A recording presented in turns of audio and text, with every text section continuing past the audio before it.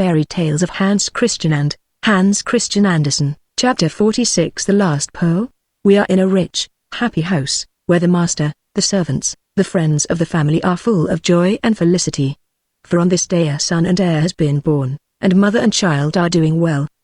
The lamp in the bedchamber had been partly shaded, and the windows were covered with heavy curtains of some costly silken material. The carpet was thick and soft, like a covering of moss. Everything invited to slumber, everything had a charming look of repose, and so the nurse had discovered, for she slept, and well she might sleep, while everything around her told of happiness and blessing. The guardian angel of the house leaned against the head of the bed, while over the child was spread, as it were, a net of shining stars, and each star was a pearl of happiness.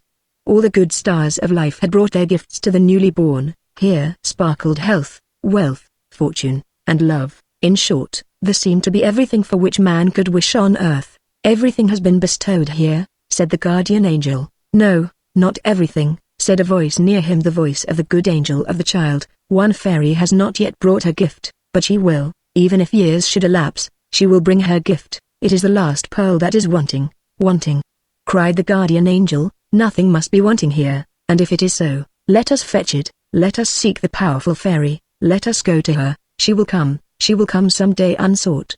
Her pearl must not be missing, it must be that the crown, when worn, may be complete. Where is she to be found? Where does she dwell? Said the guardian angel. Tell me, and I will procure the pearl. Will you do that? Replied the good angel of the child. Then I will lead you to her directly, wherever she may be. She has no abiding place, she rules in the palace of the emperor, sometimes she enters the peasant's humble cot, she passes no one without leaving a trace of her presence. She brings her gift with her, whether it is a world or a bauble. To this child she must come. You think that to wait for this time would be long and useless.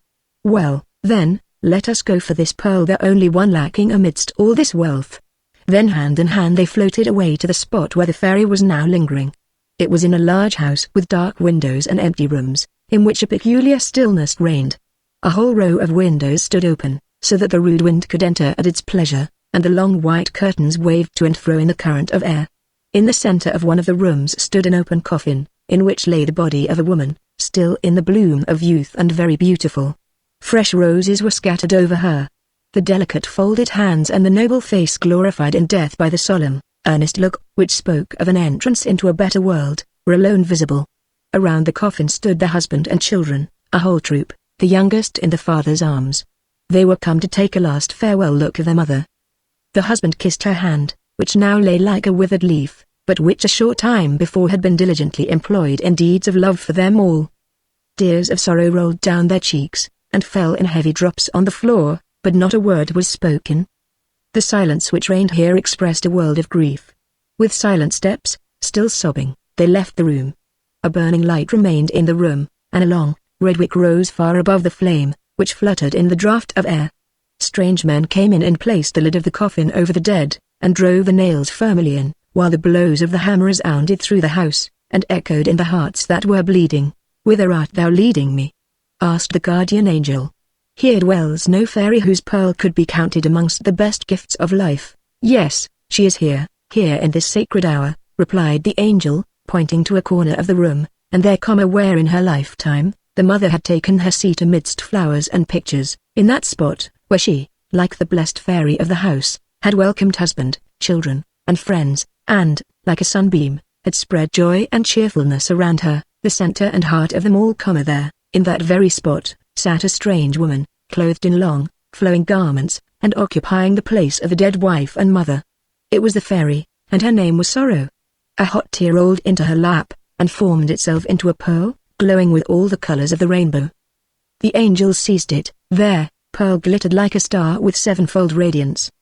The pearl of sorrow, the last, which must not be wanting, increases the luster, and explains the meaning of all the other pearls. Do you see the shimmer of the rainbow, which unites earth to heaven? So has there been a bridge built between this world and the next. Through the night of the grave we gaze upwards beyond the stars to the end of all things. Then we glance at the pearl of sorrow, in which are concealed the wings which shall carry us away to eternal happiness. Chapter 47. Little Claus and Big Claus. In a village there once lived two men who had the same name. They were both called Claus. One of them had 4 horses, but the other had only one, so to distinguish them, people called the owner of the 4 horses, Great Claus, and he who had only one, Little Claus. Now we shall hear what happened to them, for this is a true story.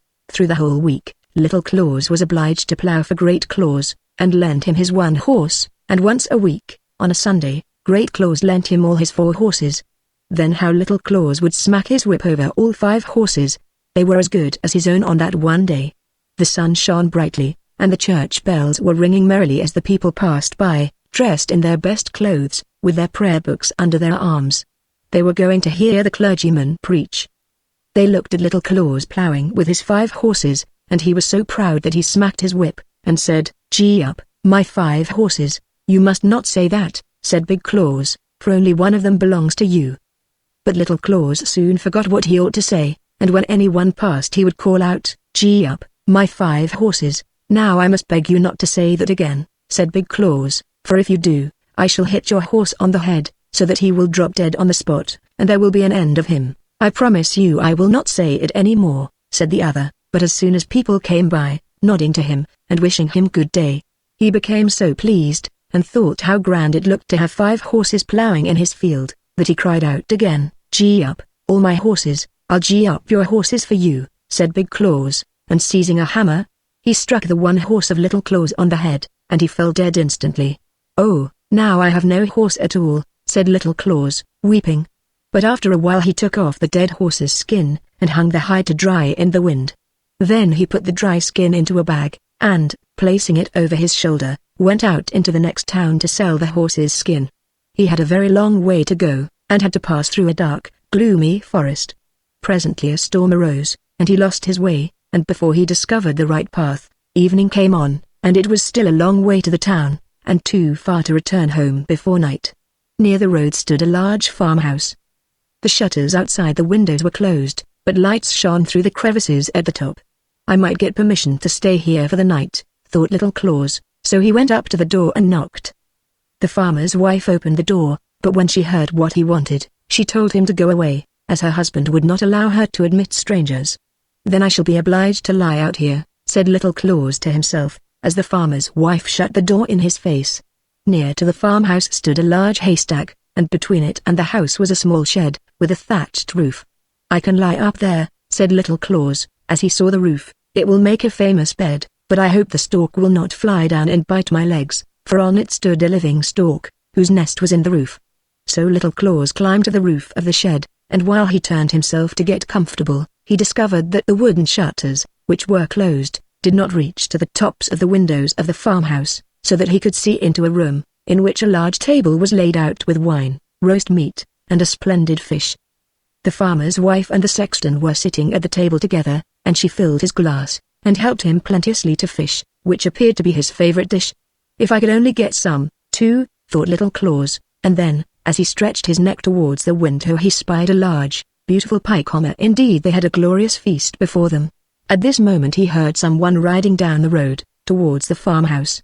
It was the farmer returning home. He was a good man, but still he had a very strange prejudice. He could not bear the sight of a sexton. If one appeared before him, he would put himself in a terrible rage. In consequence of this dislike, the sexton had gone to visit the farmer's wife during her husband's absence from home, and the good woman had placed before him the best she had in the house to eat. When she heard the farmer coming she was frightened, and begged the sexton to hide himself in a large empty chest that stood in the room. He did so, for he knew her husband could not endure sight of a sexton. The woman then quickly put away the wine, and hid all the rest of the nice things in the oven, for if her husband had seen them he would have asked what they were brought out for. "Oh, dear," sighed Little Claus from the top of the shed, as he saw all the good things disappear. "Is anyone up there?" asked the farmer, looking up and discovering Little Claus. "Why are you lying up there? Come down, and come into the house with me." So Little Claus came down and told the farmer how he had lost his way and begged for a night's lodging. "All right," said the farmer, "but we must have something to eat first." The woman received them both very kindly, laid the cloth on a large table, and placed before them a dish of porridge. The farmer was very hungry, and ate his porridge with a good appetite, but Little Claus could not help thinking of the nice roast meat, fish and pies, which he knew were in the oven. Under the table, at his feet, lay the sack containing the horse's skin, which he intended to sell at the next town. Now Little Claus did not relish the porridge at all, so he trod with his foot on the sack under the table, and the dry skin squeaked quite loud. "Hush!" said Little Claus to his sack, at the same time treading upon it again, till it squeaked louder than before. "Hello! What have you got in your sack?" asked the farmer. "Oh, it is a conjurer," said Little Claus, "and he says we need not eat porridge, for he has conjured the oven full of roast meat, fish, and pie." "Wonderful!" cried the farmer, starting up and opening the oven door, and there lay all the nice things hidden by the farmer's wife, but which he supposed had been conjured by the wizard under the table.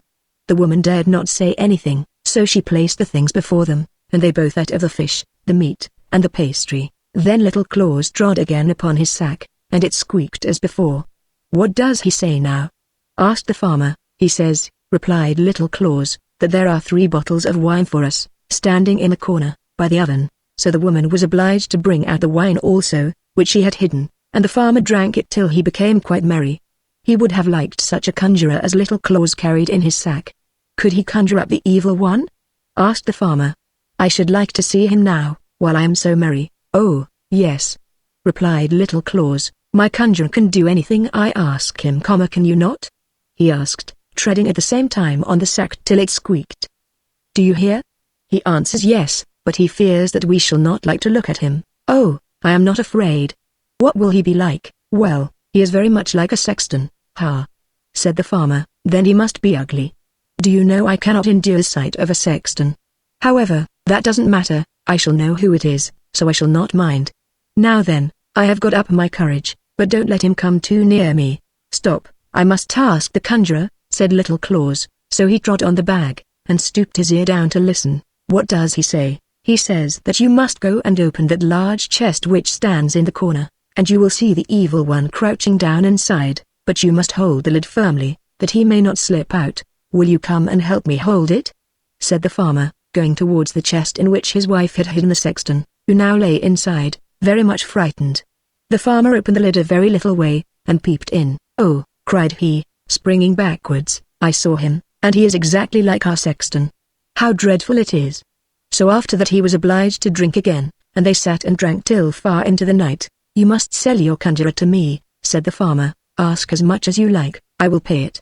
Indeed, I will give you directly a whole bushel of gold." "No, indeed, I cannot," said Little Claus. "Only think how much profit I could make out of this conjurer." "But I should like to have him," said the farmer, still continuing his entreaties. "Well," said Little Claus at length, "you have been so good as to give me a night's lodging, I will not refuse you. You shall have the conjurer for a bushel of money, but I will have quite full measure." "So you shall," said the farmer, "but you must take away the chest as well. I would not have it in the house another hour, there is no knowing if he may not be still there." So Little Claus gave the farmer the sack containing the dried horse's skin, and received in exchange a bushel of money full measure. The farmer also gave him a wheelbarrow on which to carry away the chest and the gold. "Farewell," said Little Claus, as he went off with his money and the great chest, in which the sexton lay still concealed. On one side of the forest was a broad, deep river. The water flowed so rapidly that very few were able to swim against the stream. A new bridge had lately been built to cross it, and in the middle of this bridge Little Claus stopped, and said, loud enough to be heard by the sexton, "Now what shall I do with this stupid chest? It is as heavy as if it were full of stones. I shall be tired if I roll it any farther, so I may as well throw it in the river. If it swims after me to my house, well and good, and if not, it will not much matter." So he seized the chest in his hand and lifted it up a little, as if he were going to throw it into the water. "No, leave it alone," cried the sexton from within the chest. "Let me out first." "Oh," exclaimed Little Claus, pretending to be frightened. "He is in the still, is he? I must throw him into the river, that he may be drowned." "Oh, no, cried the sexton, "I will give you a whole bushel full of money if you will let me go." "Why, that is another matter," said Little Claus, opening the chest. The sexton crept out, pushed the empty chest into the water, and went to his house. Then he measured out a whole bushel full of gold for Little Claus, who had already received one from the farmer, so that now he had a barrow full. "I have been well paid for my horse," said he to himself when he reached home, entered his own room, and emptied all his money into a heap on the floor. "How vexed Great Claus will be when he finds out how rich I have become all through my one horse, but I shall not tell him exactly how it all happened." Then he sent a boy to Great Claus to borrow a bushel measure. "What can he want it for?" thought Great Claus, so he smeared the bottom of the measure with tar, that some of whatever was put into it might stick there and remain. And so it happened, for when the measure returned, 3 new silver florins were sticking to it. "What does this mean?" said Great Claus, so he ran off directly to Little Claus, and asked, "Where did you get so much money?" "Oh, for my horse's skin, I sold it yesterday. It was certainly well paid for then," said Great Claus, and he ran home to his house, seized a hatchet, and knocked all his 4 horses on the head, flayed off their skins, and took them to the town to sell. "Skins, skins, who'll buy skins?" he cried, as he went through the streets. All the shoemakers and tanners came running, and asked how much he wanted for them. "A bushel of money, for each," replied Great Claus. "Are you mad?" They all cried, "Do you think we have money to spend by the bushel?" "Skins, skins," he cried again, "who'll buy skins?" But to all who inquired the price, his answer was, "A bushel of money." "He is making fools of us," said they all. Then the shoemakers took their straps, and the tanners their leather aprons, and began to beat Great Claus. "Skins, skins," they cried, mocking him. "Yes, we'll mark your skin for you, till it is black and blue. Out of the town with him," said they. And Great Claus was obliged to run as fast as he could. He had never before been so thoroughly beaten. "Ah," said he, as he came to his house, "Little Claus shall pay me for this. I will beat him to death." Meanwhile the old grandmother of Little Claus died. She had been cross, unkind, and really spiteful to him. But he was very sorry, and took the dead woman and laid her in his warm bed to see if he could bring her to life again. There he determined that she should lie the whole night, while he seated himself in a chair in a corner of the room as he had often done before. During the night, as he sat there, the door opened, and in came Great Claus with a hatchet. He knew well where Little Claus's bed stood, so he went right up to it, and struck the old grandmother on the head. Thinking it must be Little Claus, "There," cried he, "now you cannot make a fool of me again," and then he went home. "That is a very wicked man," thought Little Claus, "he meant to kill me. It is a good thing for my old grandmother that she was already dead, or he would have taken her life." Then he dressed his old grandmother in her best clothes, borrowed a horse of his neighbor, and harnessed it to a cart. Then he placed the old woman on the back seat, so that she might not fall out as he drove, and rode away through the wood. By sunrise they reached a large inn, where Little Claus stopped and went to get something to eat. The landlord was a rich man, and a good man too, but as passionate as if he had been made of pepper and snuff. "Good morning," said he to Little Claus. "You are come betimes today." "Yes," said Little Claus, "I am going to the town with my old grandmother. She is sitting at the back of the wagon, but I cannot bring her into the room. Will you take her a glass of mead? But you must speak very loud, for she cannot hear well." "Yes, certainly I will," replied the landlord, and, pouring out a glass of mead, he carried it out to the dead grandmother, who sat upright in the cart. "Here is a glass of mead from your grandson," said the landlord. The dead woman did not answer a word, but sat quite still. "Do you not hear?" cried the landlord as loud as he could. "Here is a glass of mead from your grandson." Again and again he bawled it out, but as she did not stir he flew into a passion, and threw the glass of mead in her face. It struck her on the nose, and she fell backwards out of the cart, for she was only seated there, not tied in. "Hello!" cried Little Claus, rushing out of the door, and seizing hold of the landlord by the throat. "You have killed my grandmother. See, here is a great hole in her forehead." "Oh, how unfortunate," said the landlord, wringing his hands. "This all comes of my fiery temper. Dear Little Claus, I will give you a bushel of money. I will bury your grandmother as if she were my own. Only keep silent, or else they will cut off my head, and that would be disagreeable." So it happened that Little Claus received another bushel of money, and the landlord buried his old grandmother as if she had been his own. When Little Claus reached home again, he immediately sent a boy to Great Claus, requesting him to lend him a bushel measure. "How is this?" thought Great Claus. "Did I not kill him? I must go and see for myself." So he went to Little Claus, and took the bushel measure with him. "How did you get all this money?" asked Great Claus, staring with wide-open eyes at his neighbor's treasures. "You killed my grandmother instead of me," said Little Claus, "so I have sold her for a bushel of money." "That is a good price at all events," said Great Claus.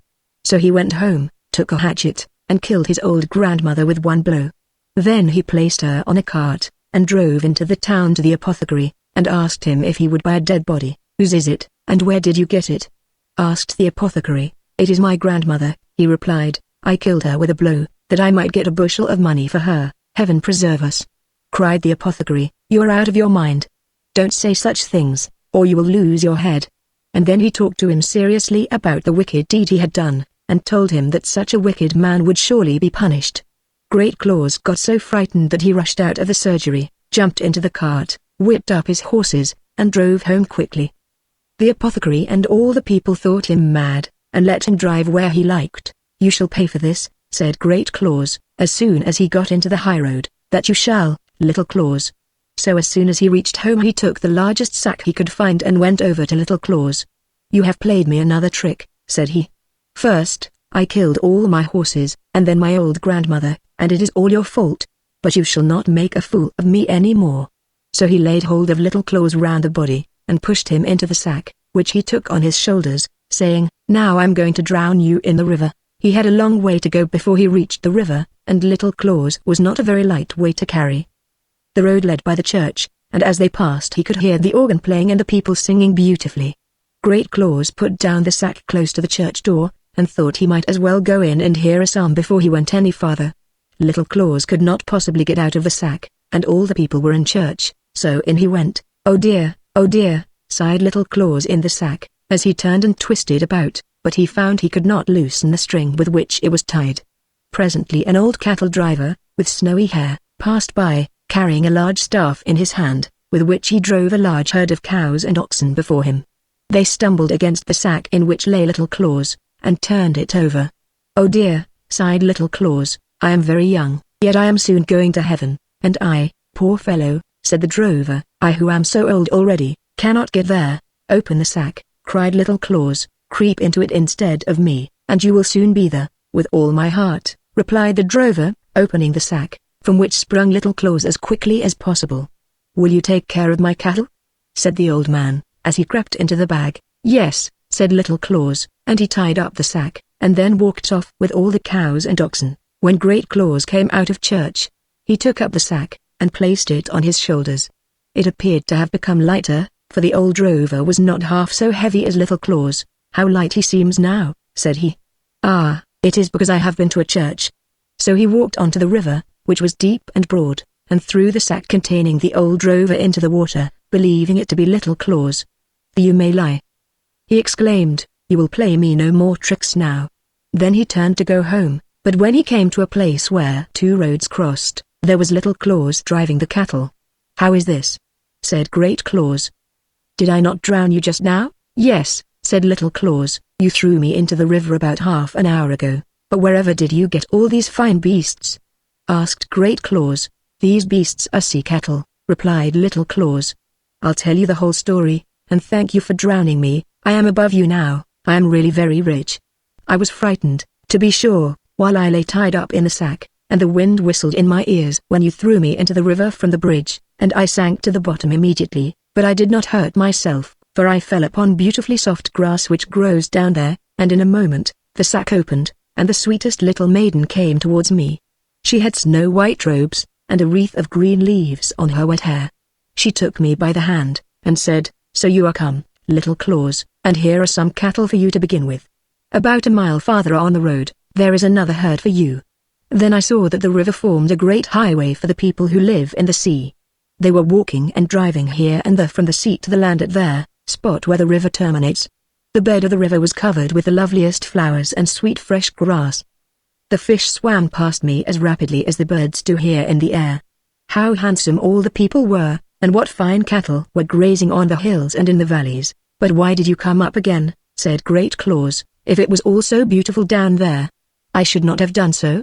"Well," said Little Claus, "it was good policy on my part. You heard me say just now that I was told by the sea maiden to go a mile farther on the road, and I should find a whole herd of cattle. By the road she meant the river, for she could not travel any other way, but I knew the winding of the river, and how it bends, sometimes to the right and sometime to the left, and it seemed a long way, so I chose a shorter one, and, by coming up to the land, and then driving across the fields back again to the river, I shall save half a mile, and get all my cattle more quickly." "What a lucky fellow you are!" exclaimed Great Claus. "Do you think I should get any sea cattle if I went down to the bottom of the river?" "Yes, I think so," said Little Claus, "but I cannot carry you there in a sack, you are too heavy. However, if you will go there first, and then creep into a sack, I will throw you in with the greatest pleasure." "Thank you," said Great Claus, "but remember, If I do not get any sea cattle down there I shall come up again and give you a good thrashing." "No, now, don't be too fierce about it," said Little Claus, as they walked on towards the river. When they approached it, the cattle, who were very thirsty, saw the stream, and ran down to drink. "See what a hurry they are in," said Little Claus, "they are longing to get down again." "Come, help me, make haste," said Great Claus, "or you'll get beaten."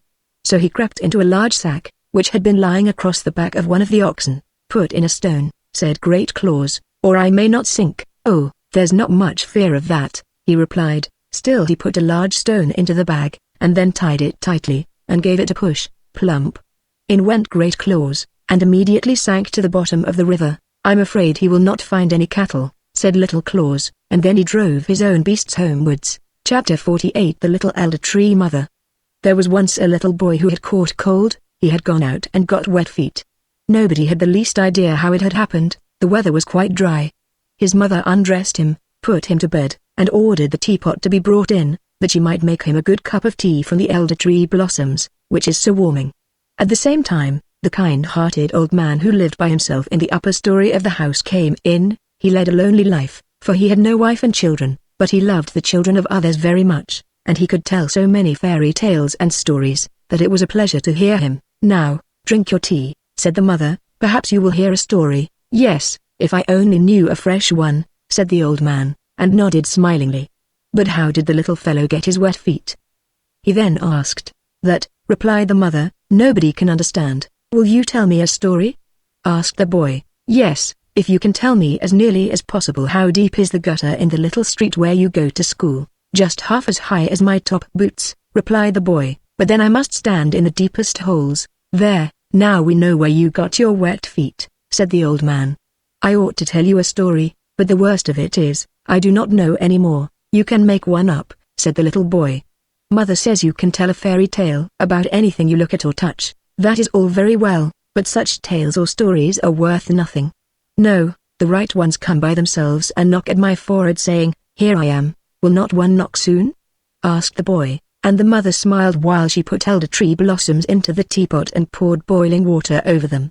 "Pray, tell me a story." "Yes, if stories came by themselves, they are so proud, they only come when they please. But wait," he said suddenly, "there is one. Look at the teapot, there is a story in it now." And the little boy looked at the teapot. The lid rose up gradually, the elder tree blossoms sprang forth one by one, fresh and white. Long boughs came forth, even out of the spout they grew up in all directions, and formed a bush, nay, a large elder tree, which stretched its branches up to the bed and pushed the curtains aside. And there were so many blossoms and such a sweet fragrance. In the midst of the tree sat a kindly-looking old woman with a strange dress. It was as green as the leaves, and trimmed with large white blossoms, so that it was difficult to say whether it was real cloth, or the leaves and blossoms of the elder tree. "What is this woman's name?" asked the little boy. "Well, the Romans and Greeks used to call her a dryad," said the old man, "but we do not understand that. Out in the sailors' quarter they give her a better name. There she is called Elder Tree Mother. Now, you must attentively listen to her and look at the beautiful elder tree. Just such a large tree, covered with flowers, stands out there. It grew in the corner of an humble little yard. Under this tree sat two old people one afternoon in the beautiful sunshine. He was an old sailor, and she his old wife. They had already great-grandchildren, and were soon to celebrate their golden wedding, but they could not remember the date, and the elder tree mother was sitting in the tree and looked as pleased as this one here. "I know very well when the golden wedding is to take place," she said, but they did not hear it. They were talking of bygone days. "Well, do you remember?" said the old sailor. "When we were quite small and used to run about and play, it was in the very same yard where we now are. We used to put little branches into the ground and make a garden." "Yes," said the old woman, "I remember it very well. We used to water the branches, and one of them, an elder tree branch, took root, and grew and became the largest tree under which we are now sitting as old people." "Certainly, you are right," he said, "and in yonder corner stood a large water tub. There I used to sail my boat, which I had cut out myself. It sailed so well, but soon I had to sail somewhere else. But first we went to school to learn something," she said, "and then we were confirmed." We both wept on that day, but in the afternoon we went out hand in hand, and ascended the high round tower and looked out into the wide world right over Copenhagen and the sea. Then we walked to Fredericksburg, where the king and the queen were sailing about in their magnificent boat on the canals.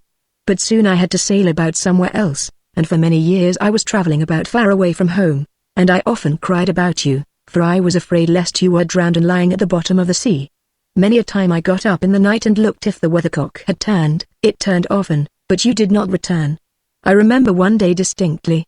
The rain was pouring down in torrents. The dustman had come to the house where I was in service. I went down with the dustbin and stood for a moment in the doorway, and looked at the dreadful weather. Then the postman gave me a letter. It was from you. Heavens! How that letter had traveled about! I tore it open and read it. I cried and laughed at the same time, and was so happy. Therein was written that you were staying in the hot countries, where the coffee grows. These must be marvelous countries. You said a great deal about them, and I read all while the rain was pouring down and I was standing there with the dustbin. Then suddenly someone put his arm round my waist. Yes, and you gave him a hearty smack on the cheek, said the old man. I did not know that it was you. You had come as quickly as your letter, and you looked so handsome, and so you do still. You had a large yellow silk handkerchief in your pocket and a shining hat on. You looked so well, and the weather in the street was horrible. Then we married, he said. Do you remember how we got our first boy, and then Mary, Niels, Peter, John, and Christian? Oh yes, and now they have all grown up, and have become useful members of society, whom everybody cares for, and their children have had children again, said the old sailor. Yes, these are children's children, and they are strong and healthy. If I am not mistaken, our wedding took place at this season of the year. Yes, today is your golden wedding day, said the little elder tree mother, stretching her head down between the two old people, who thought that she was their neighbor who was nodding to them. They looked at each other and clasped hands. Soon afterwards the children and grandchildren came, for they knew very well that it was the golden wedding day. They had already wished them joy and happiness in the morning, but the old people had forgotten it, although they remembered things so well that had passed many, many years ago. The elder tree smelt strongly, and the setting sun illuminated the faces of the two old people, so that they looked quite rosy. The youngest of the grandchildren danced round them, and cried merrily that there would be a feast in the evening, for they were to have hot potatoes, and the elder mother nodded in the tree and cried hooray with the others. But that was no fairy tale, said the little boy who had listened to it. You will presently understand it, said the old man who told the story. Let us ask little elder tree mother about it. That was no fairy tale, said the little elder tree mother, but now it comes. Real life furnishes us with subjects for the most wonderful fairy tales, for otherwise my beautiful elder bush could not have grown forth out of the teapot. And then she took the little boy out of bed and placed him on her bosom. The elder branches, full of blossoms, closed over them. It was as if they sat in a thick leafy bower which flew with them through the air. It was beautiful beyond all description. The little elder tree mother had suddenly become a charming young girl, but her dress was still of the same green material, covered with white blossoms, as the elder tree mother had worn. She had a real elder blossom on her bosom, and a wreath of the same flowers was wound round her curly golden hair. Her eyes were so large and so blue that it was wonderful to look at them. She and the boy kissed each other, and then they were of the same age and felt the same joys. They walked hand in hand out of the bower, and now stood at home in a beautiful flower garden. Near the green lawn the father's walking stick was tied to a post. There was life in this stick for the little ones, for as soon as they seated themselves upon it the polished knob turned into a neighing horse's head, a long black mane was fluttering in the wind, and 4 strong slender legs grew out. The animal was fiery and spirited. They galloped round the lawn. Hooray! Now we shall ride far away, many miles, said the boy. We shall ride to the nobleman's estate where we were last year. And they rode round the lawn again, and the little girl, who, as we know, was no other than the little elder tree mother, continually cried, now we are in the country. Do you see the farmhouse there, with the large baking stove, which projects like a gigantic egg out of the wall into the road? The elder tree spreads its branches over it, and the cock struts about and scratches for the hens. Look how proud he is. Now we are near the church. It stands on a high hill, under the spreading oak trees. One of them is half dead. Now we are at the smithy, where the fire roars and the half-naked men beat with their hammers so that the sparks fly far and wide. Let's be off to the beautiful farm. And they passed by everything the little girl, who was sitting behind on a stick, described, and the boy saw it, and yet they only went round the lawn. Then they played in a sidewalk, and marked out a little garden on the ground. She took elder blossoms out of her hair and planted them, and they grew exactly like those the old people planted when they were children, as we have heard before. They walked about hand in hand, just as the old couple had done when they were little, but they did not go to the round town or to the Fredericksburg garden. No, the little girl seized the boy round the waist, and then they flew far into the country. It was spring and it became summer, it was autumn and it became winter, and thousands of pictures reflected themselves in the boy's eyes and heart, and the little girl always sang again, "You will never forget that." And during their whole flight the elder tree smelt so sweetly. He noticed the roses and the fresh peaches, but the elder tree smelt much stronger, for the flowers were fixed on the little girl's bosom, against which the boy often rested his head during the flight. "It is beautiful here in spring," said the little girl, and they were again in the green beech wood, where the thyme breathed forth sweet fragrance at their feet, and the pink anemones looked lovely in the green moss. "Oh, that it were always spring in the fragrant beech wood! Here it is splendid in summer," she said, and they passed by old castles of the age of chivalry. The high walls and indented battlements were reflected in the water of the ditches, on which swans were swimming and peering into the old shady avenues. The corn waved in the field like a yellow sea.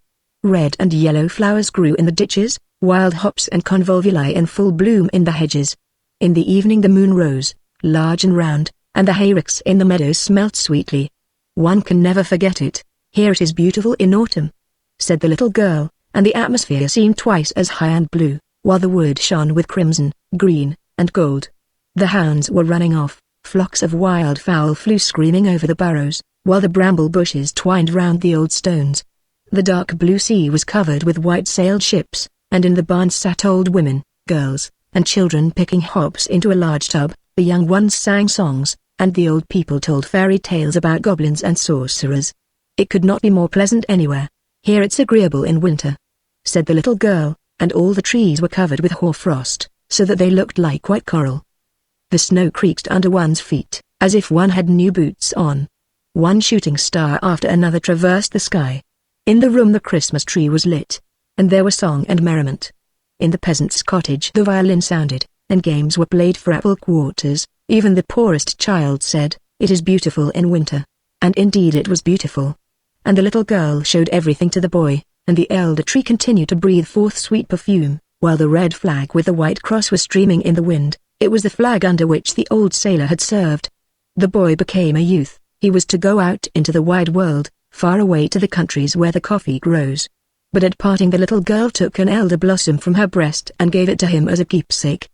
He placed it in his prayer book, and when he opened it in distant lands it was always at the place where the flower of remembrance was lying, and the more he looked at it the fresher it became, so that he could almost smell the fragrance of the woods at home. He distinctly saw the little girl, with her bright blue eyes, peeping out from behind the petals, and heard her whispering, "Here it is beautiful in spring, in summer, in autumn, and in winter," and hundreds of pictures passed through his mind. Thus many years rolled by. He had now become an old man, and was sitting, with his old wife, under an elder tree in full bloom. They held each other by the hand exactly as the great-grandfather and the great-grandmother had done outside, and, like them, they talked about bygone days and of their golden wedding. The little girl with the blue eyes and elder blossoms in her hair was sitting high up in the tree, and nodded to them, saying, "Today is the golden wedding." And then she took 2 flowers out of her wreath and kissed them. They glittered at first like silver, then like gold, and when she placed them on the heads of the old people each flower became a golden crown. That they both sat like a king and queen under the sweet-smelling tree, which looked exactly like an elder tree, and he told his wife the story of the elder tree mother as it had been told him when he was a little boy. They were both of opinion that the story contained many points like their own, and these similarities they liked best. "Yes, so it is," said the little girl in the tree. "Some call me Little Elder Tree Mother, others a Dryad, but my real name is Remembrance. It is I who sit in the tree which grows and grows. I can remember things and tell stories. But let's see if you have still got your flower." And the old man opened his prayer book. The elder blossom was still in it, and as fresh as if it had only just been put in. Remembrance nodded, and the 2 old people, with the golden crowns on their heads, sat in the glowing evening sun. They closed their eyes and, well, now the story is ended. The little boy in bed did not know whether he had dreamt it or heard it told. The teapot stood on the table, but no elder tree was growing out of it, and the old man who had told the story was on the point of leaving the room, and he did go out. "How beautiful it was," said the little boy. "Mother, I have been to warm countries." "I believe you," said the mother. "If one takes 2 cups of hot elder tea it is quite natural that one gets into warm countries." And she covered him up well, so that he might not take cold. You have slept soundly while I was arguing with the old man whether it was a story or a fairy tale. And what has become of the little elder tree, mother?" asked the boy. "She is in the teapot," said the mother, "and there she may remain." Chapter 49 Little Ida's Flowers. "My poor flowers are quite dead," said little Ida. "They were so pretty yesterday evening, and now all the leaves are hanging down quite withered." "What do they do that for?" she asked, of the student who sat on the sofa. She liked him very much. He could tell the most amusing stories, and cut out the prettiest pictures, hearts, and ladies dancing, castles with doors that opened, as well as flowers. He was a delightful student. "Why do the flowers look so faded today?" she asked again, and pointed to her nosegay, which was quite withered. "Don't you know what is the matter with them?" said the student. "The flowers were at a ball last night, and therefore, it is no wonder they hang their heads." "But flowers cannot dance?" cried little Ida. "Yes indeed, they can," replied the student. "When it grows dark, and everybody is asleep, they jump about quite merrily. They have a ball almost every night. Can children go to these balls?" "Yes," said the student. "Little daisies and lilies of the valley." "Where do the beautiful flowers dance?" asked little Ida.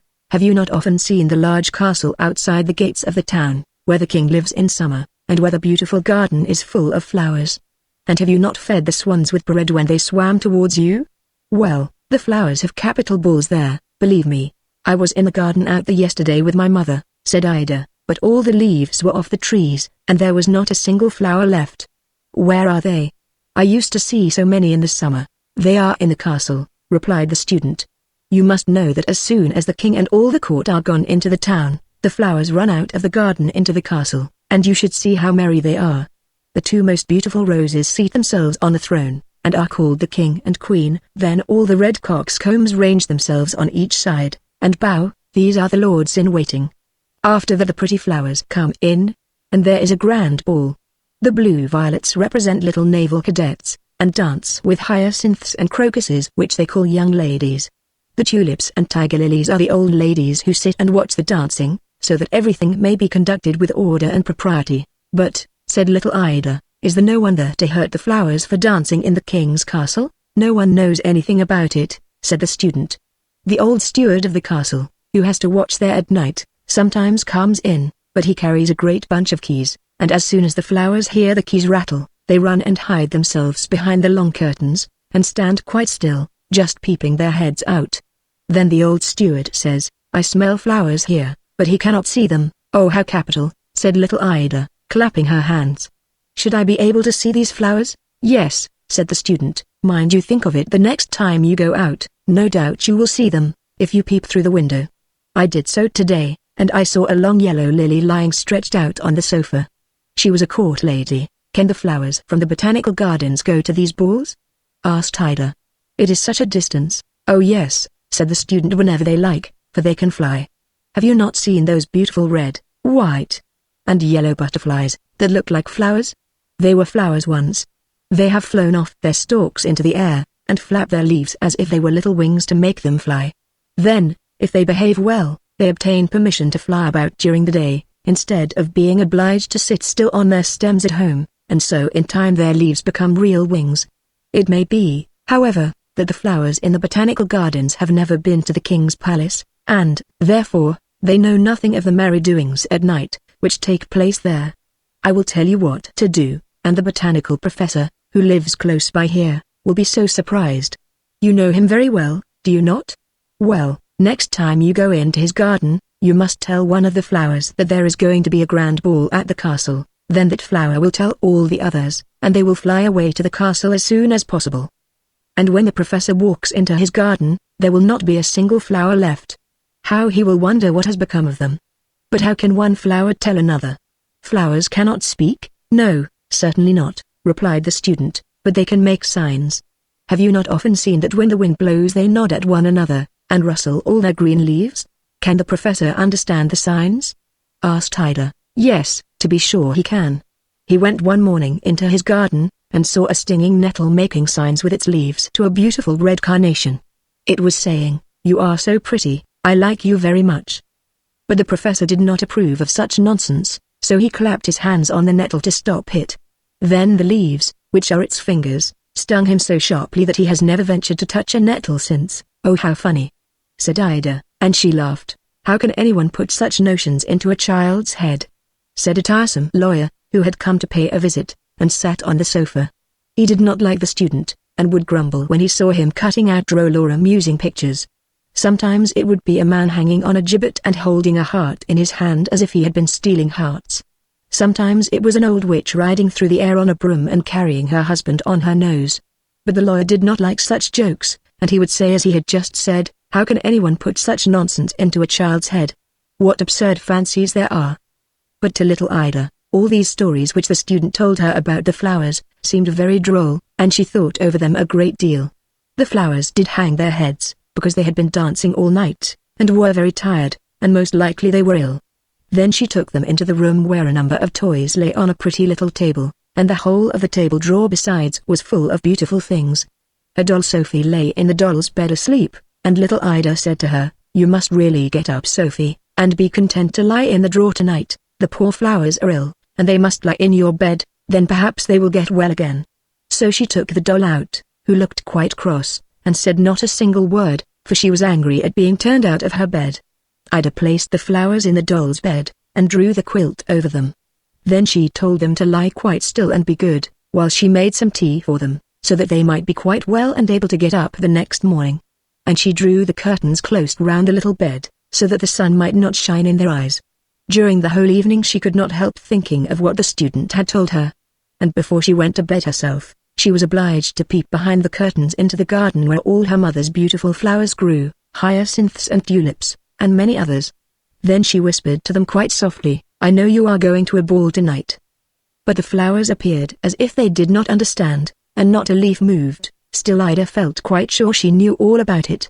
She lay awake a long time after she was in bed, thinking how pretty it must be to see all the beautiful flowers dancing in the king's garden. "I wonder if my flowers have really been there," she said to herself, and then she fell asleep. In the night she awoke. She had been dreaming of the flowers and of the student, as well as of the tiresome lawyer who found fault with him. It was quite still in Ida's bedroom. The night lamp burnt on the table, and her father and mother were asleep. "I wonder if my flowers are still lying in Sophie's bed," she thought to herself. "How much I should like to know." She raised herself a little, and glanced at the door of the room where all her flowers and playthings lay. It was partly open, and as she listened, it seemed as if someone in the room was playing the piano, but softly and more prettily than she had ever before heard it. "Now all the flowers are certainly dancing in there," she thought. "Oh, how much I should like to see them," but she did not dare move for fear of disturbing her father and mother. "If they would only come in here," she thought, but they did not come, and the music continued to play so beautifully, and was so pretty, that she could resist no longer. She crept out of her little bed, went softly to the door and looked into the room. Oh, what a splendid sight there was, to be sure. There was no night lamp burning, but the room appeared quite light, for the moon shone through the window upon the floor, and made it almost like day.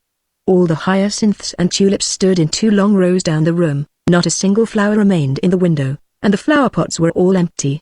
The flowers were dancing gracefully on the floor, making turns and holding each other by their long green leaves as they swung round. At the piano sat a large yellow lily which little Ida was sure she had seen in the summer, for she remembered the student saying she was very much like Miss Lena, one of Ida's friends. They all laughed at him then, but now it seemed to little Ida as if the tall, yellow flower was really like the young lady. She had just the same manners while playing, bending her long yellow face from side to side, and nodding in time to the beautiful music. Then she saw a large purple crocus jump into the middle of the table where the playthings stood, go up to the doll's bedstead and draw back the curtains. There lay the sick flowers, but they got up directly, and nodded to the others as a sign that they wished to dance with them. The old rough doll, with a broken mouth, stood up and bowed to the pretty flowers. They did not look ill at all now, but jumped about and were very merry, yet none of them noticed little Ida. Presently it seemed as if something fell from the table. Ida looked that way, and saw a slight carnival rod jumping down among the flowers as if it belonged to them. It was, however, very smooth and neat, and a little wax doll with a broad-brimmed hat on her head, like the one worn by the lawyer, sat upon it. The carnival rod hopped about among the flowers on its 3 red stilted feet, and stamped quite loud when it danced the mazurka. The flowers could not perform this dance, they were too light to stamp in that manner. All at once the wax doll which rode on the carnival rod seemed to grow larger and taller, and it turned round and said to the paper flowers, "How can you put such things in a child's head? They are all foolish fancies." And then the doll was exactly like the lawyer with a broad-brimmed hat, and looked as yellow and as cross as he did, but the paper dolls struck him on his thin legs, and he shrunk up again and became quite a little wax doll. This was very amusing, and Ida could not help laughing. The carnival rod went on dancing, and the lawyer was obliged to dance also. It was no use, he might make himself great and tall, or remain a little wax doll with a large black hat, still he must dance. Then at last the other flowers interceded for him, especially those who had lain in the doll's bed, and the carnival rod gave up his dancing. At the same moment a loud knocking was heard in the drawer, where Ida's doll Sophie lay with many other toys. Then the rough doll ran to the end of the table, laid himself flat down upon it, and began to pull the drawer out a little way. Then Sophie raised himself, and looked round quite astonished. "There must be a ball here tonight," said Sophie. "Why did not somebody tell me? Will you dance with me?" said the rough doll. "You are the right sort to dance with." "Certainly," said she, turning her back upon him. Then she seated herself on the edge of the drawer, and thought that perhaps one of the flowers would ask her to dance, but none of them came. Then she coughed, hum, ahem, but for all that not one came. The shabby doll now danced quite alone, and not very badly, after all. As none of the flowers seemed to notice Sophie, she let herself down from the drawer to the floor, so as to make a very great noise. All the flowers came round her directly, and asked if she had hurt herself, especially those who had lain in her bed. But she was not hurt at all, and Ida's flowers thanked her for the use of the nice bed, and were very kind to her. They led her into the middle of the room, where the moon shone, and danced with her, while all the other flowers formed a circle round them. Then Sophie was very happy, and said they might keep her bed. She did not mind lying in the drawer at all. But the flowers thanked her very much, and said, "We cannot live long. Tomorrow morning we shall be quite dead, and you must tell little Ida to bury us in the garden, near to the grave of the canary. Then, in the summer we shall wake up and be more beautiful than ever." "No, you must not die," said Sophie, as she kissed the flowers. Then the door of the room opened, and a number of beautiful flowers danced in. Ida could not imagine where they could come from, unless they were the flowers from the king's garden.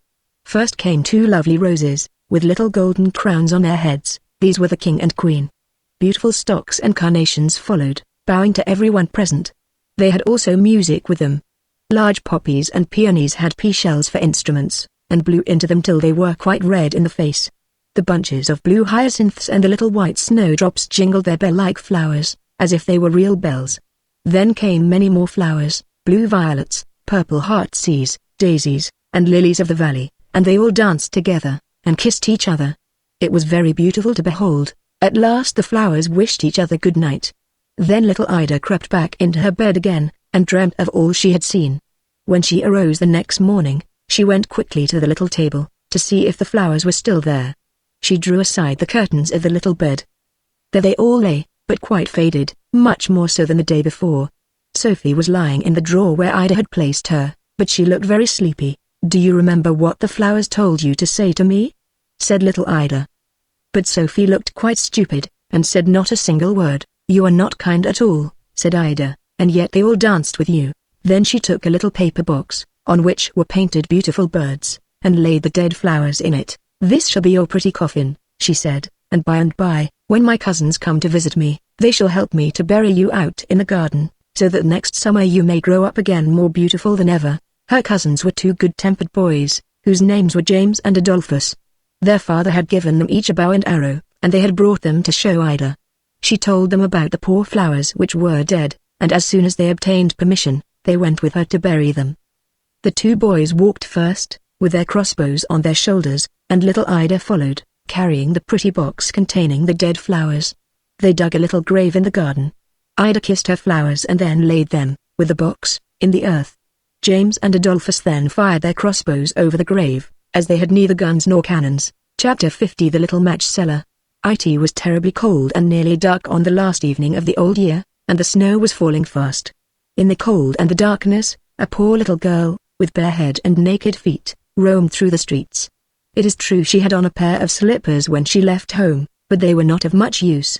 They were very large, so large, indeed, that they had belonged to her mother, and the poor little creature had lost them in running across the street to avoid two carriages that were rolling along at a terrible rate. One of the slippers she could not find, and a boy seized upon the other and ran away with it, saying that he could use it as a cradle, when he had children of his own. So the little girl went on with her little naked feet, which were quite red and blue with the cold. In an old apron she carried a number of matches, and had a bundle of them in her hands. No one had bought anything of her the whole day, nor had anyone given her even a penny. Shivering with cold and hunger, she crept along. Poor little child, she looked the picture of misery. The snowflakes fell on her long, fair hair, which hung in curls on her shoulders, but she regarded them not. Lights were shining from every window, and there was a savory smell of roast goose, for it was New Year's Eve. Yes, she remembered that. In a corner, between two houses, one of which projected beyond the other, she sank down and huddled herself together. She had drawn her little feet under her, but she could not keep off the cold, and she dared not go home, for she had sold no matches, and could not take home even a penny of money. Her father would certainly beat her. Besides, it was almost as cold at home as here, for they had only the roof to cover them, through which the wind howled, although the largest holes had been stopped up with straw and rags. Her little hands were almost frozen with the cold. Ah! Perhaps a burning match might be some good, if she could draw it from the bundle and strike it against the wall, just to warm her fingers. She drew one out. Scratch! How it sputtered as it burned! It gave a warm, bright light, like a little candle, as she held her hand over it. It was really a wonderful light. It seemed to the little girl that she was sitting by a large iron stove, with polished brass feet and a brass ornament. How the fire burned! And seemed so beautifully warm that the child stretched out her feet as if to warm them, when, lo! The flame of the match went out, the stove vanished, and she had only the remains of a half-burnt match in her hand. She rubbed another match on the wall. It burst into a flame, and where its light fell upon the wall it became as transparent as a veil, and she could see into the room. The table was covered with a snowy white tablecloth, on which stood a splendid dinner service, and a steaming roast goose, stuffed with apples and dried plums. And what was still more wonderful, the goose jumped down from the dish and waddled across the floor, with a knife and fork in its breast, to the little girl. Then the match went out, and there remained nothing but the thick, damp, cold wall before her. She lighted another match, and then she found herself sitting under a beautiful Christmas tree. It was larger and more beautifully decorated than the one which she had seen through the glass door at the rich merchant's. Thousands of tapers were burning upon the green branches, and colored pictures, like those she had seen in the show windows, looked down upon it all. The little one stretched out her hand towards them, and the match went out. The Christmas lights rose higher and higher, till they looked to her like the stars in the sky. Then she saw a star fall, leaving behind it a bright streak of fire. "Someone is dying," thought the little girl, for her old grandmother, the only one who had ever loved her, and who was now dead, had told her that when a star falls, a soul was going up to God. She again rubbed a match on the wall, and the light shone round her. In the brightness stood her old grandmother, clear and shining, yet mild and loving in her appearance. "Grandmother," cried the little one, "oh, take me with you. I know you will go away when the match burns out. You will vanish like the warm stove, the roast goose, and the large, glorious Christmas tree." And she made haste to light the whole bundle of matches, for she wished to keep her grandmother there. And the matches glowed with a light that was brighter than the noonday, and her grandmother had never appeared so large or so beautiful. She took the little girl in her arms, and they both flew upwards in brightness and joy far above the earth, where there was neither cold nor hunger nor pain, for they were with God. In the dawn of morning there lay the poor little one, with pale cheeks and smiling mouth, leaning against the wall. She had been frozen to death on the last evening of the year, and the New Year's sun rose and shone upon a little corpse. The child still sat, in the stiffness of death, holding the matches in her hand, one bundle of which was burned. She tried to warm herself, said some. No one imagined what beautiful things she had seen, nor into what glory she had entered with her grandmother, on New Year's Day. Chapter 51. The Little Mermaid. Far out in the ocean, where the water is as blue as the prettiest cornflower, and as clear as crystal, it is very, very deep, so deep, indeed, that no cable could fathom it. Many church steeples, piled one upon another, would not reach from the ground beneath to the surface of the water above. There dwell the Sea King and his subjects. We must not imagine that there is nothing at the bottom of the sea but bare yellow sand. No, indeed, the most singular flowers and plants grow there, the leaves and stems of which are so pliant, that the slightest agitation of the water causes them to stir as if they had life. Fishes, both large and small, glide between the branches, as birds fly among the trees here upon land. In the deepest spot of all, stands the castle of the Sea King. Its walls are built of coral, and the long, Gothic windows are of the clearest amber. The roof is formed of shells, that open and close as the water flows over them. Their appearance is very beautiful, for in each lies a glittering pearl, which would be fit for the diadem of a queen. The Sea King had been a widower for many years, and his aged mother kept house for him. She was a very wise woman, and exceedingly proud of her high birth. On that account she wore 12 oysters on her tail, while others, also of higher rank, were only allowed to wear 6. She was, however, deserving of very great praise, especially for her care of the little sea princesses, her granddaughters. They were 6 beautiful children, but the youngest was the prettiest of them all. Her skin was as clear and delicate as a rose leaf, and her eyes as blue as the deepest sea, but, like all the others, she had no feet, and her body ended in a fish's tail. All day long they played in the great halls of the castle, or among the living flowers that grew out of the walls. The large amber windows were open, and the fish swam in, just as the swallows fly into our houses when we open the windows, excepting that the fishes swam up to the princesses, ate out of their hands, and allowed themselves to be stroked. Outside the castle there was a beautiful garden, in which grew bright red and dark blue flowers, and blossoms like flames of fire. The fruit glittered like gold, and the leaves and stems waved to and fro continually. The earth itself was the finest sand, but blue as the flame of burning sulphur. Over everything lay a peculiar blue radiance, as if it were surrounded by the air from above, through which the blue sky shone, instead of the dark depths of the sea. In calm weather the sun could be seen, looking like a purple flower, with the light streaming from the calyx. Each of the young princesses had a little plot of ground in the garden, where she might dig and plant as she pleased. One arranged her flower bed into the form of a whale, another thought it better to make hers like the figure of a little mermaid, but that of the youngest was round like the sun, and contained flowers as red as his rays at sunset. She was a strange child, quiet and thoughtful, and while her sisters would be delighted with the wonderful things which they obtained from the wrecks of vessels, she cared for nothing but her pretty red flowers, like the sun, excepting a beautiful marble statue. It was the representation of a handsome boy, carved out of pure white stone, which had fallen to the bottom of the sea from a wreck. She planted by the statue a rose-colored weeping willow. It grew splendidly, and very soon hung its fresh branches over the statue, almost down to the blue sands.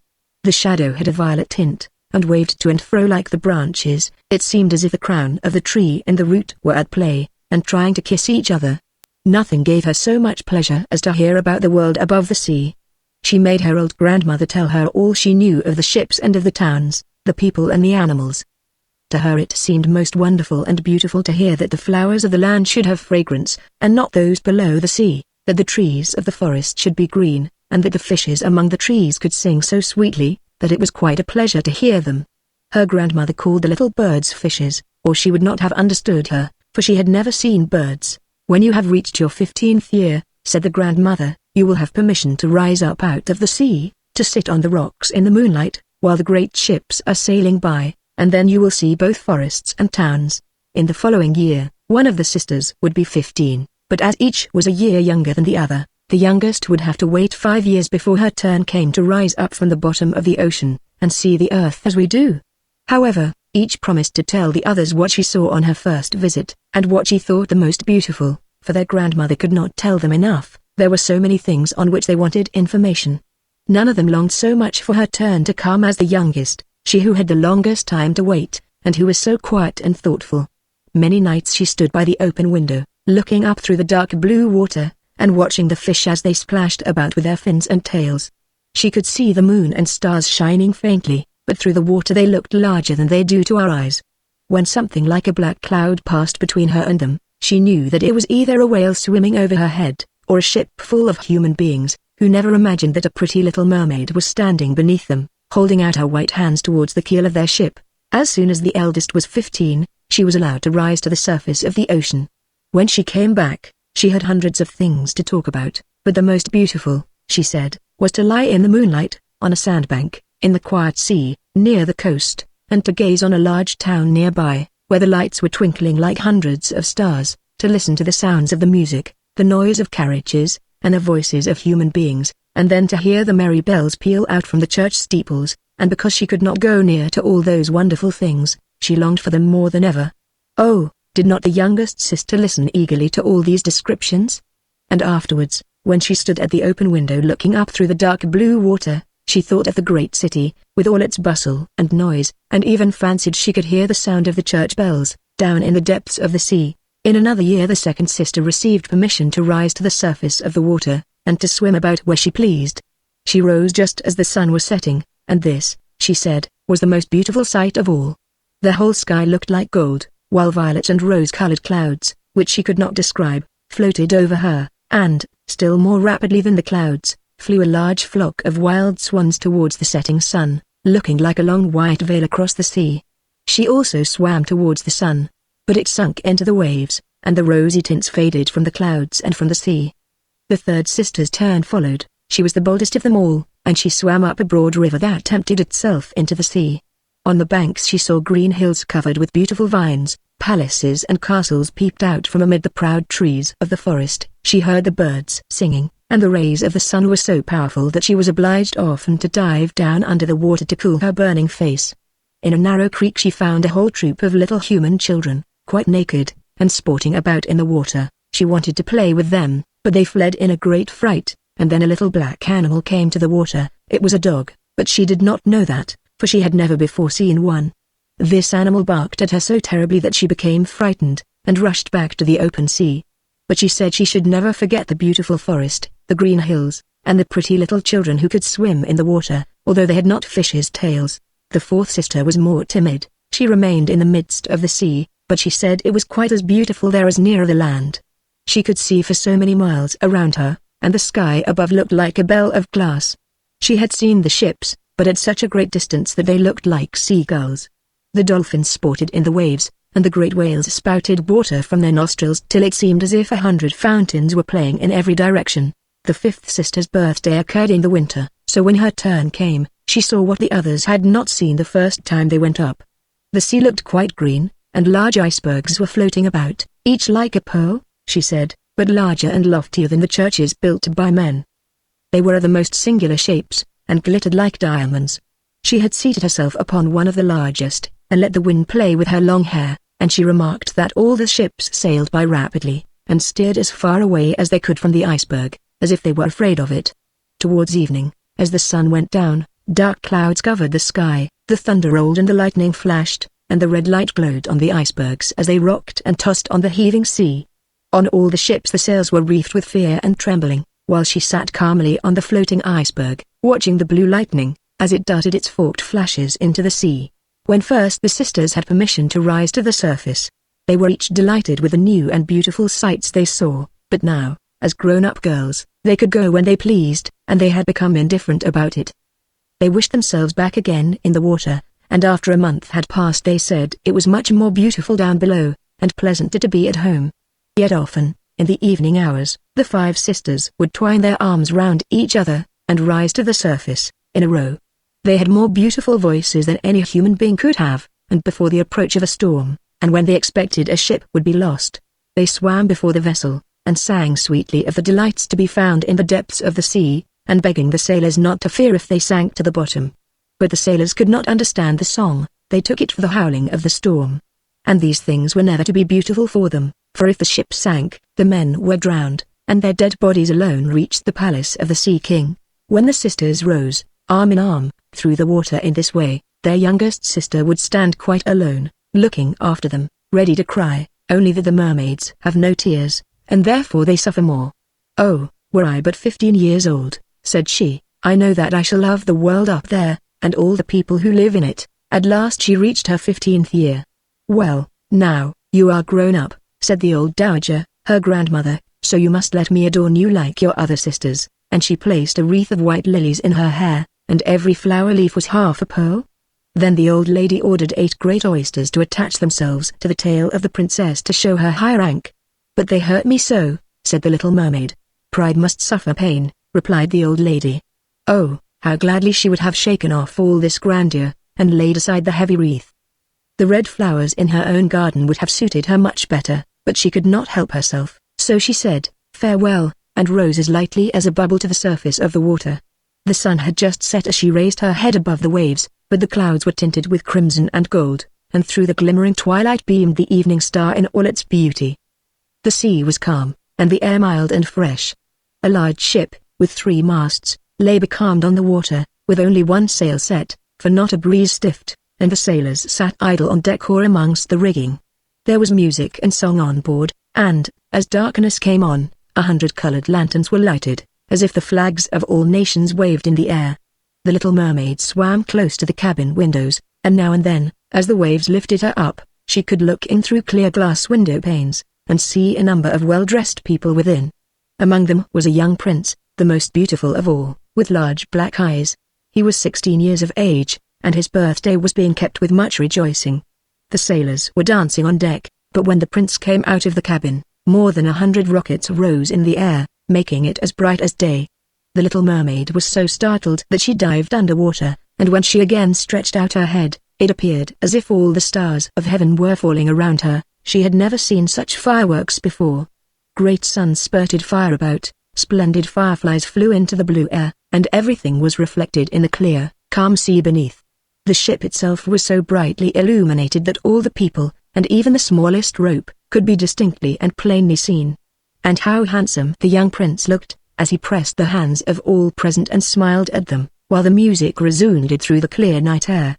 It was very late, yet the little mermaid could not take her eyes from the ship, or from the beautiful prince. The colored lanterns had been extinguished, no more rockets rose in the air, and the cannon had ceased firing, but the sea became restless, and a moaning, grumbling sound could be heard beneath the waves. Still the little mermaid remained by the cabin windows, rocking up and down on the water, which enabled her to look in. After a while, the sails were quickly unfurled, and the noble ship continued her passage, but soon the waves rose higher, heavy clouds darkened the sky, and lightning appeared in the distance. A dreadful storm was approaching. Once more the sails were reefed, and the great ship pursued her flying course over the raging sea. The waves rose mountains high, as if they would have overtopped the mast, but the ship dived like a swan between them, and then rose again on her lofty, foaming crests. To the little mermaid this appeared pleasant sport, not so to the sailors. At length the ship groaned and creaked. The thick planks gave way under the lashing of the sea as it broke over the deck, the mainmast snapped asunder like a reed, the ship lay over on her side, and the water rushed in. The little mermaid now perceived that the crew were in danger. Even she herself was obliged to be careful to avoid the beams and planks of the wreck which lay scattered on the water. At one moment it was so pitch dark that she could not see a single object, but a flash of lightning revealed the whole scene. She could see everyone who had been on board excepting the prince. When the ship parted, she had seen him sink into the deep waves, and she was glad, for she thought he would now be with her, and then she remembered that human beings could not live in the water, so that when he got down to her father's palace he would be quite dead. But he must not die. So she swam about among the beams and planks which strewed the surface of the sea, forgetting that they could crush her to pieces. Then she dived deeply under the dark waters, rising and falling with the waves, till at length she managed to reach the young prince, who was fast losing the power of swimming in that stormy sea. His limbs were failing him, his beautiful eyes were closed, and he would have died had not the little mermaid come to his assistance. She held his head above the water, and let the waves drift them where they would. In the morning the storm had ceased, but of the ship not a single fragment could be seen. The sun rose up red and glowing from the water, and its beams brought back the hue of health to the prince's cheeks, but his eyes remained closed. The mermaid kissed his high, smooth forehead, and stroked back his wet hair. He seemed to her like the marble statue in her little garden, and she kissed him again, and wished that he might live. Presently they came in sight of land. She saw lofty blue mountains, on which the white snow rested as if a flock of swans were lying upon them. Near the coast were beautiful green forests, and close by stood a large building, whether a church or a convent she could not tell. Orange and citron trees grew in a garden, and before the door stood lofty palms. The sea here formed a little bay, in which the water was quite still, but very deep, so she swam with the handsome prince to the beach, which was covered with fine, white sand, and there she laid him in the warm sunshine, taking care to raise his head higher than his body. Then bells sounded in the large white building, and a number of young girls came into the garden.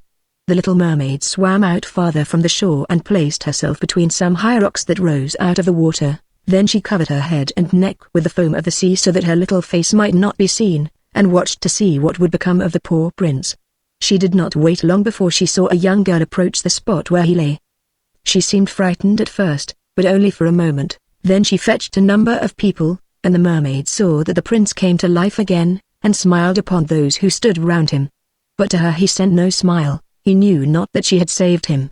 This made her very unhappy, and when he was led away into the great building, she dived down sorrowfully into the water, and returned to her father's castle. She had always been silent and thoughtful, and now she was more so than ever. Her sisters asked her what she had seen during her first visit to the surface of the water, but she would tell them nothing. Many an evening and morning did she rise to the place where she had left the prince. She saw the fruits in the garden ripen till they were gathered, the snow on the tops of the mountains melt away, but she never saw the prince, and therefore she returned home, always more sorrowful than before.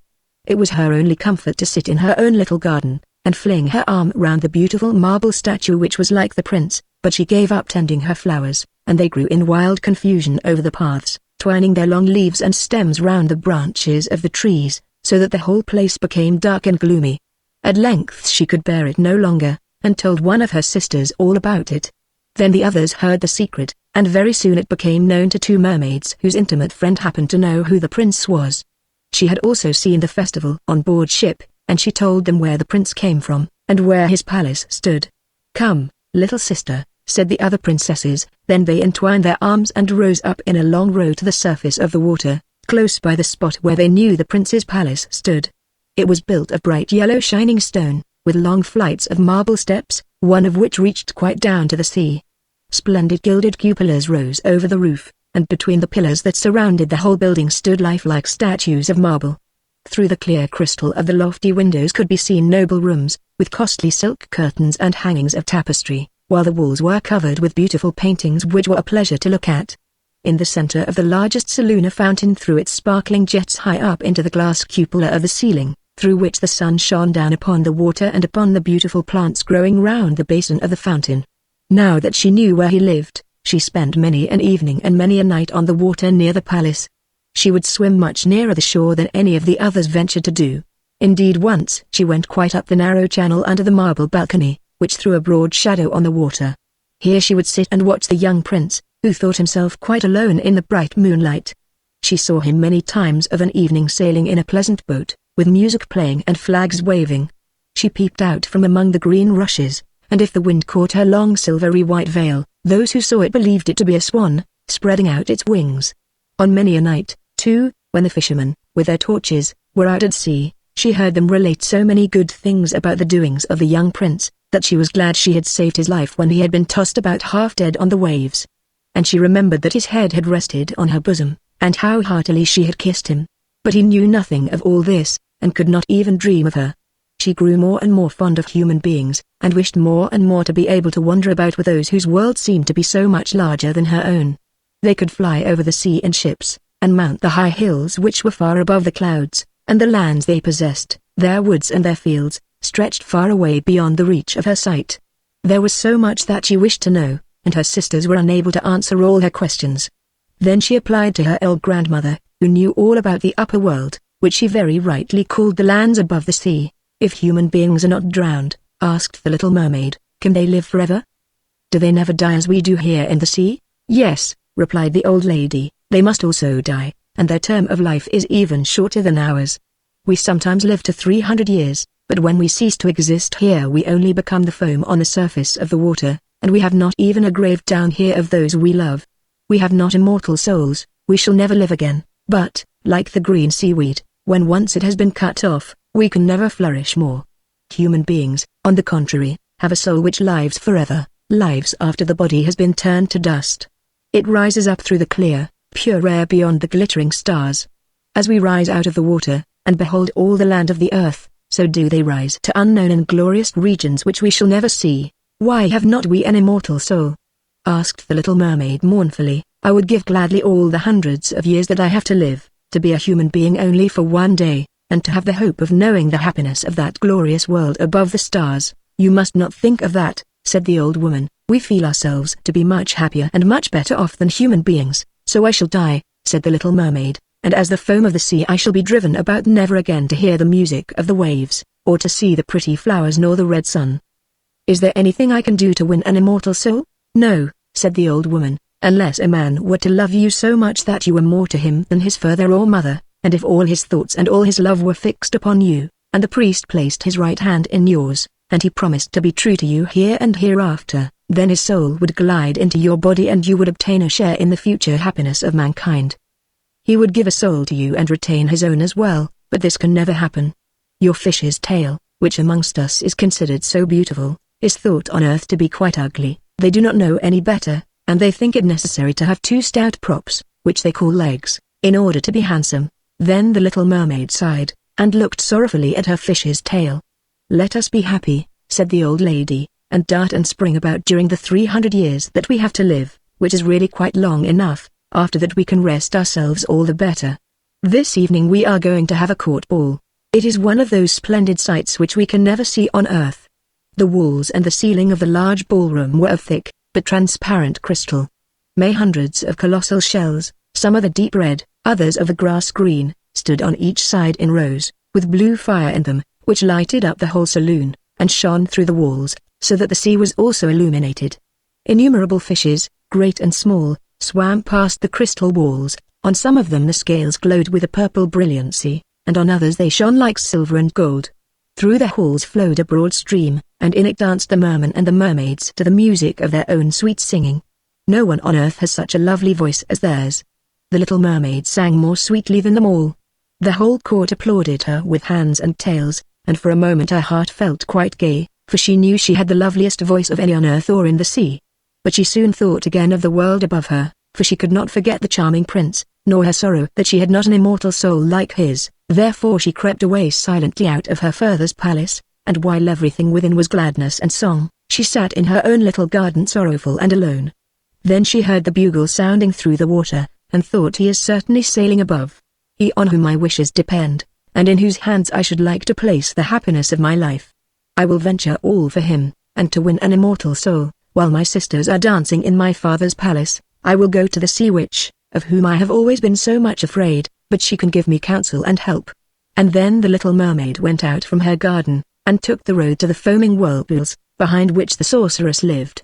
She had never been that way before, neither flowers nor grass grew there, nothing but bare, grey, sandy ground stretched out to the whirlpool, where the water, like foaming mill wheels, whirled round everything that it seized, and cast it into the fathomless deep.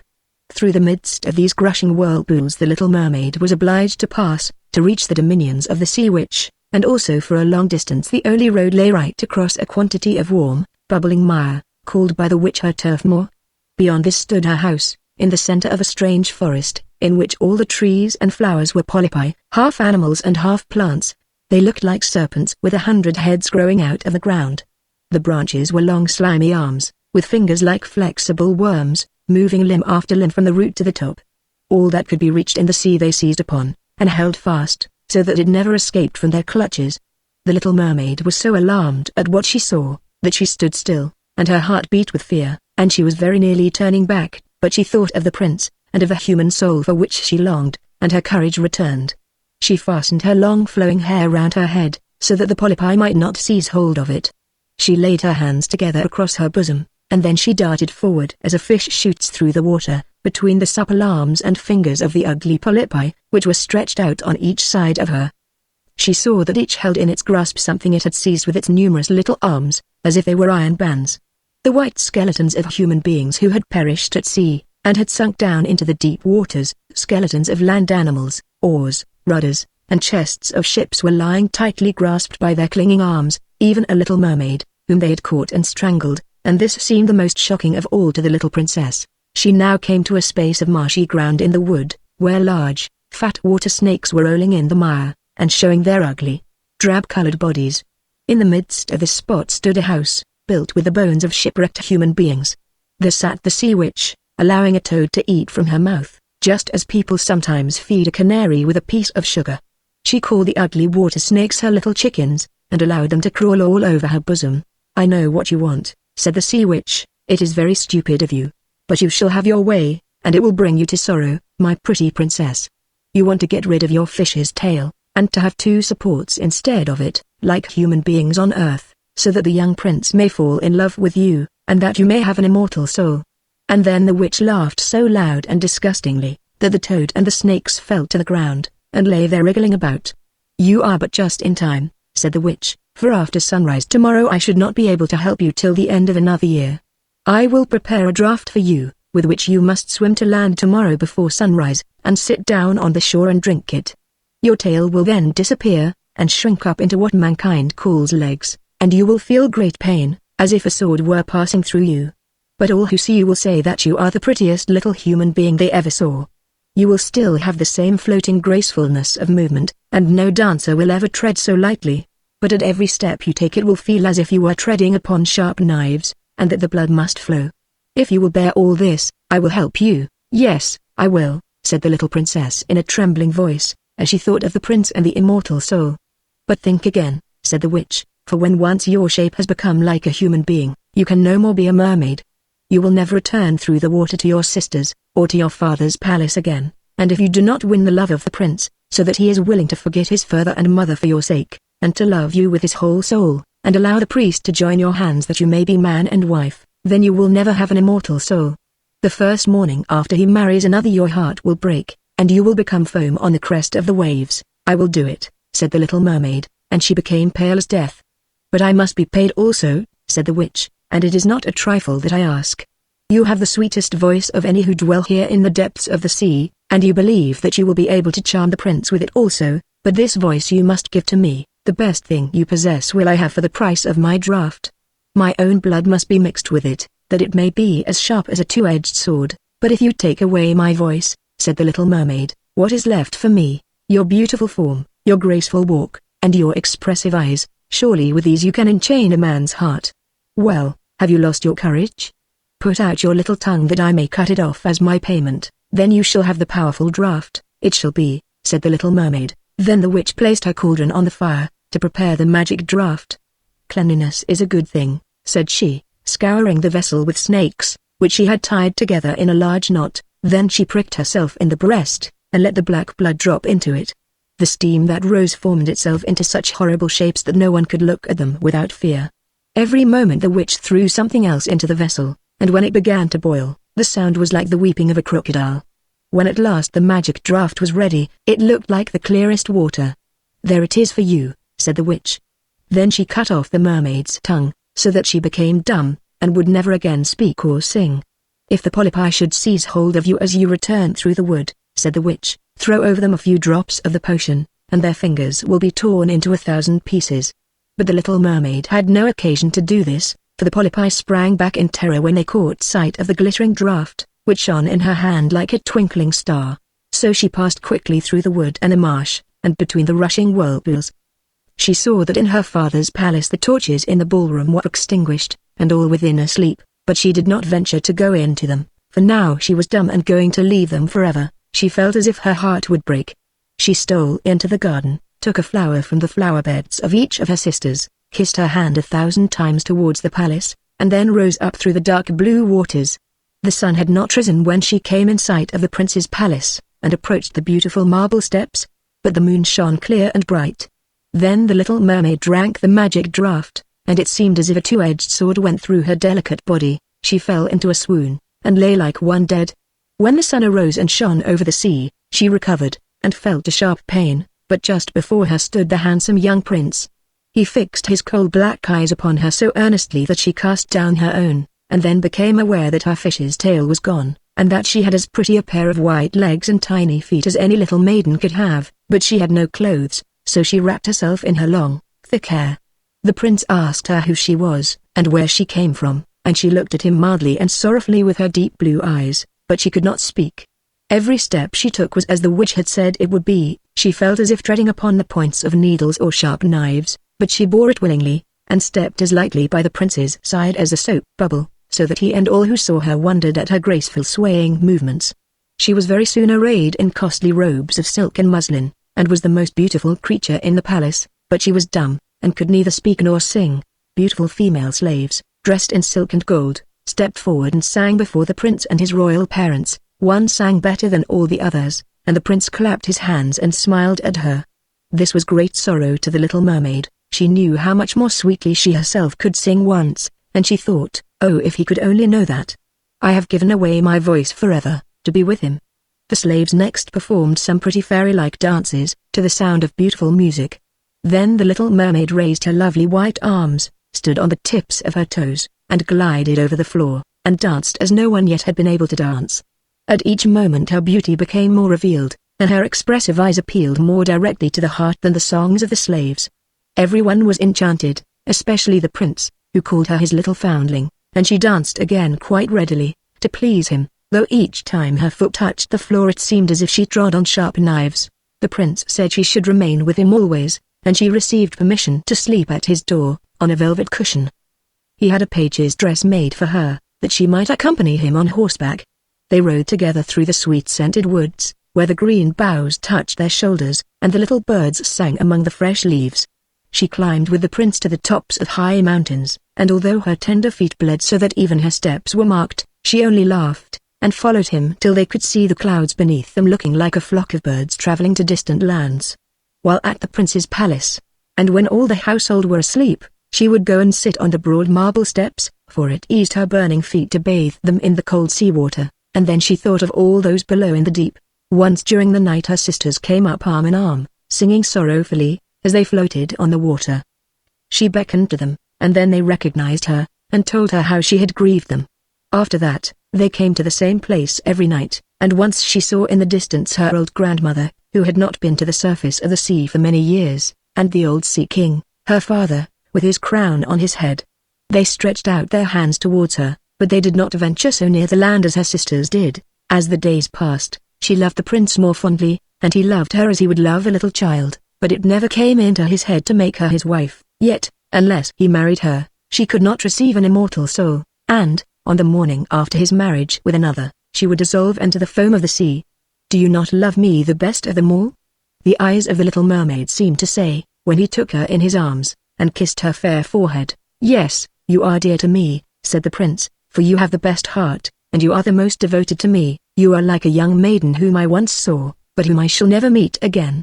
I was in a ship that was wrecked, and the waves cast me ashore near a holy temple, where several young maidens performed the service. The youngest of them found me on the shore, and saved my life.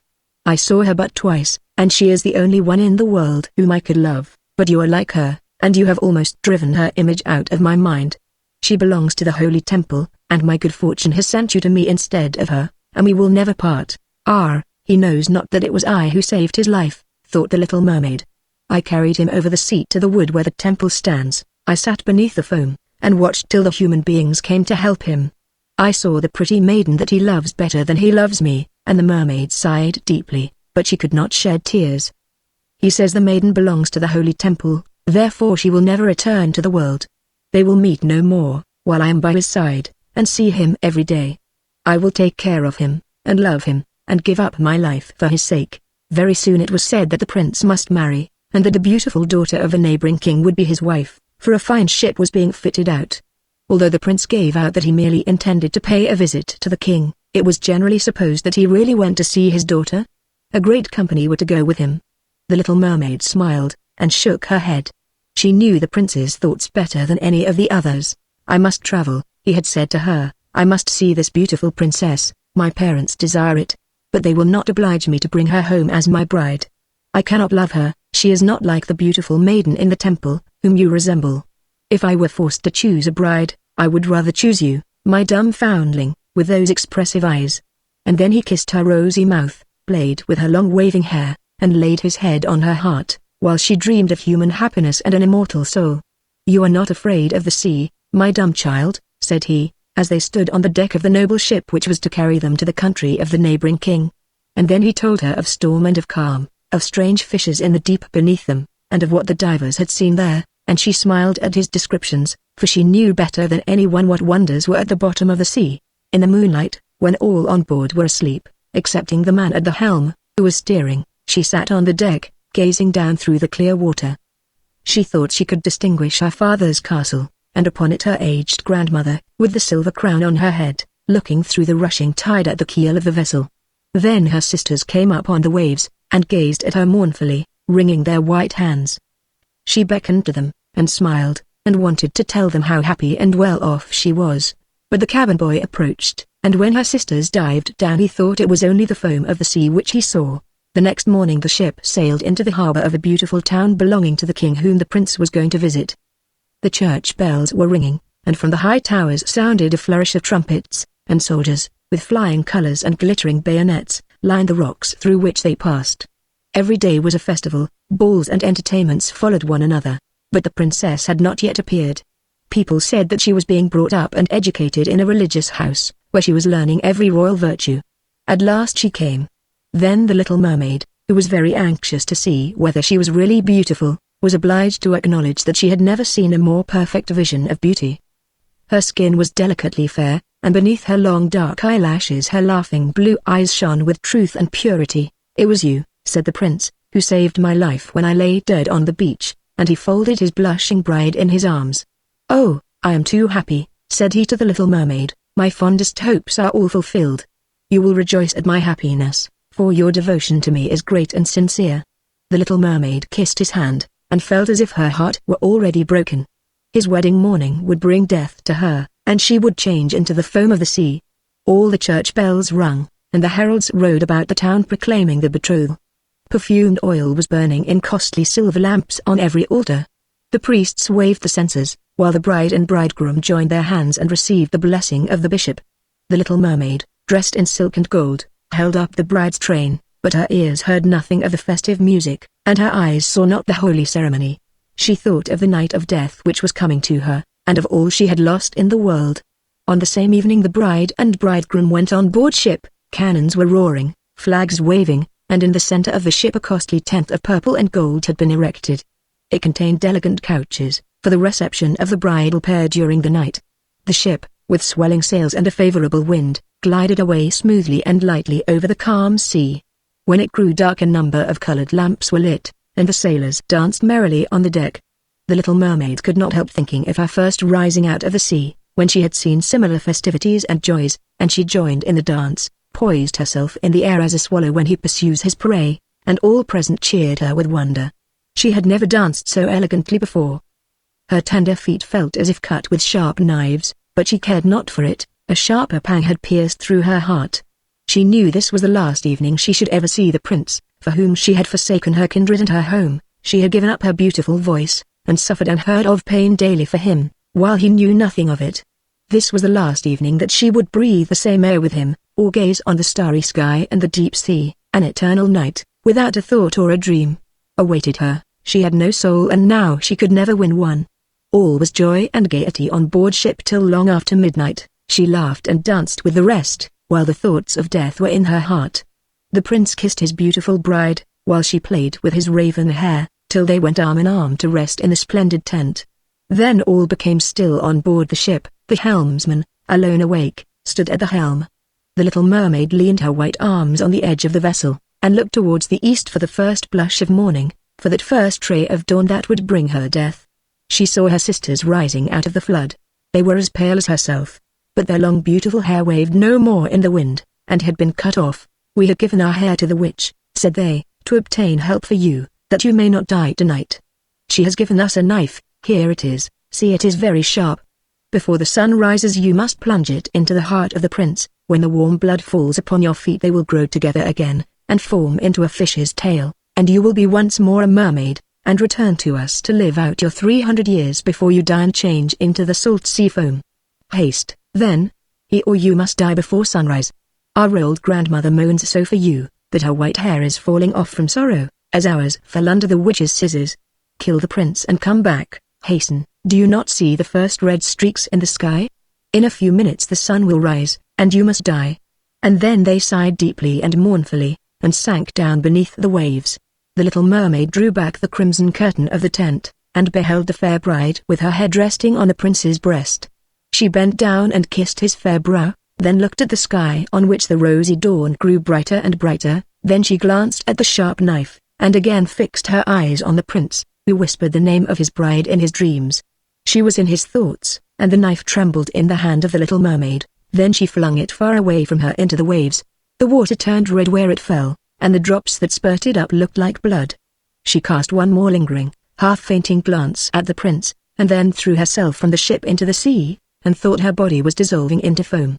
The sun rose above the waves, and his warm rays fell on the cold foam of the little mermaid, who did not feel as if she were dying. She saw the bright sun, and all around her floated hundreds of transparent beautiful beings. She could see through them the white sails of the ship, and the red clouds in the sky. Their speech was melodious, but too ethereal to be heard by mortal ears, as they were also unseen by mortal eyes. The little mermaid perceived that she had a body like theirs, and that she continued to rise higher and higher out of the foam. "Where am I?" asked she, and her voice sounded ethereal, as the voice of those who were with her. No earthly music could imitate it. Among the daughters of the air, answered one of them. A mermaid has not an immortal soul, nor can she obtain one unless she wins the love of a human being. On the power of another hangs her eternal destiny. But the daughters of the air, although they do not possess an immortal soul, can, by their good deeds, procure one for themselves. We fly to warm countries, and cool the sultry air that destroys mankind with the pestilence. We carry the perfume of the flowers to spread health and restoration. After we have striven for 300 years to all the good in our power, we receive an immortal soul and take part in the happiness of mankind. You, poor little mermaid, have tried with your whole heart to do as we are doing. You have suffered and endured and raised yourself to the spirit world by your good deeds, and now, by striving for 300 years in the same way, you may obtain an immortal soul. The little mermaid lifted her glorified eyes towards the sun, and felt them, for the first time, filling with tears. On the ship, in which she had left the prince, there were life and noise. She saw him and his beautiful bride searching for her. Sorrowfully they gazed at the pearly foam, as if they knew she had thrown herself into the waves. Unseen she kissed the forehead of her bride, and fanned the prince, and then mounted with the other children of the air to a rosy cloud that floated through the ether. After 300 years, thus shall we float into the kingdom of heaven, said she. And we may even get there sooner, whispered one of her companions. Unseen we can enter the houses of men, where there are children, and for every day on which we find a good child, who is the joy of his parents and deserves their love, our time of probation is shortened. The child does not know, when we fly through the room, that we smile with joy at his good conduct, for we can count 1 year less of our 300 years. But when we see a naughty or a wicked child, we shed tears of sorrow, and for every day a day is added to our time of trial. Chapter 52 Little Tiny or Thumbelina. There was once a woman who wished very much to have a little child, but she could not obtain her wish. At last she went to a fairy, and said, I should so very much like to have a little child. Can you tell me where I can find one? Oh, that can be easily managed, said the fairy. Here is a barley corn of a different kind to those which grow in the farmer's fields, and which the chickens eat. Put it into a flower pot, and see what will happen. Thank you, said the woman, and she gave the fairy 12 shillings, which was the price of the barley corn. Then she went home and planted it, and immediately there grew up a large handsome flower, something like a tulip in appearance, but with its leaves tightly closed as if it were still a bud. It is a beautiful flower, said the woman, and she kissed the red and golden colored leaves, and while she did so the flower opened, and she could see that it was a real tulip. Within the flower, upon the green velvet stamens, sat a very delicate and graceful little maiden. She was scarcely half as long as a thumb, and they gave her the name of Thumbelina, or Tiny, because she was so small. A walnut shell, elegantly polished, served her for a cradle. Her bed was formed of blue violet leaves, with a rose leaf for a counterpane. Here she slept at night, but during the day she amused herself on a table, where the woman had placed a plateful of water. Round this plate were wreaths of flowers with their stems in the water, and upon it floated a large tulip leaf, which served Tiny for a boat. Here the little maiden sat and rowed herself from side to side, with 2 oars made of white horsehair. It really was a very pretty sight. Tiny could, also, sing so softly and sweetly that nothing like her singing had ever before been heard. One night, while she lay in her pretty bed, a large, ugly, wet toad crept through a broken pane of glass in the window, and leapt right upon the table where Tiny lay sleeping under her rose-leaf quilt. What a pretty little wife this would make for my son, said the toad, and she took up the walnut shell in which little Tiny lay asleep, and jumped through the window with it into the garden. In the swampy margin of a broad stream in the garden lived the toad, with her son. He was uglier even than his mother, and when he saw the pretty little maiden in her elegant bed, he could only cry, Croak, croak, croak. Don't speak so loud, or she will wake, said the toad, and then she might run away, for she is as light as swan's down.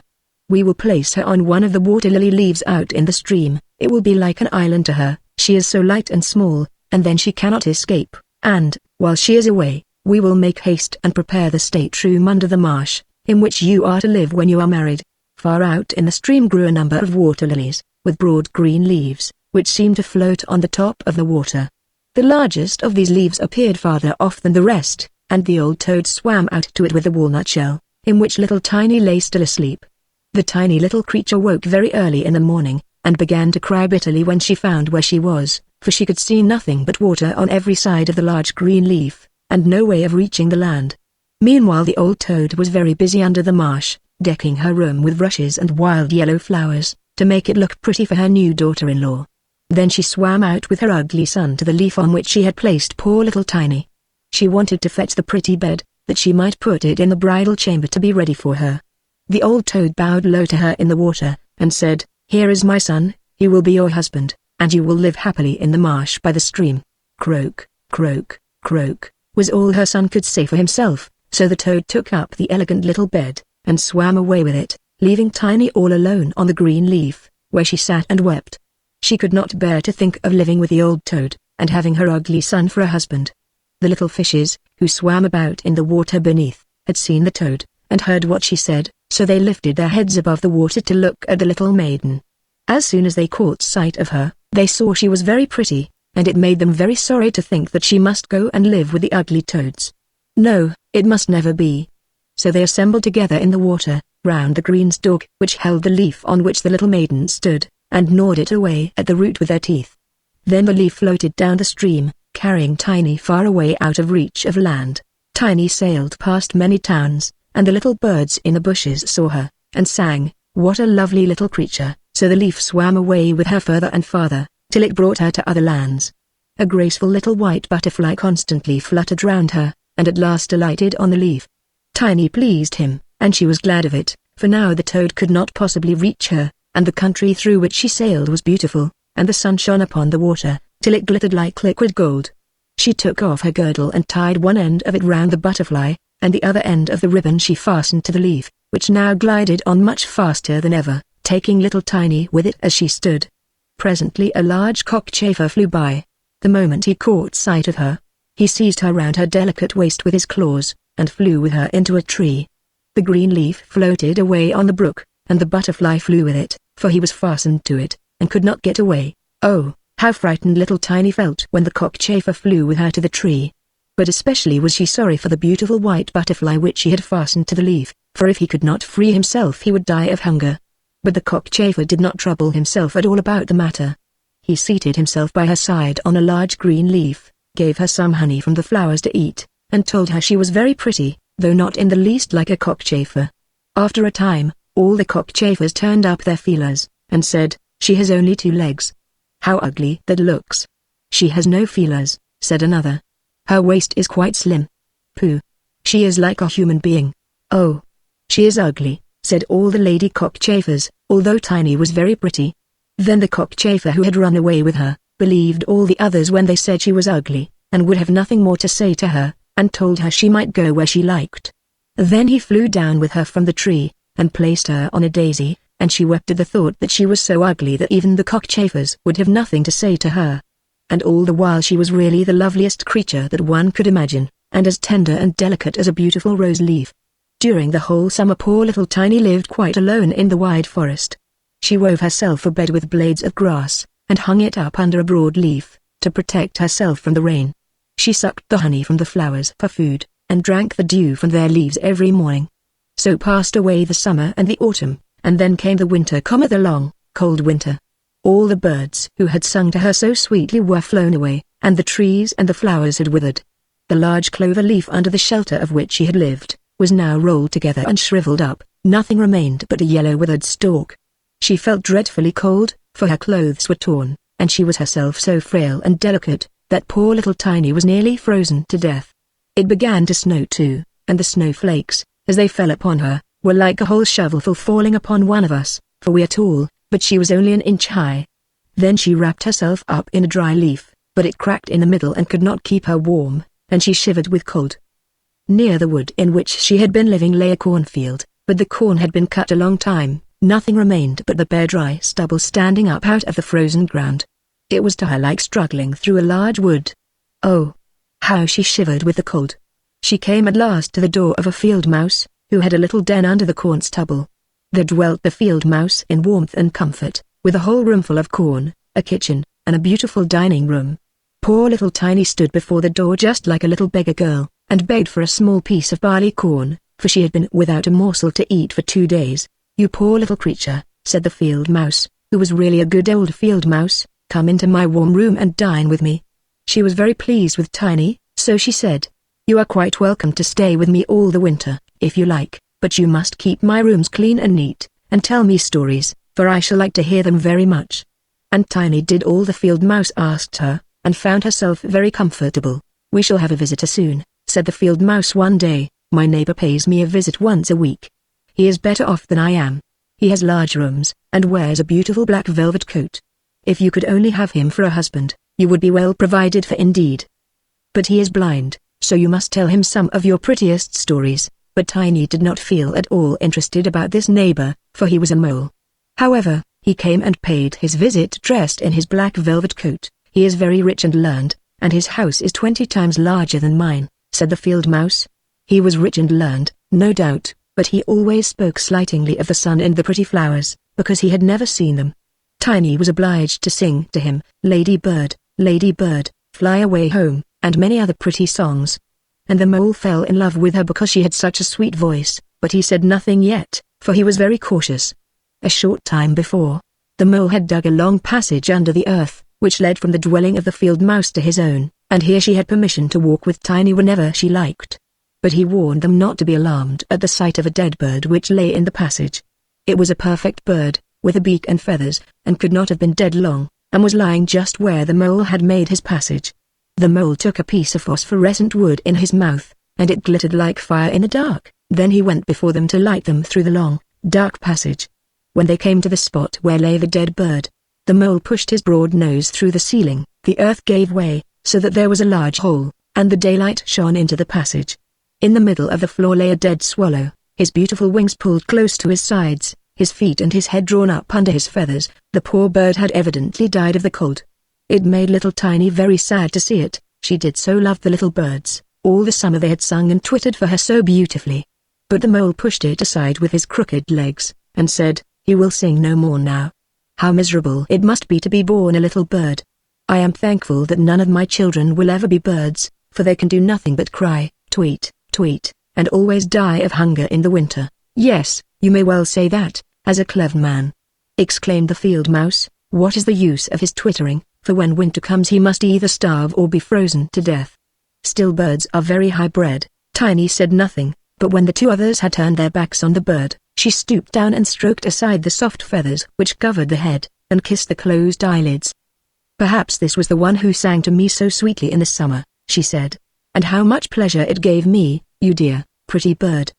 The mole now stopped up the hole through which the daylight shone, and then accompanied the lady home. But during the night Tiny could not sleep, so she got out of bed and wove a large, beautiful carpet of hay. Then she carried it to the dead bird, and spread it over him, with some down from the flowers which she had found in the field mouse's room. It was as soft as wool, and she spread some of it on each side of the bird, so that he might lie warmly in the cold earth. "Farewell, you pretty little bird," said she. "Farewell, thank you for your delightful singing during the summer, when all the trees were green, and the warm sun shone upon us." Then she laid her head on the bird's breast, but she was alarmed immediately, for it seemed as if something inside the bird went thump, thump. It was the bird's heart. He was not really dead, only benumbed with the cold, and the warmth had restored him to life. In autumn, all the swallows fly away into warm countries, but if one happens to linger, the cold seizes it, it becomes frozen, and falls down as if dead. It remains where it fell, and the cold snow covers it. Tiny trembled very much. She was quite frightened, for the bird was large, a great deal larger than herself, she was only an inch high. But she took courage, laid the wool more thickly over the poor swallow, and then took a leaf which she had used for her own counterpane, and laid it over the head of the poor bird. The next morning she again stole out to see him. He was alive but very weak. He could only open his eyes for a moment to look at Tiny, who stood by holding a piece of decayed wood in her hand, for she had no other lantern. "Thank you, pretty little maiden," said the sick swallow. "I have been so nicely warmed, that I shall soon regain my strength, and be able to fly about again in the warm sunshine." "Oh," said she, "it is cold out of doors now, it snows and freezes. Stay in your warm bed, I will take care of you." Then she brought the swallow some water in a flower leaf, and after he had drank, he told her that he had wounded one of his wings in a thorn bush, and could not fly as fast as the others, who were soon far away on their journey to warm countries. Then at last he had fallen to the earth, and could remember no more, nor how he came to be where she had found him. The whole winter the swallow remained underground, and Tiny nursed him with care and love. Neither the mole nor the field mouse knew anything about it, for they did not like swallows. Very soon the springtime came, and the sun warmed the earth.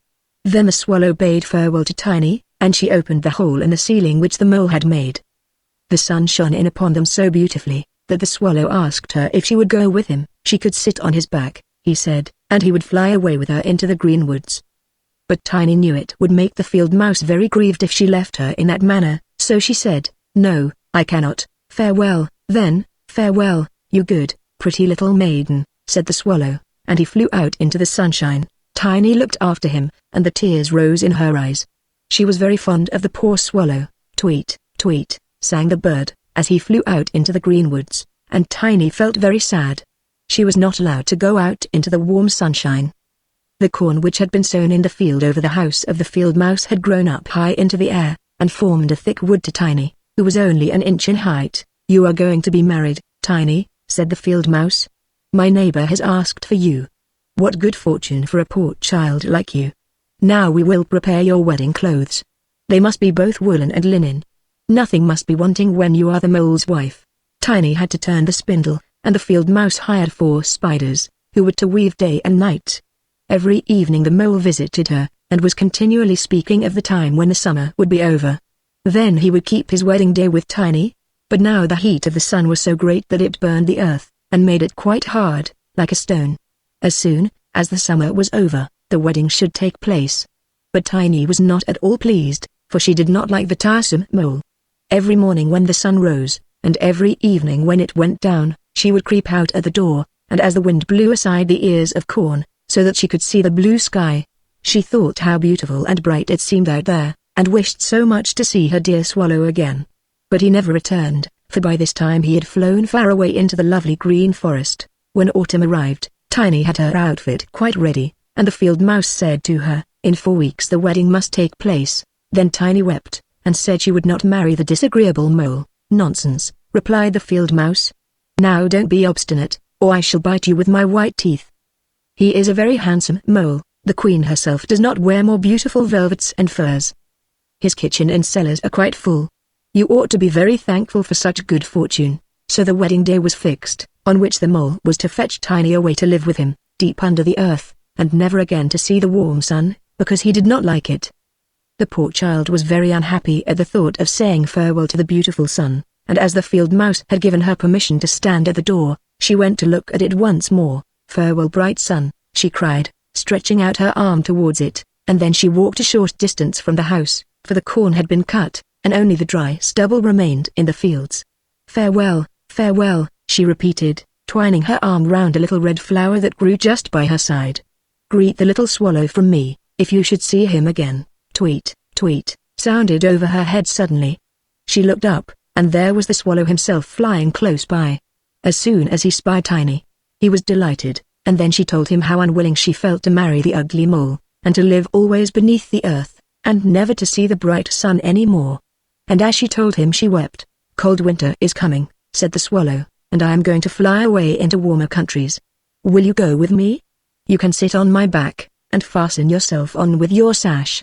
Then we can fly away from the ugly mole and his gloomy rooms, far away, over the mountains, into warmer countries, where the sun shines more brightly than here, where it is always summer, and the flowers bloom in greater beauty. Fly now with me, dear little Tiny. You saved my life when I lay frozen in that dark passage." "Yes, I will go with you," said Tiny, and she seated herself on the bird's back, with her feet on his outstretched wings, and tied her girdle to one of his strongest feathers. Then the swallow rose in the air, and flew over forest and over sea, high above the highest mountains, covered with eternal snow.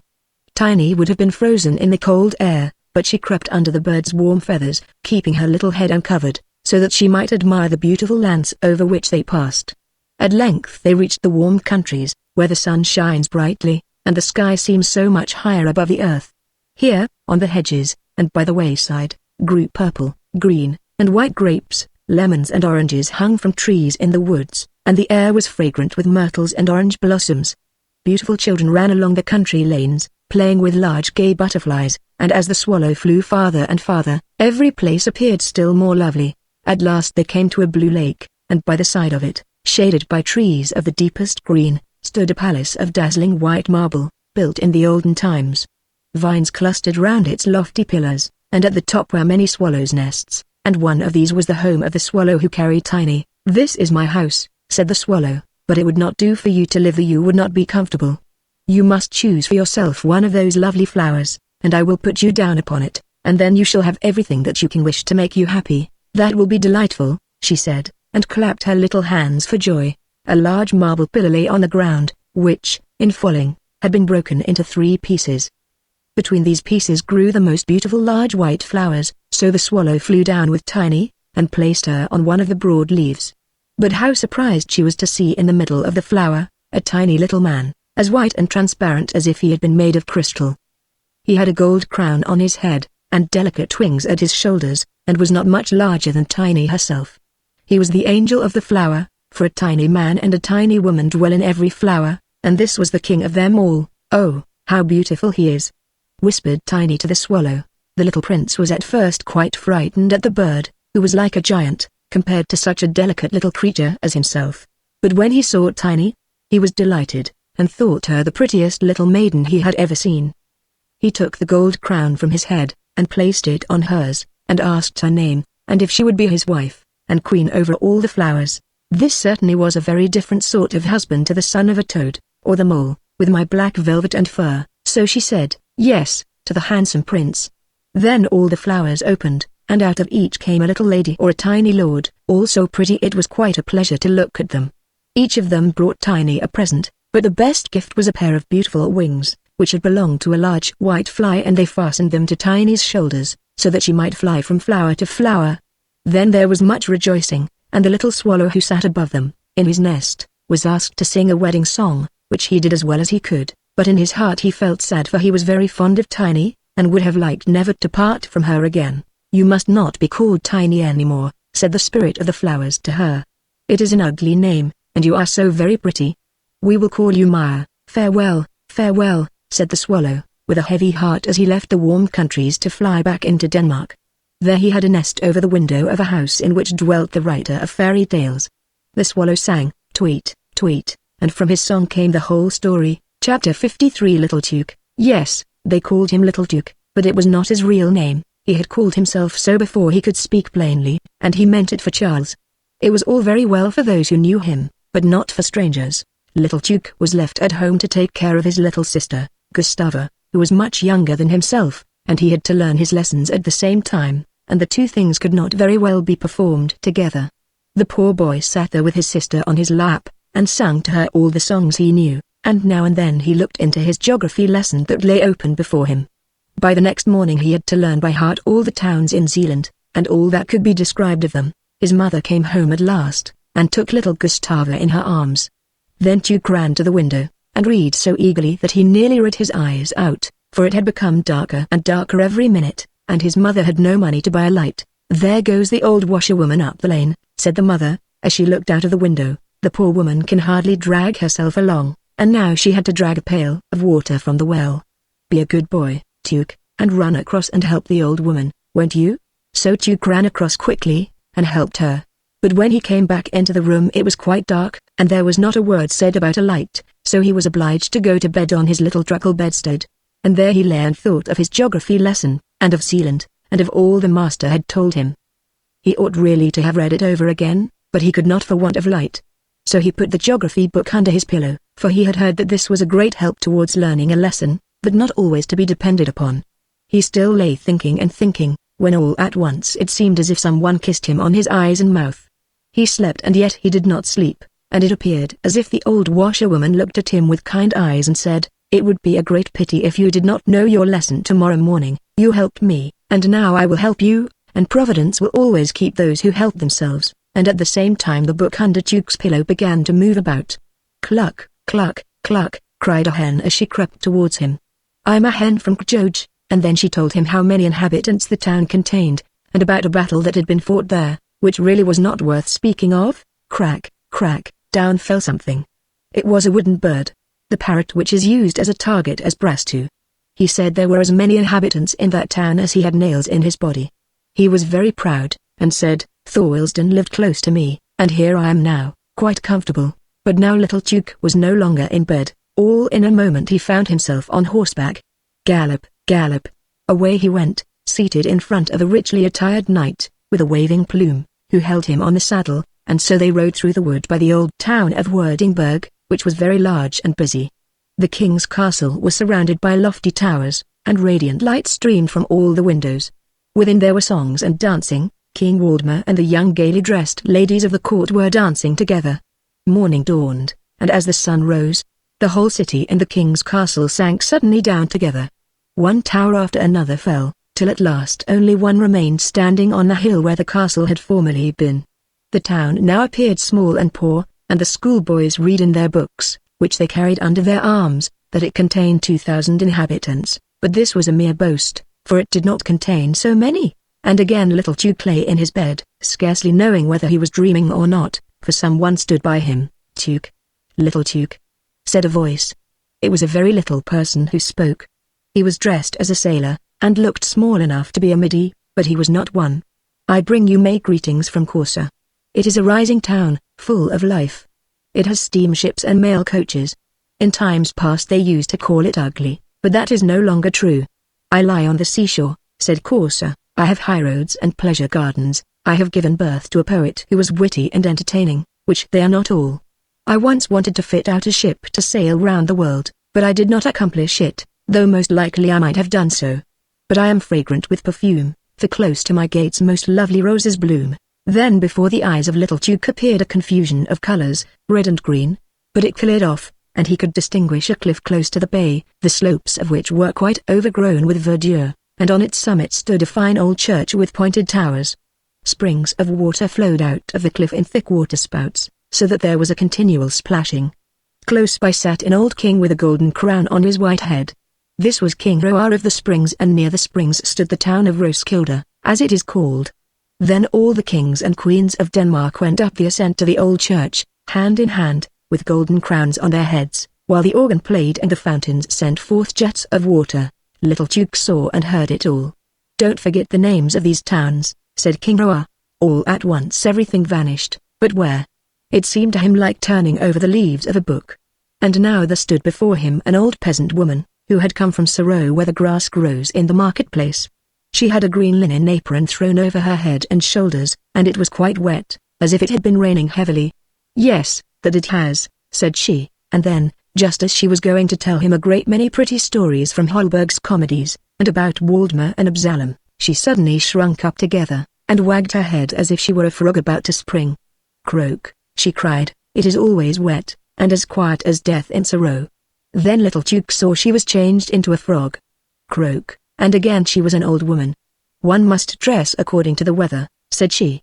"It is wet, and my town is just like a bottle. By the cork we must go in, and by the cork we must come out again.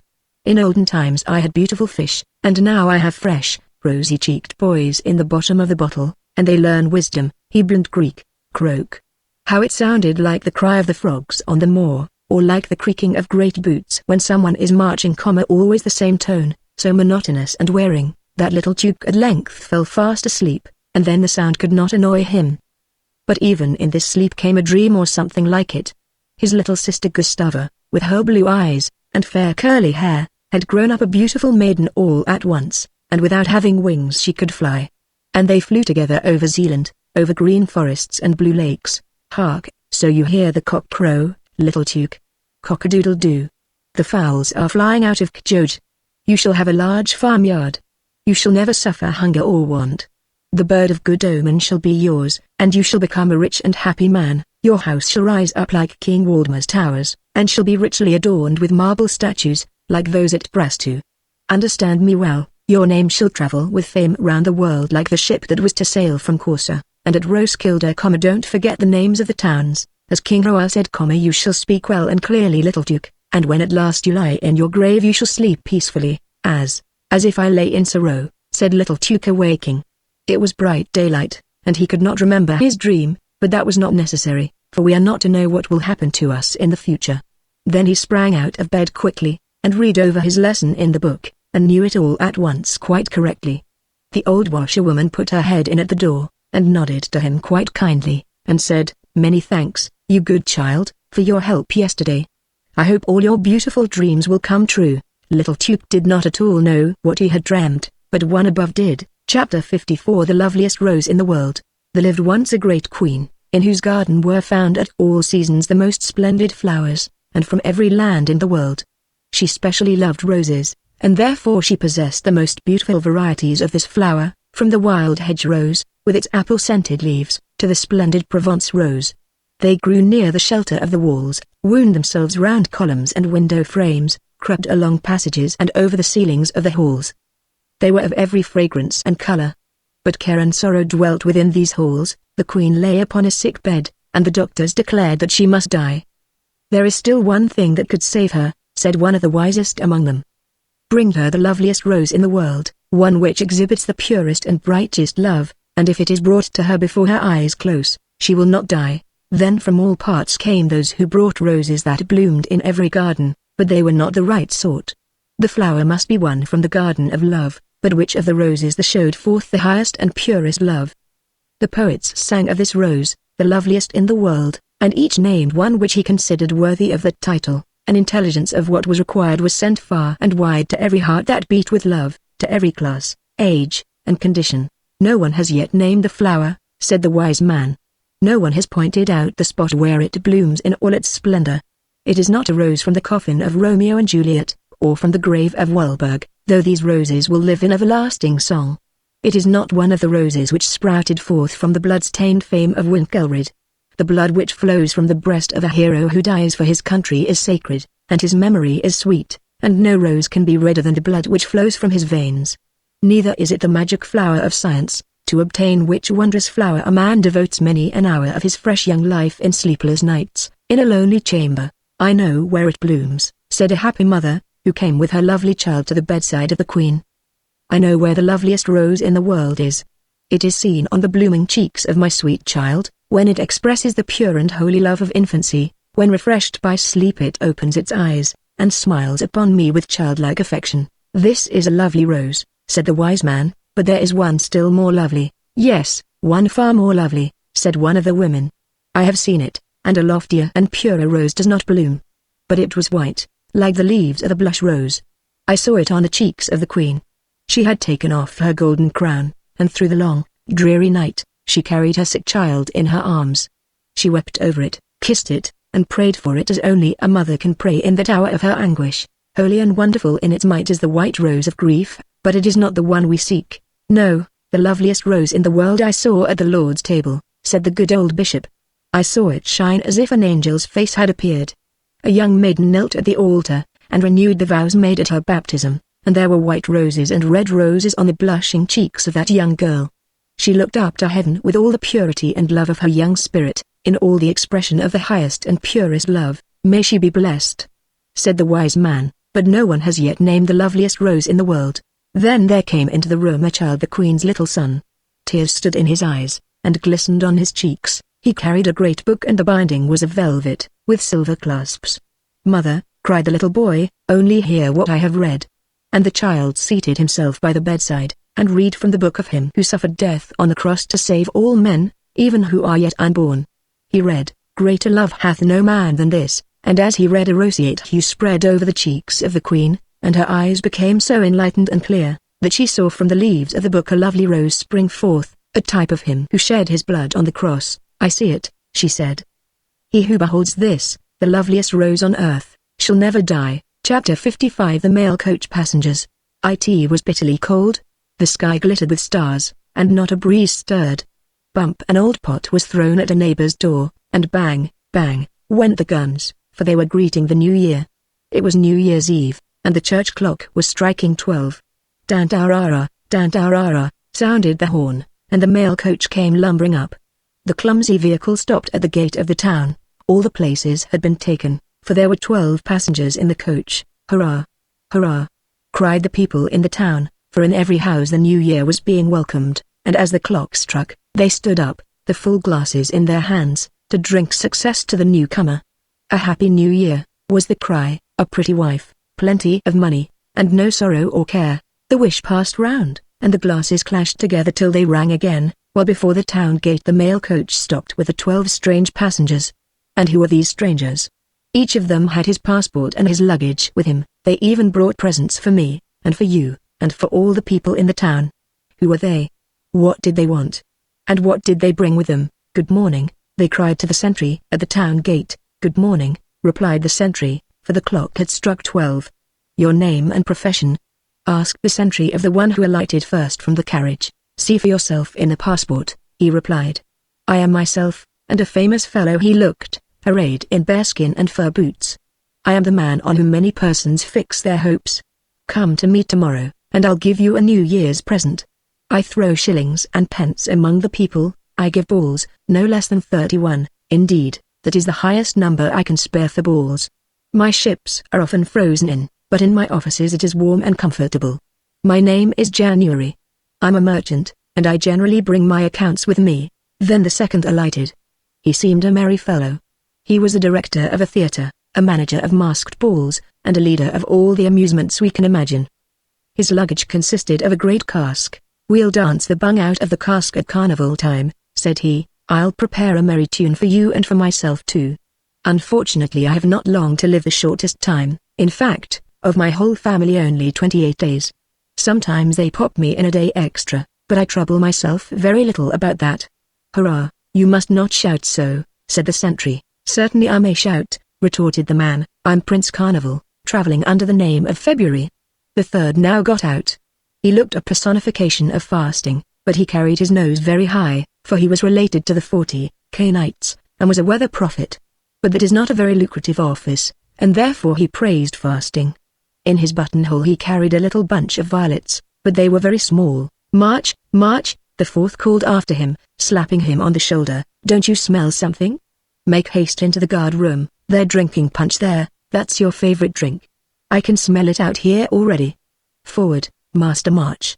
But it was not true, the speaker only wanted to remind him of his name, and to make an April fool of him, for with that fun the fourth generally began his career. He looked very jovial, did little work, and had the more holidays. If the world were only a little more settled, said he, but sometimes I'm obliged to be in a good humor, and sometimes a bad one, according to circumstances. Now rain, now sunshine. I'm kind of a house agent, also a manager of funerals. I can laugh or cry, according to circumstances. I have my summer wardrobe in this box here, but it would be very foolish to put it on now. Here I am. On Sundays I go out walking in shoes and white silk stockings, and a muff. After him, a lady stepped out of the coach. She called herself Miss May. She wore a summer dress and overshoes. Her dress was a light green, and she wore anemones in her hair. She was so scented with wild thyme, that it made the sentry sneeze. Your health, and God bless you, was her salutation to him. How pretty she was. And such a singer. Not a theatre singer, nor a ballad singer, no, but a singer of the woods, for she wandered through the gay green forest, and had a concert there for her own amusement. Now comes the young lady, said those in the carriage, and out stepped a young dame, delicate, proud, and pretty. It was Mistress June, in whose service people become lazy and fond of sleeping for hours. She gives a feast on a longest day of the year, that there may be time for her guests to partake of the numerous dishes at her table. Indeed, she keeps her own carriage, but still she travelled by the mail, with the rest, because she wished to show that she was not high-minded. But she was not without a protector. Her younger brother, July, was with her. He was a plump young fellow, clad in summer garments and wearing a straw hat. He had but very little luggage with him, because it was so cumbersome in the great heat. He had, however, swimming trousers with him, which are nothing to carry. Then came the mother herself, in crinoline, Madame Auguste, a wholesale dealer in fruit, proprietress of a large number of fish ponds and a land cultivator. She was fat and heated, yet she could use her hands well, and would herself carry out beer to the laborers in the field. In the sweat of the face shalt thou eat bread, said she, it is written in the Bible. After work, came the recreations, dancing and playing in the greenwood, and the harvest homes. She was a thorough housewife. After her a man came out of the coach, who is a painter.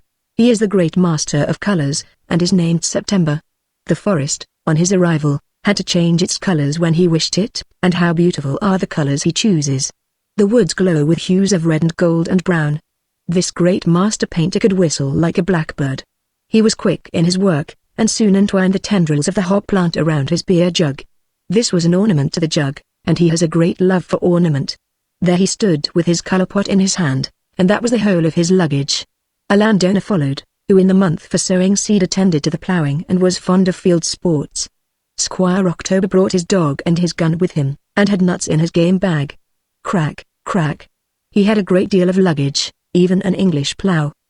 He spoke of farming, but what he said could scarcely be heard for the coughing and gasping of his neighbor. It was November, who coughed violently as he got out. He had a cold, which caused him to use his pocket handkerchief continually, and yet he said he was obliged to accompany servant girls to their new places, and initiate them into their winter service. He said he thought his cold would never leave him when he went out woodcutting, for he was a master sawyer, and had to supply wood to the whole parish. He spent his evenings preparing wooden soles for skates, for he knew, he said, that in a few weeks these shoes would be wanted for the amusement of skating. At length the last passenger made her appearance, old Mother December, with her fire stool. The dame was very old, but her eyes glistened like 2 stars. She carried on her arm a flower pot, in which a little fir tree was growing. "This tree I shall guard and cherish," she said, "that it may grow large by Christmas Eve, and reach from the ground to the ceiling, to be covered and adorned with flaming candles, golden apples, and little figures. The fire stool will be as warm as a stove, and I shall then bring a story-book out of my pocket, and read aloud till all the children in the room are quite quiet. Then the little figures on the tree will become lively, and the little waxen angel at the top spread out his wings of gold leaf, and fly down from his green perch. He will kiss everyone in the room, great and small, yes, even the poor children who stand in the passage, or out in the street singing a carol about the Star of Bethlehem." "Well, now the coach may drive away," said the sentry, "we have the whole 12. Let the horses be put up, first, let all the 12 come to me," said the captain on duty, one after another. "The passports I will keep here. Each of them is available for 1 month. When it has passed, I shall write the behavior of each on his passport. Mr. January, have the goodness to come here." And Mr. January stepped forward. "When a year has passed, I think I shall be able to tell you what the 12 passengers have brought to you, to me, and to all of us. Now I do not know, and probably even they don't know themselves, for we live in strange times." Chapter 56 The Marsh King's Daughter. The storks relate to their little ones a great many stories, and they are all about moors and reed banks, and suited to their age and capacity. The youngest of them are quite satisfied with cribble, crabble, or such nonsense, and think it very grand, but the elder ones want something with a deeper meaning, or at least something about their own family. We are only acquainted with one of the 2 longest and oldest stories which the storks relate. It is about Moses, who was exposed by his mother on the banks of the Nile, and was found by the king's daughter, who gave him a good education, and he afterwards became a great man, but where he was buried is still unknown. Everyone knows this story, but not the second, very likely because it is quite an inland story. It has been repeated from mouth to mouth, from one stork mama to another, for thousands of years, and each has told it better than the last, and now we mean to tell it better than all. The first stork bear who related it lived at the time it happened, and had their summer residence on the rafters of the Viking's house, which stood near the wild moorlands of Wenceesl, that is, to speak more correctly, the Great Moor Heath, high up in the north of Jutland, by the Skjagen Peak. This wilderness is still an immense wild heath of marshy ground, about which we can read in the official directory. It is said that in olden times the place was a lake, the ground of which had heaved up from beneath, and now the moorland extends for miles in every direction, and is surrounded by damp meadows, trembling, undulating swamps, and marshy ground covered with turf, on which grow bilberry bushes and stunted trees. Mists are almost always hovering over this region, which, 70 years ago, was overrun with wolves. It may well be called the Wild Moor, and one can easily imagine, with such a wild expanse of marsh and lake, how lonely and dreary it must have been 1,000 years ago. Many things may be noticed now that existed then. The reeds grow to the same height, and bear the same kind of long, purple-brown leaves, with their feathery tips. There still stands the birch, with its white bark and its delicate, loosely hanging leaves, and with regard to the living beings who frequented this spot, the fly still wears a gauzy dress of the same cut, and the favorite colors of the stork are white, with black and red for stockings. The people, certainly, in those days, wore very different dresses to those they now wear, but if any of them, be he huntsman or squire, master or servant, ventured on the wavering, undulating, marshy ground of the moor, they met with the same fate 1,000 years ago as they would now. The wanderer sank, and went down to the Marsh King, as he is named, who rules in the great moorland empire beneath. They also called him Gunkel King, but we like the name of Marsh King better, and we will give him that name as the storks do. Very little is known of the Marsh King's rule, but that, perhaps, is a good thing. In the neighborhood of the moorlands, and not far from the great arm of the North Sea and the Kattegat which is called the Lumfjorden, lay the castle of the Viking, with its watertight stone cellars, its tower, and its 3 projecting stories. On the ridge of the roof the stork had built his nest, and there the stork mama sat on her eggs and felt sure her hatching would come to something. One evening, stork papa stayed out rather late, and when he came home he seemed quite busy, bustling, and important. "I have something very dreadful to tell you," said he to the stork mama. "Keep it to yourself then," she replied.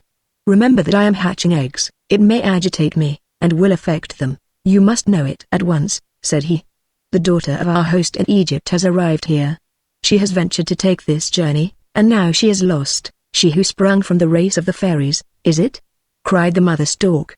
"Oh, tell me all about it. You know I cannot bear to be kept waiting at a time when I am hatching eggs." "Well, you see, mother," he replied, "she believed what the doctors said, and what I have heard you state also, that the more flowers which grow about here would heal her sick father, and she was flown to the north in swan's plumage, in company with some other swan princesses, who come to these parts every year to renew their youth. She came, and where is she now?"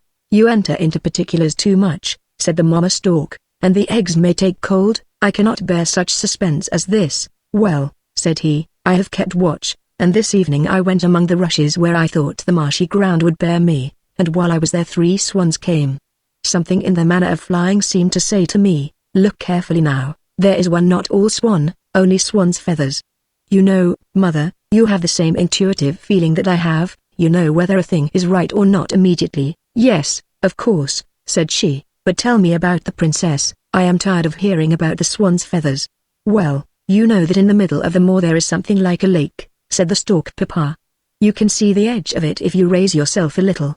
Just there, by the reeds and the green banks, lay the trunk of an elder tree. Upon this the 3 swans stood flapping their wings, and looking about them. One of them threw off her plumage, and I immediately recognized her as one of the princesses of our home in Egypt. There she sat, without any covering but her long, black hair. I heard her tell the 2 others to take great care of the swan's plumage, while she dipped down into the water to pluck the flowers which she fancied she saw there. The others nodded, and picked up the feather dress, and took possession of it. I wonder what will become of it? Thought I, and she most likely asked herself the same question. If so, she received an answer, a very practical one, for the 2 swans rose up and flew away with her swan's plumage. "Dive down now," they cried, "thou shalt never more fly in the swan's plumage, thou shalt never again see Egypt. Here, on the moor, thou wilt remain."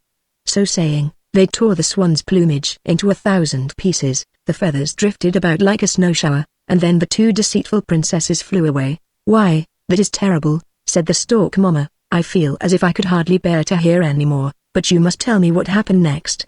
The princess wept and lamented aloud. Her tears moistened the elder stump, which was really not an elder stump but the marsh king himself, he who in marshy ground lives and rules. I saw myself how the stump of the tree turned round, and was a tree no more, while long, clammy branches like arms, were extended from it. Then the poor child was terribly frightened, and started up to run away. She hastened to cross the green, slimy ground, but it will not bear any weight, much less hers. She quickly sank, and the elder stump dived immediately after her. In fact, it was he who drew her down. Great black bubbles rose up out of the moor slime, and with these every trace of the 2 vanished. And now the princess is buried in the wild marsh. She will never now carry flowers to Egypt to cure her father. It would have broken your heart, mother, had you seen it. "You ought not to have told me," said she. "At such a time as this, the eggs might suffer. But I think the princess will soon find help. Someone will rise up to help her." "Ah! If it had been you or I, or one of our people, it would have been all over with us. I mean to go every day," said he, "to see if anything comes to pass," and so he did. A long time went by, but at last he saw a green stalk shooting up out of the deep, marshy ground. As it reached the surface of the marsh, a leaf spread out, and unfolded itself broader and broader, and close to it came forth a bud. One morning, when the stalk papa was flying over the stem, he saw that the power of the sun's rays had caused the bud to open, and in the cup of the flower lay a charming child, a little maiden, looking as if she had just come out of a bath. The little one was so like the Egyptian princess, that the stork, at the first moment, thought it must be the princess herself, but after a little reflection he decided that it was much more likely to be the daughter of the princess and the marsh king, and this explained also her being placed in the cup of a water lily. But she cannot be left to lie here, thought the stork, and in my nest there are already so many. But stay, I have thought of something. The wife of the Viking has no children, and how often she has wished for a little one. People always say the stork brings the little ones. I will do so in earnest this time. I shall fly with the child to the Viking's wife. What rejoicing there will be. And then the stork lifted the little girl out of the flower cup, flew to the castle, picked a hole with his beak in the bladder-covered window, and laid the beautiful child in the bosom of the Viking's wife. Then he flew back quickly to the stork mama and told her what he had seen and done, and the little storks listened to it all, for they were then quite old enough to do so. So you see, he continued, that the princess is not dead, for she must have sent her little one up here, and now I have found a home for her. Ah, I said it would be so from the first, replied the stork mama, but now think a little of your own family. Our traveling time draws near, and I sometimes feel a little irritation already under the wings. The cuckoos and the nightingale are already gone, and I heard the quails say they should go too as soon as the wind was favorable. Our youngsters will go through all the maneuvers at the review very well, or I am much mistaken in them. The Viking's wife was above measure delighted when she awoke the next morning and found the beautiful little child lying in her bosom. She kissed it and caressed it, but it cried terribly, and struck out with its arms and legs, and did not seem to be pleased at all. At last it cried itself to sleep, and as it lay there so still and quiet, it was a most beautiful sight to see. The Viking's wife was so delighted, that body and soul were full of joy. Her heart felt so light within her, that it seemed as if her husband and his soldiers, who were absent, must come home as suddenly and unexpectedly as the little child had done. She and her whole household therefore busied themselves in preparing everything for the reception of her lord. The long, colored tapestry, on which she and her maidens had worked pictures of their idols, Odin, Thor, and Frigga, was hung up. The slaves polished the old shields that served as ornaments, cushions were placed on the seats, and dry wood laid on the fireplaces in the center of the hall, so that the flames might be fanned up at a moment's notice. The Viking's wife herself assisted in the work, so that at night she felt very tired, and quickly fell into a sound sleep. When she awoke, just before morning, she was terribly alarmed to find that the infant had vanished. She sprang from her couch, lighted a pine chip, and searched all round the room, when, at last, in that part of the bed where her feet had been, lay, not the child, but a great, ugly frog. She was quite disgusted at this sight, and seized a heavy stick to kill the frog, but the creature looked at her with such strange, mournful eyes, that she was unable to strike the blow. Once more she searched round the room, then she started at hearing the frog utter a low, painful croak. She sprang from the couch and opened the window hastily. At the same moment the sun rose, and threw its beams through the window, till it rested on the couch where the great frog lay. Suddenly it appeared as if the frog's broad mouth contracted, and became small and red.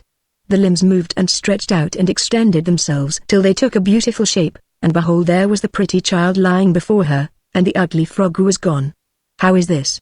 she cried. "Have I had a wicked dream? Is it not my own lovely cherub that lies there?"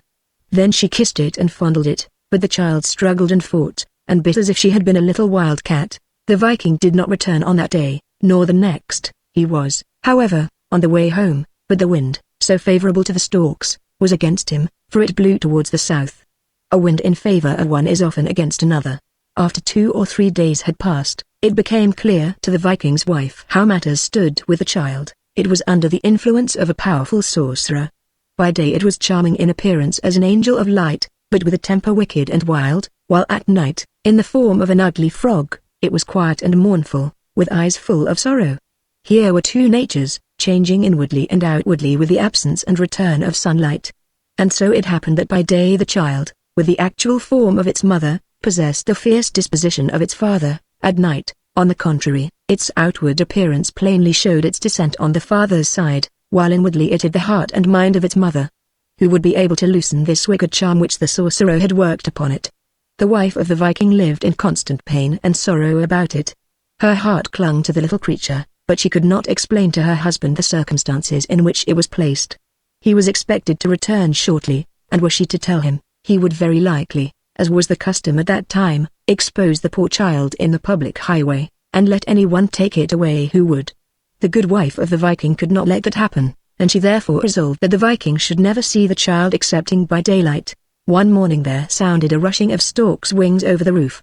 More than 100 pair of storks had rested there during the night, to recover themselves after their excursion, and now they soared aloft, and prepared for the journey southward. "All the husbands are here, and ready," they cried, "wives and children also. How light we are!" screamed the young storks in chorus.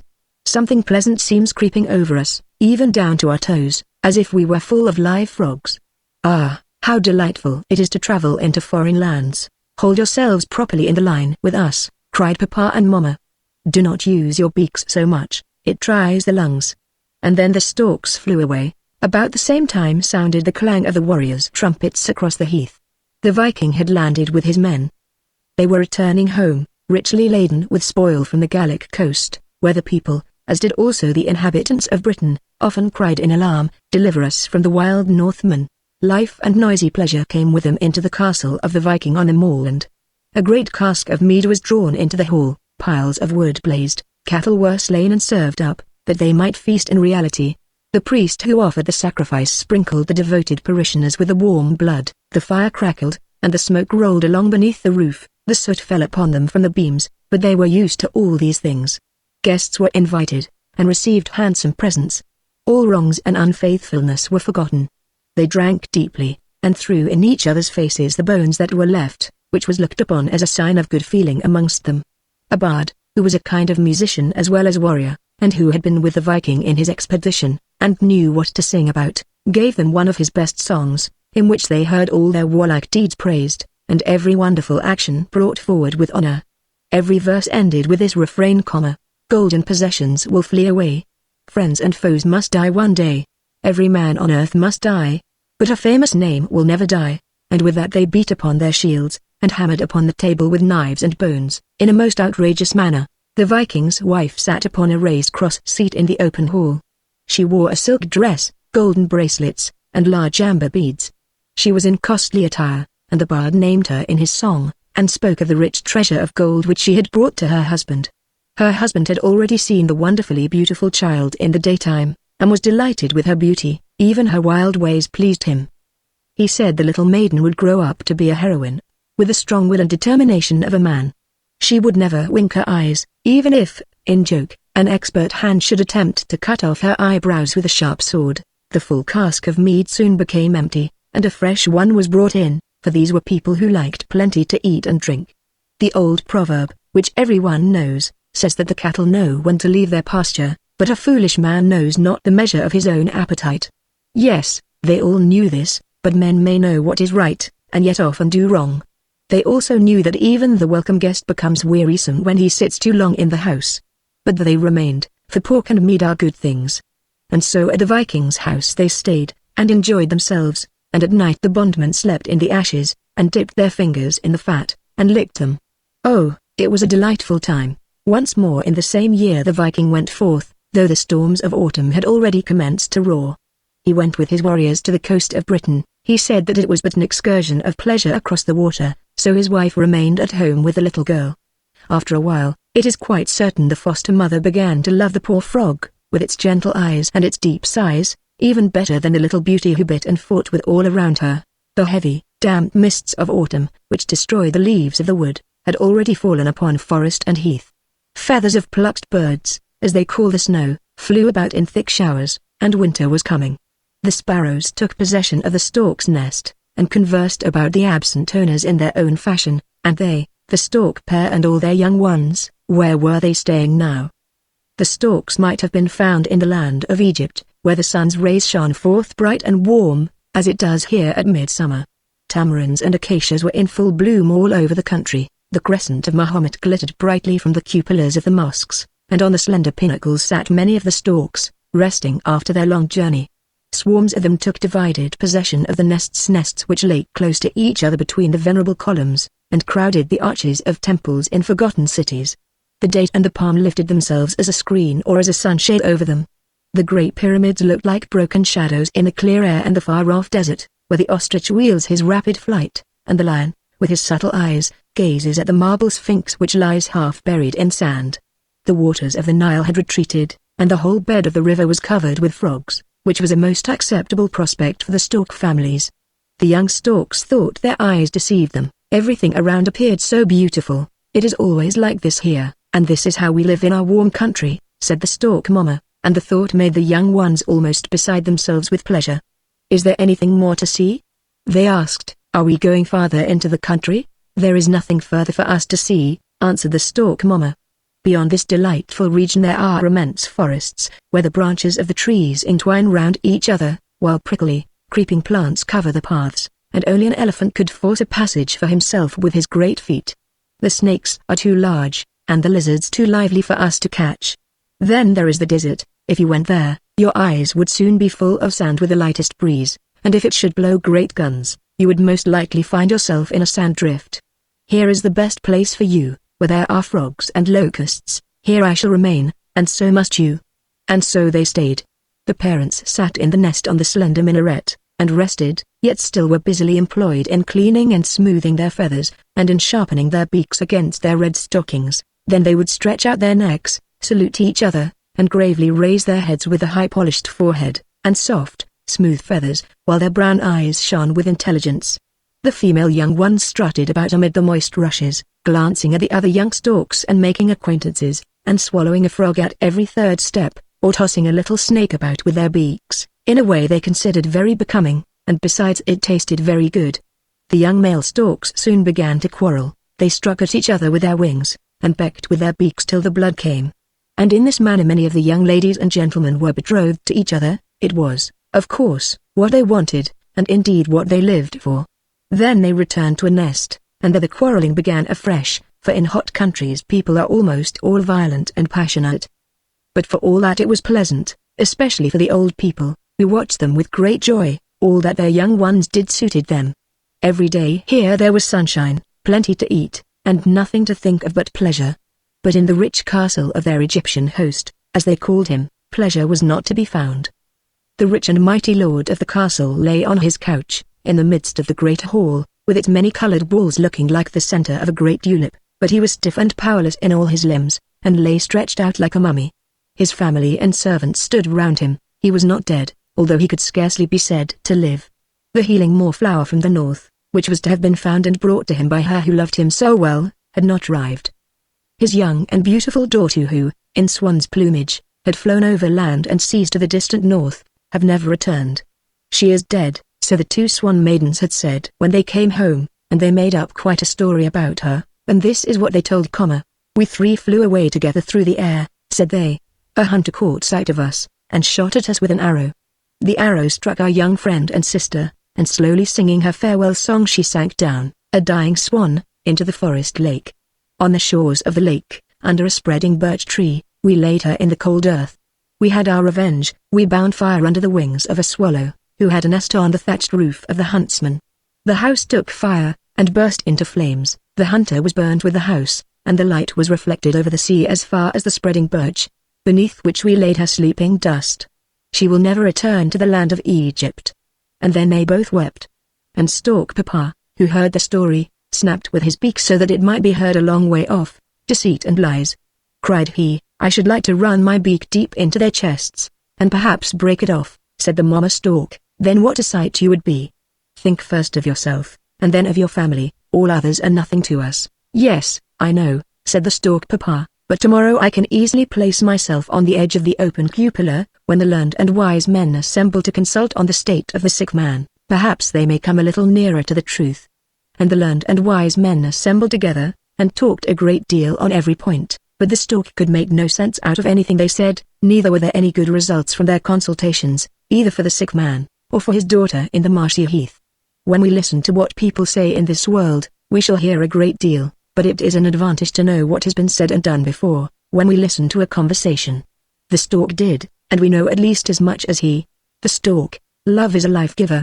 The highest love produces the highest life. Only through love can the sick man be cured.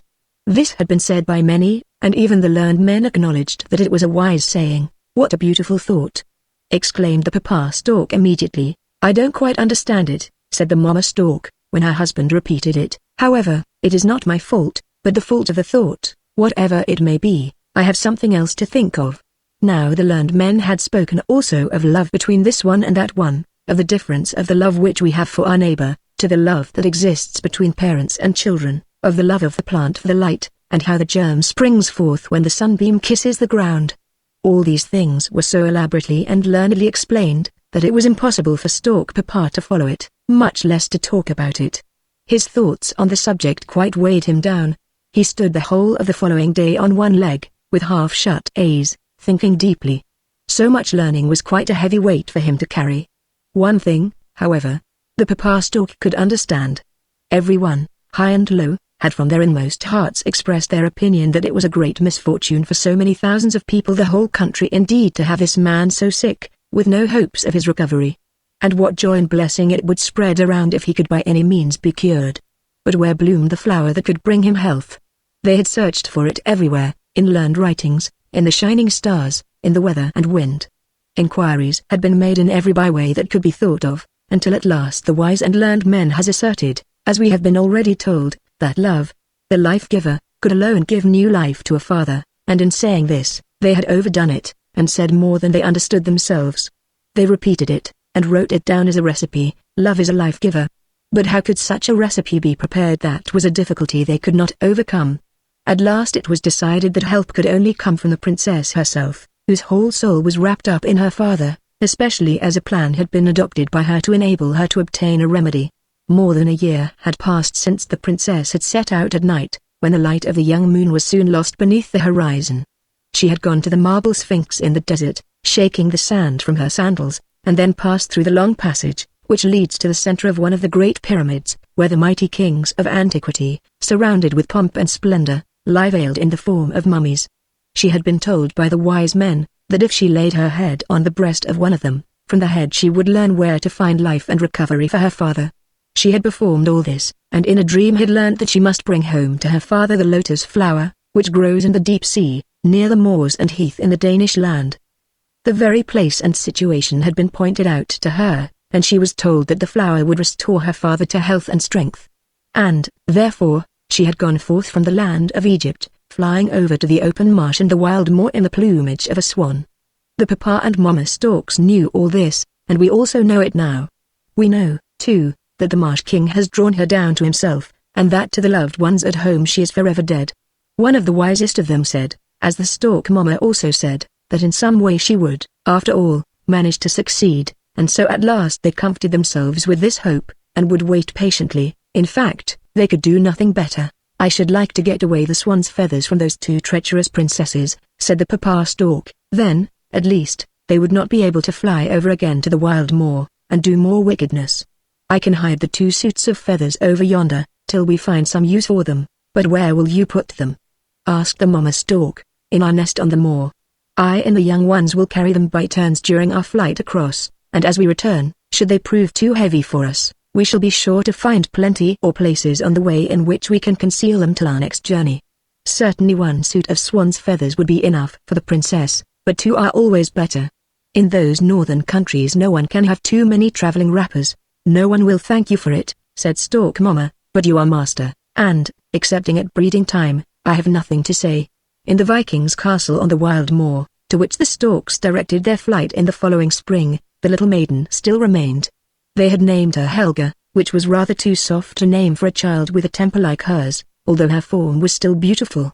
Every month this temper showed itself in sharper outlines, and in the course of years, while the storks still made the same journeys in autumn to the hill, and in spring to the moors, the child grew to be almost a woman, and before anyone seemed aware of it, she was a wonderfully beautiful maiden of 16. The casket was splendid, but the contents were worthless. She was, indeed, wild and savage even in those hard, uncultivated times.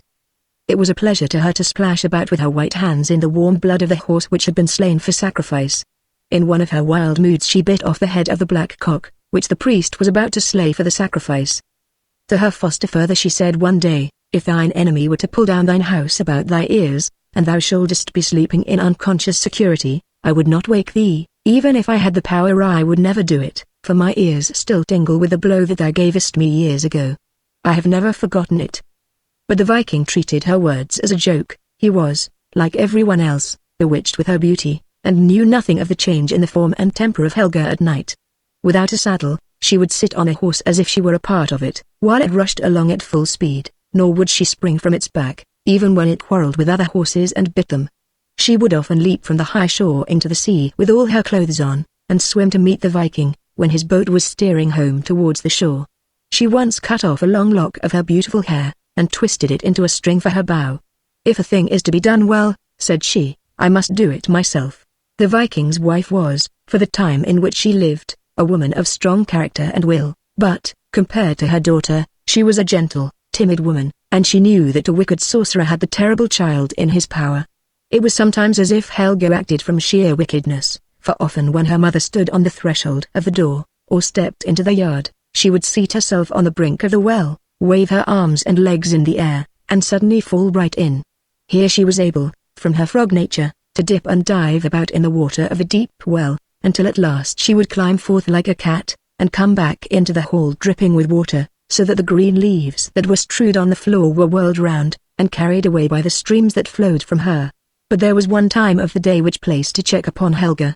It was the evening twilight. When this hour arrived she became quiet and thoughtful, and allowed herself to be advised and led. Then also a secret feeling seemed to draw her towards her mother.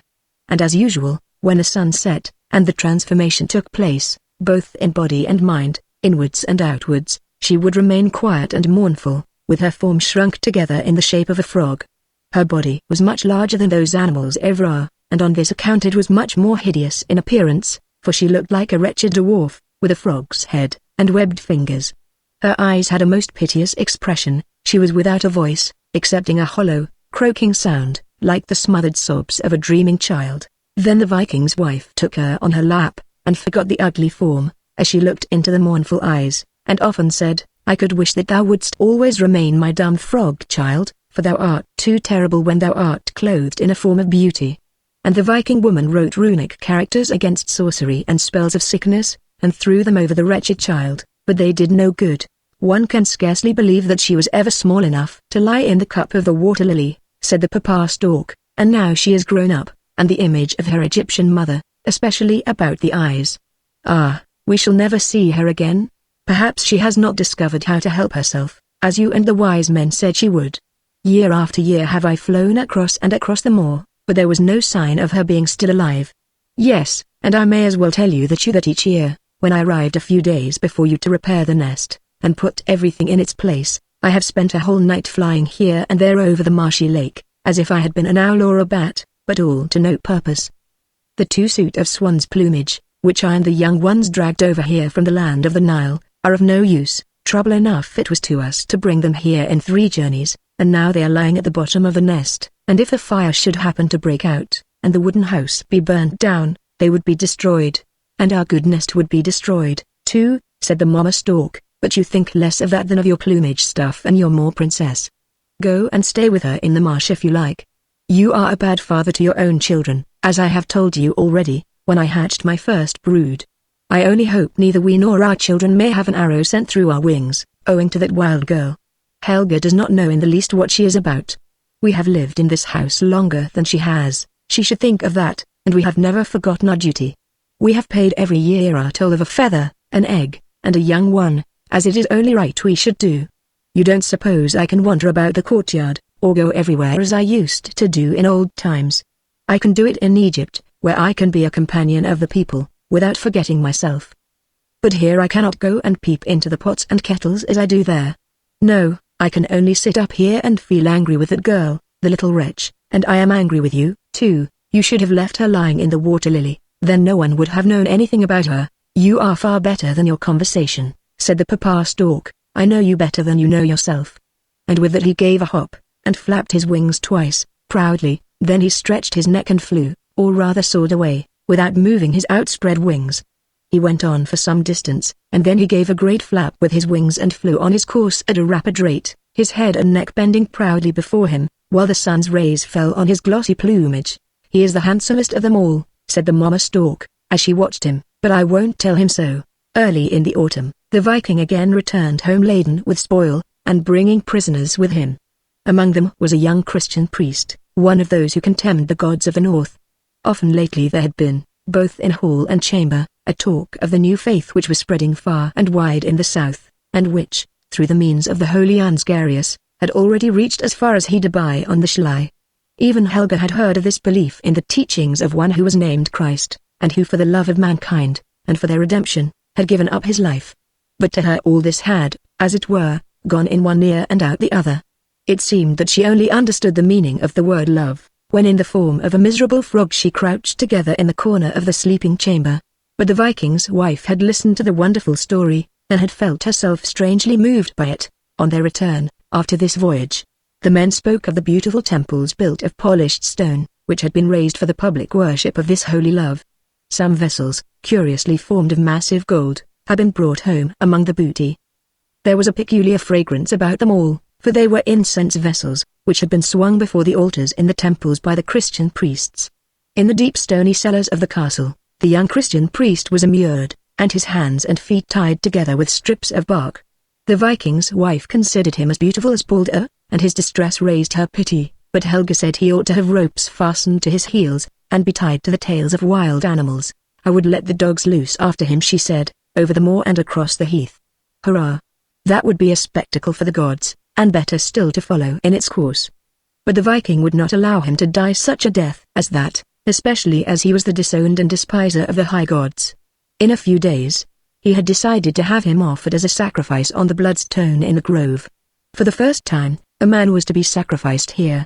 Helga begged to be allowed to sprinkle the assembled people with the blood of the priest. She sharpened her glittering knife, and when one of the great, savage dogs, who were running about the Viking's castle in great numbers, sprang towards her, she thrust the knife into his side, merely, as she said, to prove its sharpness. The Viking's wife looked at the wild, badly disposed girl, with great sorrow, and when night came on, and her daughter's beautiful form and disposition were changed, she spoke in eloquent words to Helga of the sorrow and deep grief that was in her heart.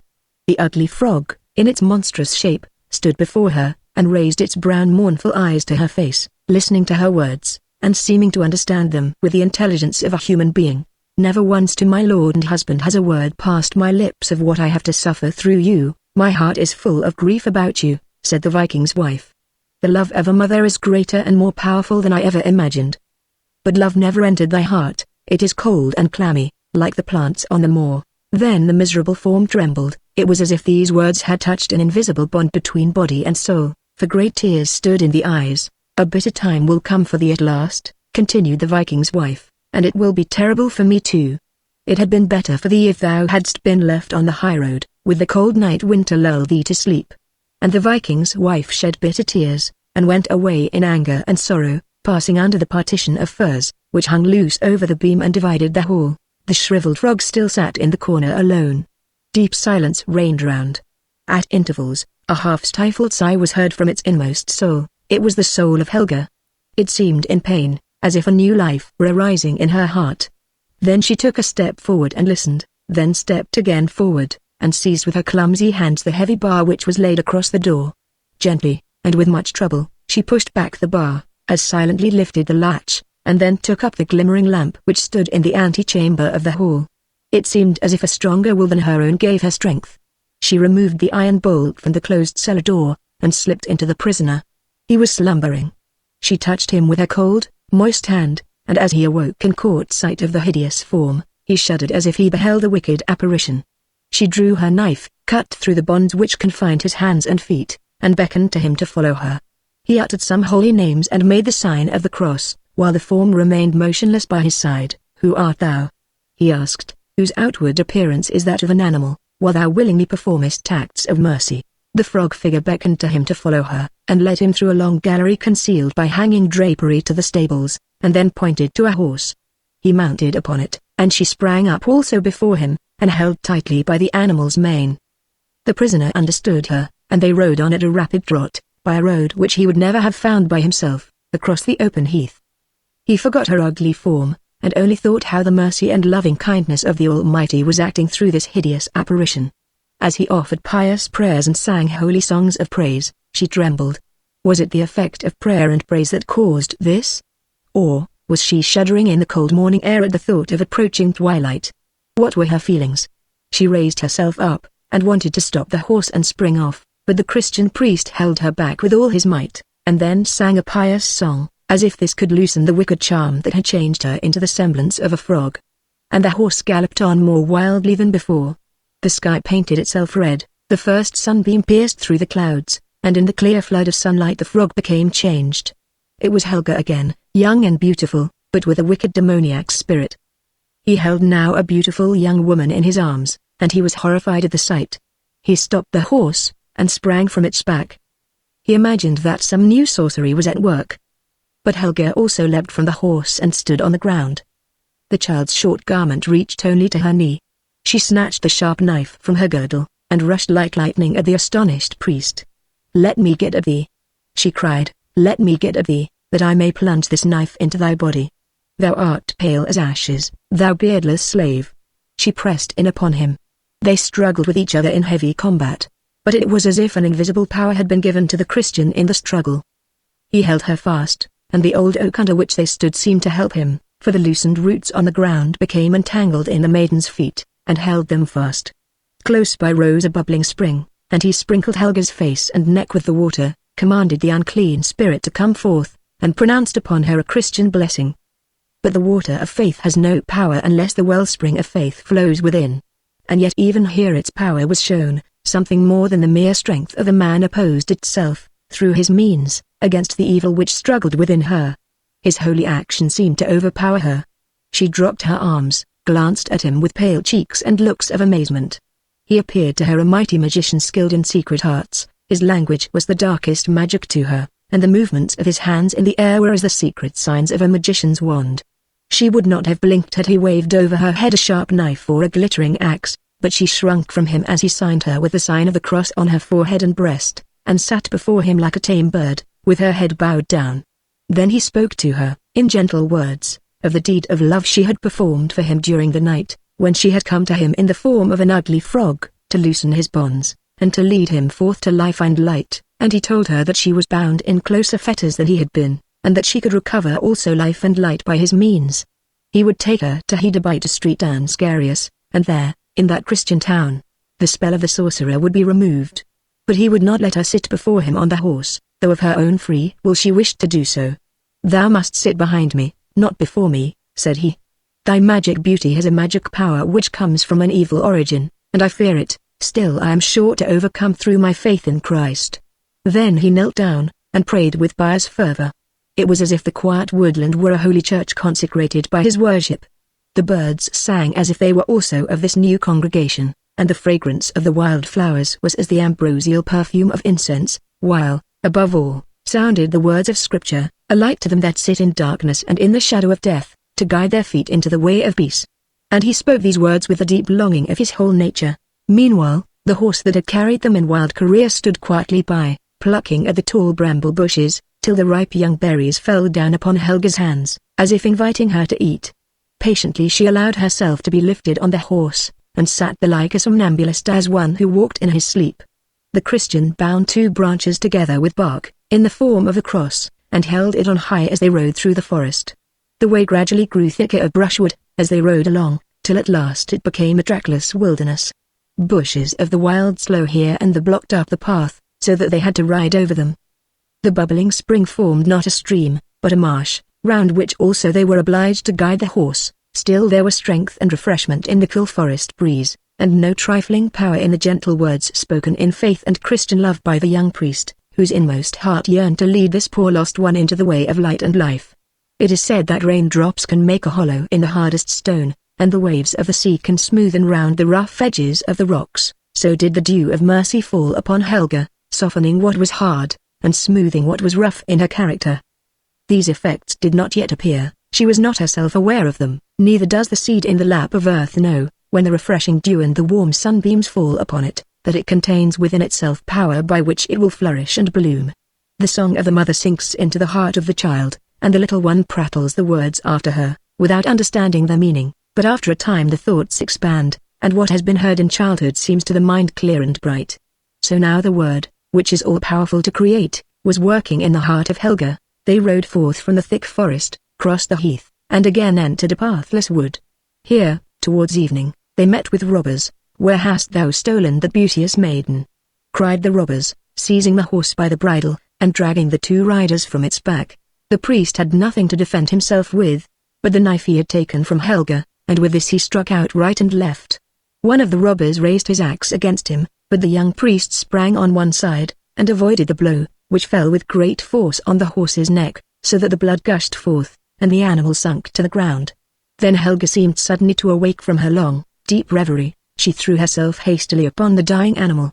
The priest placed himself before her, to defend and shelter her, but one of the robbers swung his iron axe against the Christian's head with such force that it was dashed to pieces. The blood and brains were scattered about, and he fell dead upon the ground. Then the robbers seized beautiful Helga by her white arms and slender waist, but at that moment the sun went down, and as its last rays appeared, she was changed into the form of a frog. A greenish-white mouth spread half over her face, her arms became thin and slimy, while broad hands, with webbed fingers, spread themselves out like fans. Then the robbers, in terror, let her go, and she stood among them, a hideous monster, and as is the nature of frogs to do, she hopped up as high as her own size, and disappeared in the thicket. Then the robbers knew that this must be the work of an evil spirit or some secret sorcery, and, in a terrible fright, they ran hastily from the spot. The full moon had already risen, and was shining in all her radiant splendor over the earth, when from the thicket, in the form of a frog, crept poor Helga. She stood still by the corpse of the Christian priest, and the carcass of the dead horse. She looked at them with eyes that seemed to weep, and from the frog's head came forth a croaking sound, as when a child bursts into tears.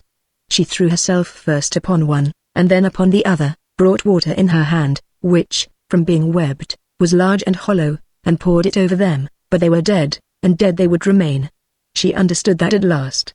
Soon wild animals would come and tear their dead bodies, but no, that must not happen. Then she dug up the earth, as deep as she was able, that she might prepare a grave for them. She had nothing but a branch of a tree and her 2 hands, between the fingers of which the webbed skin stretched, and they were torn by the work, while the blood ran down her hands. She saw at last that her work would be useless, more than she could accomplish, so she fetched more water, and washed the face of the dead, and then covered it with fresh green leaves. She also brought large boughs and spread over him, and scattered dried leaves between the branches. Then she brought the heaviest stones that she could carry, and laid them over the dead body, filling up the crevices with moss, till she thought she had fenced in his resting place strongly enough. The difficult task had employed her the whole night, and as the sun broke forth, there stood the beautiful Helga in all her loveliness, with her bleeding hands, and, for the first time, with tears on her maiden cheeks. It was, in this transformation, as if 2 natures were striving together within her. Her whole frame trembled, and she looked around her as if she had just awoke from a painful dream. She leaned for support against the trunk of a slender tree, and at last climbed to the topmost branches, like a cat, and seated herself firmly upon them. She remained there the whole day, sitting alone, like a frightened squirrel, in the silent solitude of the wood, where the rest and stillness is as the calm of death.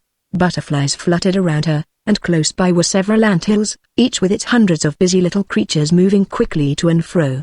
In the air, danced myriads of gnats, swarm upon swarm, troops of buzzing flies, ladybirds, dragonflies with golden wings, and other little winged creatures. The worm crawled forth from the moist ground, and the moles crept out, but, excepting these, all around had the stillness of death. But when people say this, they do not quite understand themselves what they mean. None noticed Helga but a flock of magpies, which flew chattering round the top of the tree on which she sat. These birds hopped close to her on the branches with bold curiosity. A glance from her eyes was a signal to frighten them away, and they were not clever enough to find out who she was. Indeed, she hardly knew herself, when the sun was near setting, and the evening's twilight about to commence. The approaching transformation aroused her to fresh exertion. She let herself down gently from the tree, and, as the last sunbeam vanished, she stood again in the wrinkled form of a frog, with the torn, webbed skin on her hands, but her eyes now gleamed with more radiant beauty than they had ever possessed in her most beautiful form of loveliness. They were now pure, mild maidenly eyes that shone forth in the face of a frog. They showed the existence of deep feeling in a human heart, and the beauteous eyes overflowed with tears, weeping precious drops that lightened the heart. On the raised mound which she had made as a grave for the dead priest, she found the cross made of the branches of a tree, the last work of him who now lay dead and cold beneath it. A sudden thought came to Helga, and she lifted up the cross and planted it upon the grave, between the stones that covered him and the dead horse. The sad recollection brought the tears to her eyes, and in this gentle spirit she traced the same sign in the sand round the grave, and as she formed, with both her hands, the sign of the cross, the web skin fell from them like a torn glove. She washed her hands in the water of a spring, and gazed with astonishment at their delicate whiteness. Again she made the holy sign in the air, between herself and the dead man, Her lips trembled. Her tongue moved, and the name which she and the ride through the forest had so often heard spoken, rose to her lips, and she uttered the words, Jesus Christ. Then the frog skin fell from her, she was once more a lovely maiden. Her head bent wearily. Her tired limbs required rest, and then she slept. Her sleep, however, was short. Towards midnight, she awoke. Before her stood the dead horse, prancing and full of life, which shone forth from his eyes and from his wounded neck. Close by his side appeared the murdered Christian priest, more beautiful than Balder, as the Viking's wife had said, but now he came as if in a flame of fire. Such gravity, such stern justice, such a piercing glance shone from his large, gentle eyes, that it seemed to penetrate into every corner of her heart. Beautiful Helga trembled at the look, and her memory returned with a power as if it had been the day of judgment. Every good deed that had been done for her, every loving word that had been said, were vividly before her mind. She understood now that love had kept her here during the day of her trial, while the creature formed of dust and clay, soul and spirit, had wrestled and struggled with evil. She acknowledged that she had only followed the impulses of an evil disposition, that she had done nothing to cure herself, everything had been given her, and all had happened as it were by the ordination of Providence. She bowed herself humbly, confessed her great imperfections in the sight of him who can read every fault of the heart, and then the priest spoke. Daughter of the moorland, thou hast come from the swamp and the marshy earth, but from this thou shalt arise. The sunlight shining into thy inmost soul proves the origin from which thou hast really sprung, and has restored the body to its natural form. I am come to thee from the land of the dead, and thou also must pass through the valley to reach the holy mountains where mercy and perfection dwell. I cannot lead thee to Hedabai that thou mayst receive Christian baptism, for first thou must remove the thick veil with which the waters of the moorland are shrouded, and bring forth from its depths the living author of thy being and thy life. Till this is done, thou canst not receive consecration.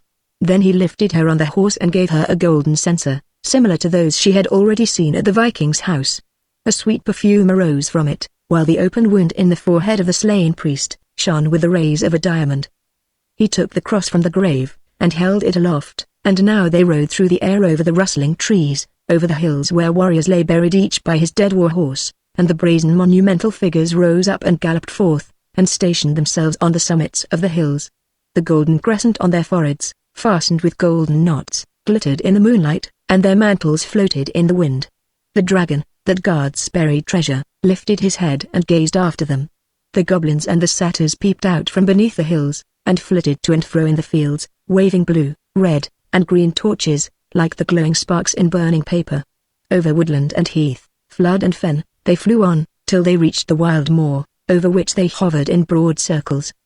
The Christian priest held the cross aloft, and it glittered like gold, while from his lips sounded pious prayers. Beautiful Helga's voice joined with his in the hymns he sung, as a child joins in her mother's song. She swung the censer, and a wonderful fragrance of incense arose from it, so powerful, that the reeds and rushes of the moor burst forth into blossom. Each germ came forth from the deep ground, all that had life raised itself. Blooming water lilies spread themselves forth like a carpet of wrought flowers, and upon them lay a slumbering woman, young and beautiful. Helga fancied that it was her own image she saw reflected in the still water. But it was her mother she beheld, the wife of the marsh king, the princess from the land of the Nile. The dead Christian priest desired that the sleeping woman should be lifted on the horse, but the horse sank beneath the load, as if he had been a funeral pall fluttering in the wind. But the sign of the cross made the airy phantom strong, and then the three rode away from the marsh to firm ground.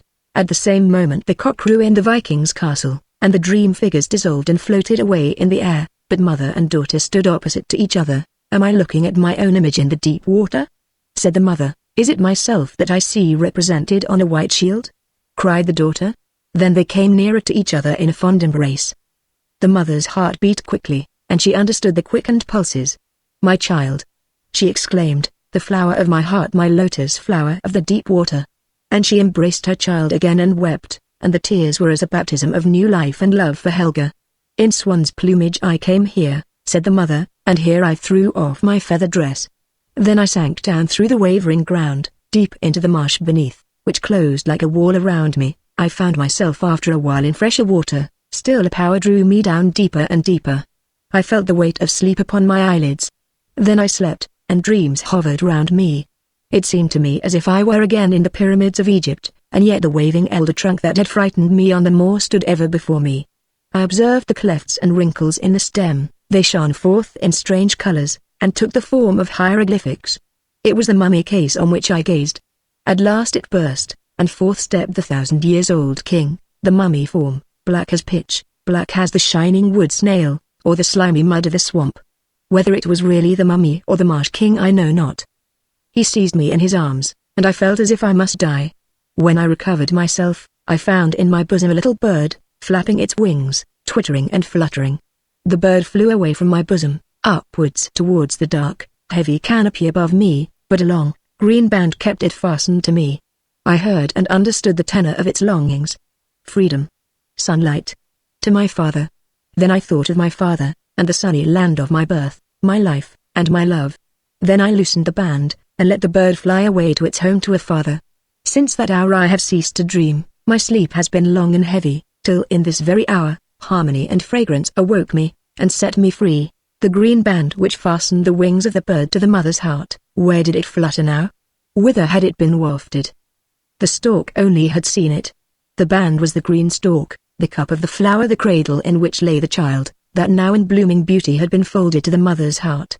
And while the two were resting in each other's arms, the old stork flew round and round them in narrowing circles, till at length he flew away swiftly to his nest, and fetched away the 2 suits of swan's feathers, which he had preserved there for many years. Then he returned to the mother and daughter, and threw the swan's plumage over them. The feathers immediately closed around them, and they rose up from the earth in the form of 2 white swans. "And now we can converse with pleasure," said the stork. "Papa, we can understand one another, although the beaks of birds are so different in shape. It is very fortunate that you came tonight. Tomorrow we should have been gone. The mother, myself and the little ones, we're about to fly to the south. Look at me now, I'm an old friend from the Nile, and a mother's heart contains more than her beak. She always said that the princess would know how to help herself. I and the young ones carried the swan's feathers over here, and I am glad of it now, and how lucky it is that I am here still. When the day dawns we shall start with a great company of other storks. We'll fly first, and you can follow in our track, so that you cannot miss your way. I and the young ones will have an eye upon you, and the lotus flower which I was to take with me," said the Egyptian princess, "is flying here by my side, clothed in swan's feathers.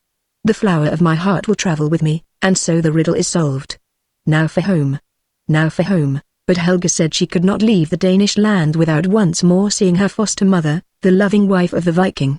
Each pleasing recollection, each kind word, every tear from the heart which her foster mother had wept for her, rose in her mind, and at that moment she felt as if she loved this mother the best. "Yes, we must go to the Viking's castle," said the stork. "Mother and the young ones are waiting for me there.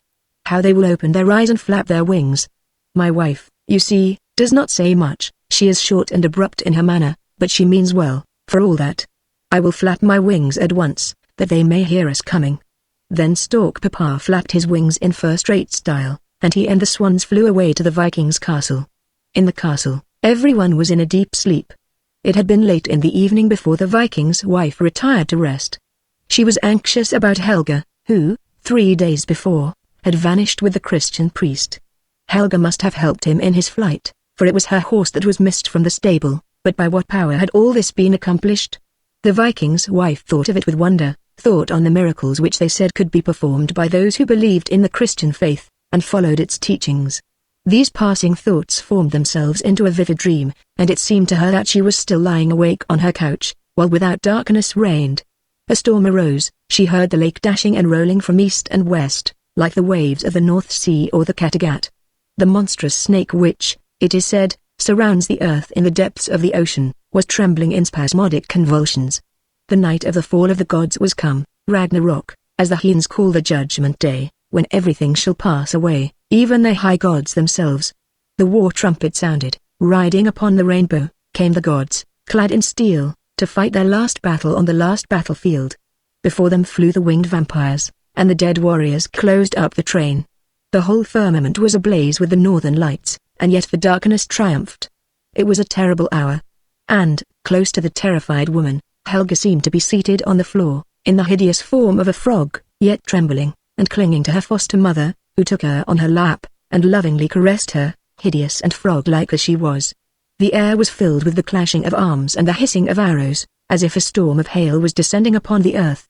It seemed to her the hour when earth and sky would burst asunder, and all things be swallowed up in Saturn's fiery lake, but she knew that a new heaven and a new earth would arise, and that cornfields would wave where now the lake rolled over desolate sands, and the ineffable god reign. Then she saw rising from the region of the dead, Balder the gentle, the loving, and as the Viking's wife gazed upon him, she recognized his countenance. It was the captive Christian priest. "White Christian!" she exclaimed aloud, and with the words, she pressed a kiss on the forehead of the hideous frog child. Then the frog skin fell off, and Helga stood before her in all her beauty, more lovely and gentle-looking, and with eyes beaming with love. She kissed the hands of her foster mother, blessed her for all her fostering love and care during the days of her trial and misery, for the thoughts she had suggested and awoke in her heart, and for naming the name which she now repeated.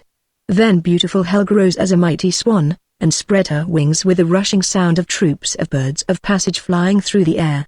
Then the Viking's wife awoke, but she still heard the rushing sound without. She knew it was the time for the storks to depart, and that it must be their wings which she heard. She felt she should like to see them once more, and bid them farewell. She rose from her couch, stepped out on the threshold, and beheld, on the ridge of the roof, a party of storks ranged side by side. Troops of the birds were flying in circles over the castle and the highest trees, but just before her, as she stood on the threshold and close to the well where Helga had so often sat and alarmed her with her wildness, now stood two swans, gazing at her with intelligent eyes. Then she remembered her dream, which still appeared to her as a reality. She thought of Helga in the form of a swan. She thought of a Christian priest, and suddenly a wonderful joy arose in her heart. The swans flapped their wings and arched their necks as if to offer her a greeting, and the Viking's wife spread out her arms towards them, as if she accepted it, and smiled through her tears. She was roused from deep thought by a rustling of wings and snapping of beaks. All the storks arose, and started on their journey towards the south. "We will not wait for the swans," said the mama stork. "If they want to go with us, let them come now. We can't sit here till the plovers start. It is a fine thing after all to travel in families, not like the finches and the partridges. There the male and the female birds fly in separate flocks, which, to speak candidly, I consider very unbecoming. What are those swans flapping their wings for?" "Well, everyone flies in his own fashion," said the papa stork. "The swans fly in an oblique line, the cranes, in the form of a triangle, and the plovers, in a curved line like a snake." "Don't talk about snakes while we are flying up here," said Stork Mama. "It puts ideas into the children's heads that cannot be realized." "Are those the high mountains I have heard spoken of?" asked Helga. "In the swan's plumage, they are storm clouds driving along beneath us," replied her mother. "What are yonder white clouds that rise so high?"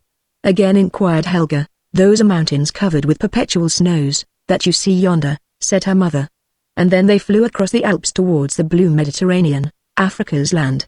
"Egyptia's strand," sang the daughter of the Nile, in her swan's plumage, as from the upper air she caught sight of her native land, a narrow, golden, wavy strip on the shores of the Nile. The other birds espied it also and hastened their flight. "I can smell the Nile mud and the wet frogs," said the stork mama, "and I begin to feel quite hungry." "Yes, now you shall taste something nice, and you will see the marabout bird, and the ibis, and the crane. They all belong to our family, but they are not nearly so handsome as we are. They give themselves great airs, especially the ibis. The Egyptians have spoiled him. They make a mummy of him, and stuff him with spices. I would rather be stuffed with live frogs, and so would you, and so you shall. Better have something in your inside while you are alive, than to be made a parade of after you are dead. That is my opinion, and I am always right."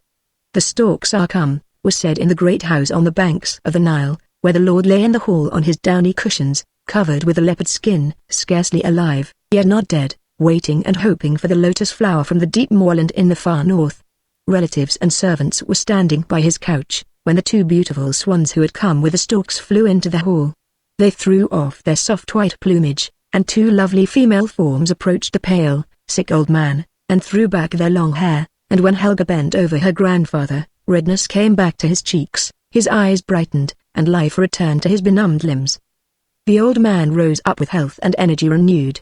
Daughter and grandchild welcomed him as joyfully as if with a morning greeting after a long and troubled dream. Joy reigned through the whole house, as well as in the stork's nest, although the chief cause was really the good food, especially the quantities of frogs, which seemed to spring out of the ground in swarms. Then the learned men hastened to note down, in flying characters, the story of the two princesses, and spoke of the arrival of the health-giving flower as a mighty event, which had been a blessing to the house and the land. Meanwhile, the stork papa told the story to his family in his own way, but not till they had eaten and were satisfied, otherwise they would have had something else to do than to listen to stories. "Well," said the stork mama, when she had heard it, "you will be made something of at last. I suppose they can do nothing less." "What could I be made?" said stork papa. "What have I done? Just nothing." "You have done more than all the rest," she replied. "But for you and the youngsters, the two young princesses would never have seen Egypt again, and the recovery of the old man would not have been affected. You will become something. They must certainly give you a doctor's hood, and our young ones will inherit it, and their children after them, and so on. You already look like an Egyptian doctor, at least in my eyes." "I cannot quite remember the words I heard when I listened on the roof," said stork papa, while relating the story to his family. "All I know is, that what the wise men said was so complicated and so learned, that they received not only rank, but presents. Even the head cook at the great house was honored with a mark of distinction, most likely for the soup." "And what did you receive?" said the stork mama. "They certainly ought not to forget the most important person in the affair, as you really are. The learned men have done nothing at all but use their tongues. Surely they will not overlook you." Late in the night, while the gentle sleep of peace rested on the now happy house, there was still one watcher. It was not stork papa, who, although he stood on guard on one leg, could sleep soundly. Helga alone was awake. She leaned over the balcony, gazing at the sparkling stars that shone clearer and brighter in the pure air than they had done in the north, and yet they were the same stars. She thought of the Viking's wife in the wild moorland, of the gentle eyes of her foster mother, and of the tears she had shed over the poor frog child that now lived in splendor and starry beauty by the waters of the Nile, with air balmy and sweet as spring. She thought of the love that dwelt in the breast of a heathen woman, love that had been shown to a wretched creature, hateful as a human being, and hideous when in the form of an animal. She looked at the glittering stars, and thought of the radiance that had shone forth on the forehead of the dead man, as she had fled with him over the woodland and moor. Tones were awakened in her memory, words which she had heard him speak as they rode onward, when she was carried, wondering and trembling, through the air, words from the great fountain of love, the highest love that embraces all the human race. What had not been won and achieved by this love? Day and night beautiful Helga was absorbed in the contemplation of the great amount of her happiness, and lost herself in the contemplation, like a child who turns hurriedly from the giver to examine the beautiful gifts. She was overpowered with her good fortune, which seemed always increasing, and therefore what might it become in the future? Had she not been brought by a wonderful miracle to all this joy and happiness? And in these thoughts she indulged, until at last she thought no more of the giver. It was the overabundance of youthful spirits unfolding its wings for a daring flight. Her eyes sparkled with energy, when suddenly arose a loud noise in the court below, and the daring thought vanished. She looked down, and saw two large ostriches running round quickly in narrow circles. She had never seen these creatures before. Great, coarse, clumsy-looking birds with curious wings that looked as if they had been clipped, and the birds themselves had the appearance of having been roughly used. She inquired about them, and for the first time heard the legend which the Egyptians relate respecting the ostrich. Once, say they, the ostriches were a beautiful and glorious race of birds, with large, strong wings. One evening the other large birds of the forest said to the ostrich, "Brother, shall we fly to the river tomorrow morning to drink, God willing?" And the ostrich answered, "I will."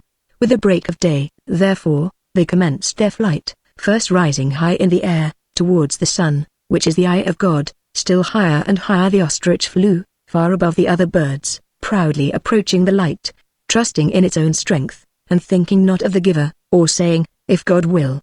When suddenly the avenging angel drew back the veil from the flaming ocean of sunlight, and in a moment the wings of the proud bird were scorched and shriveled, and they sunk miserably to the earth. Since that time the ostrich and his race have never been able to rise in the air. They can only fly terror-stricken along the ground, or run round and round in narrow circles. It is a warning to mankind, that in all our thoughts and schemes, and in every action we undertake, we should say, "If God will." Then Helga bowed her head thoughtfully and seriously, and looked at the circling ostrich, as with timid fear and simple pleasure it glanced at its own great shadow on the sunlit walls. And the story of the ostrich sunk deeply into the heart and mind of Helga. A life of happiness, both in the present and in the future, seemed secure for her, and what was yet to come might be the best of all, God willing.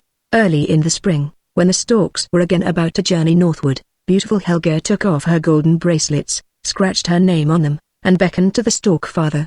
He came to her, and she placed the golden circlet round his neck, and begged him to deliver it safely to the Viking's wife, so that she might know that her foster daughter still lived, was happy, and had not forgotten her. It is rather heavy to carry, thought Stork Papa, when he had it on his neck, but gold and honor are not to be flung into the street. The stork brings good fortune. They'll be obliged to acknowledge that at last. You lay gold, and I lay eggs, said Stork Mama. With you it is only once in a way. I lay eggs every year, but no one appreciates what we do. I call it very mortifying. But then we have a consciousness of our own worth, Mother, replied Stork Papa. What good will that do you? Retorted Stork Mama. It will neither bring you a fair wind, nor a good meal. The little nightingale, who is singing yonder in the tamarind grove, will soon be going north, too. Helga said she had often heard her singing on the wild moor, so she determined to send a message by her. While flying in the swan's plumage she had learned the bird language. She had often conversed with the stork and the swallow, and she knew that the nightingale would understand. So she begged the nightingale to fly to the beech wood, on the peninsula of Jutland, where a mound of stone and twigs had been raised to form the grave, and she begged the nightingale to persuade all the other little birds to build their nests round the place, so that heavenmore should resound over that grave music and song. And the nightingale flew away, and time flew away also. In the autumn, an eagle, standing upon a pyramid, saw a stately train of richly laden camels, and men attired in armor on foaming Arabian steeds, whose glossy skins shone like silver. Their nostrils were pink, and their thick, flowing manes hung almost to their slender legs. A royal prince of Arabia, handsome as a prince should be, and accompanied by distinguished guests, was on his way to the stately house, on the roof of which the stork's empty nests might be seen. They were away now in the far north, but expected to return very soon. And, indeed, they returned on a day that was rich in joy and gladness. A marriage was being celebrated, in which the beautiful Helga, glittering in silk and jewels, was the bride, and the bridegroom the young Arab prince. Bride and bridegroom sat at the upper end of the table, between the bride's mother and grandfather. But her gaze was not on the bridegroom, with his manly, sunburnt face, round which curled a black beard, and whose dark fiery eyes were fixed upon her, but away from him, at a twinkling star, that shone down upon her from the sky. Then was heard the sound of rushing wings beating the air. The storks were coming home, and the old stork bear, although tired with the journey and requiring rest, did not fail to fly down at once to the balustrades of the veranda, for they knew already what feast was being celebrated.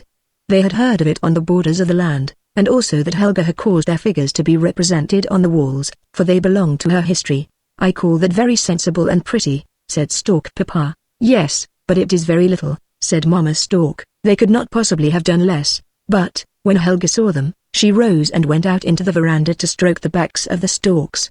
The old stork pair bowed their heads, and curved their necks, and even the youngest among the young ones felt honored by this reception. Helga continued to gaze upon the glittering star, which seemed to glow brighter and purer in its light. Then between herself and the star floated a form, purer than the air, and visible through it. It floated quite near to her, and she saw that it was the dead Christian priest, who also was coming to her wedding feast, coming from the heavenly kingdom. The glory and brightness, yonder, outshines all that is known on earth, said he. Then Helga the Fair prayed more gently, and more earnestly, than she had ever prayed in her life before, that she might be permitted to gaze, if only for a single moment, at the glory and brightness of the heavenly kingdom. Then she felt herself lifted up, as it were, above the earth, through a sea of sound and thought. Not only around her, but within her, was the light and song, such as words cannot express. Now we must return, he said. You will be missed. Only one more look, she begged, but one short moment more. We must return to earth. The guests will have all departed. Only one more look! The last. Then Helga stood again in the veranda. But the marriage lamps in the festive hall had been all extinguished, and the torches outside had vanished. The storks were gone, not a guest could be seen, no bridegroom. All in those few short moments seemed to have died. Then a great dread fell upon her. She stepped from the veranda through the empty hall into the next chamber, where slept strange warriors. She opened a side door, which once led into her own apartment, but now, as she passed through, she found herself suddenly in a garden which she had never before seen here. The sky blushed red, it was the dawn of morning. 3 minutes only in heaven, and a whole night on earth had passed away. Then she saw the storks, and called to them in their own language. Then Stork Papa turned his head towards her, listened to her words, and drew near. You speak our language, said he. What do you wish? Why do you appear, you a strange woman? It is Helga. Dost thou not know me? 3 minutes ago we were speaking together yonder in the veranda. That is a mistake, said the stork. You must have dreamed all this. No, no, she exclaimed. Then she reminded him of the Viking's castle, of the Great Lake, and of the journey across the ocean. Then Stork Papa winked his eyes, and said, Why, that's an old story which happened in the time of my grandfather. There certainly was a princess of that kind here in Egypt once, who came from the Danish land, but she vanished on the evening of her wedding day, many 100 years ago, and never came back. You may read about it yourself yonder, on a monument in the garden. You will find swans and storks sculptured, and on the top is a figure of the Princess Helga, in marble. And so it was, Helga understood it all now, and sank on her knees. The sun burst forth in all its glory, and, as in olden times, the form of the frog vanished in his beams, and the beautiful form stood forth in all its loveliness. So now, bathed in light, rose a beautiful form, purer, clearer than a ray of brightness from the source of light himself. The body crumbled into dust, and a faded lotus flower lay on the spot on which Helga had stood. Now that is a new ending to the story, said Stork Papa. I really never expected it would end in this way, but it seems a very good ending. And what will the young ones say to it, I wonder? Said Stork Mama. Ah, that is a very important question, replied the stork. Chapter 57. The Metal Pig. In the city of Florence, not far from the Piazza del Granduca, runs a little street called Porta Rosa. In this street, just in front of the marketplace where vegetables are sold, stands a pig, made of brass and curiously formed. The bright color has been changed by age to dark green, but clear, fresh water pours from the snout, which shines as if it had been polished, and so indeed it has, for hundreds of poor people and children seize it in their hands as they place their mouths close to the mouth of the animal, to drink. It is quite a picture to see a half-naked boy clasping the well-formed creature by the head, as he presses his rosy lips against its jaws. Everyone who visits Florence can very quickly find the place. He has only to ask the first beggar he meets for the metal pig, and he will be told where it is. It was late on a winter evening, the mountains were covered with snow, but the moon shone brightly, and moonlight in Italy is like a dull winter's day in the north. Indeed it is better, for clear air seems to raise us above the earth, while in the north a cold, grey, leaden sky appears to press us down to earth, even as the cold damp earth shall one day press on us in the grave. In the garden of the Grand Duke's palace, under the roof of one of the wings, where 1,000 roses bloom in winter, a little ragged boy had been sitting the whole day long, a boy, who might serve as a type of Italy, lovely and smiling, and yet still suffering. He was hungry and thirsty, yet no one gave him anything, and when it became dark, and they were about to close the gardens, the porter turned him out. He stood a long time musing on the bridge which crosses the Arno, and looking at the glittering stars, reflected in the water which flowed between him and the elegant marble bridge della Trinita. He then walked away towards the metal pig, half knelt down, clasped it with his arms, and then put his mouth to the shining snout and drank deep draughts of the fresh water. Close by, lay a few salad leaves and 2 chestnuts, which were to serve for his supper. No one was in the street but himself, it belonged only to him, so he boldly seated himself on the pig's back, leaned forward so that his curly head could rest on the head of the animal, and, before he was aware, he fell asleep. It was midnight. The metal pig raised himself gently, and the boy heard him say quite distinctly, "Hold tight, little boy, for I am going to run," and away he started for a most wonderful ride. First, they arrived at the Piazza del Granduca, and the metal horse which bears the Duke's statue, neighed aloud. The painted coats of arms on the old council house shone like transparent pictures, and Michelangelo's David tossed his sling. It was as if everything had life. The metallic groups of figures, among which were Perseus and the Rape of the Sabines, looked like living persons, and cries of terror sounded from them all across the noble square. By the Palazzo degli Uffizi, in the arcade, where the nobility assemble for the carnival, the metal pig stopped. "Hold fast," said the animal, "hold fast, for I am going upstairs."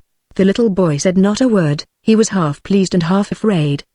They entered a long gallery, where the boy had been before. The walls were resplendent with paintings, here stood statues and busts, all in a clear light as if it were day. But the grandest appeared when the door of a side room opened. The little boy could remember what beautiful things he had seen there, but tonight everything shone in its brightest colors. Here stood the figure of a beautiful woman, as beautifully sculptured as possible by one of the great masters. Her graceful limbs appeared to move, dolphins sprang at her feet, and immortality shone from her eyes. The world called her the Venus de Medici. by her side were statues, in which the spirit of life breathed in stone, figures of men, one of whom whetted his sword, and was named the Grinder. Wrestling gladiators formed another group. The sword had been sharpened for them, and they strove for the goddess of beauty. The boy was dazzled by so much glitter, for the walls were gleaming with bright colors, all appeared living reality. As they passed from hall to hall, beauty everywhere showed itself, and as the metal pig went step by step from one picture to the other, the little boy could see it all plainly. One glory eclipsed another, yet there was one picture that fixed itself on the little boy's memory, more especially because of the happy children it represented, for these the little boy had seen in daylight. Many pass this picture by with indifference, and yet it contains a treasure of poetic feeling. It represents Christ descending into Hades. They are not the lost whom the spectator sees, but the heathen of olden times. The Florentine, Angiolo Bronzino, painted this picture. Most beautiful is the expression on the face of the two children, who appear to have full confidence that they shall reach heaven at last. They are embracing each other, and one little one stretches out his hand towards another who stands below him, and points to himself, as if he were saying, "I am going to heaven." The older people stand as if uncertain, yet hopeful, and they bow in humble adoration to the Lord Jesus. On this picture the boy's eyes rested longer than on any other. The metal pig stood still before it. A low sigh was heard. Did it come from the picture or from the animal?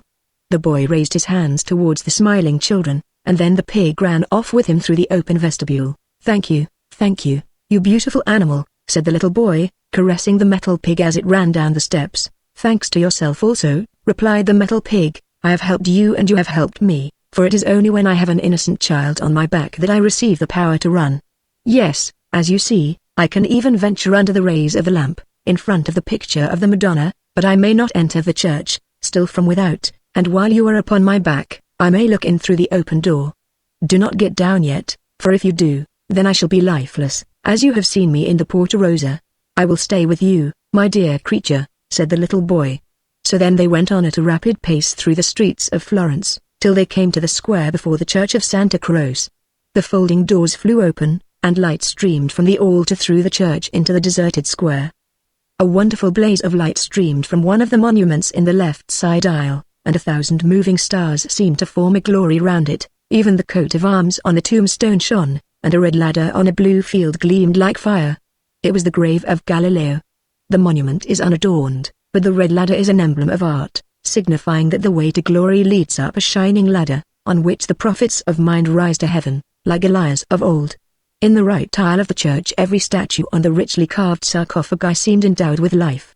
Here stood Michelangelo, the Dante, with a laurel wreath round his brow, Alfieri and Machiavelli, for here side by side rest the great men, the pride of Italy.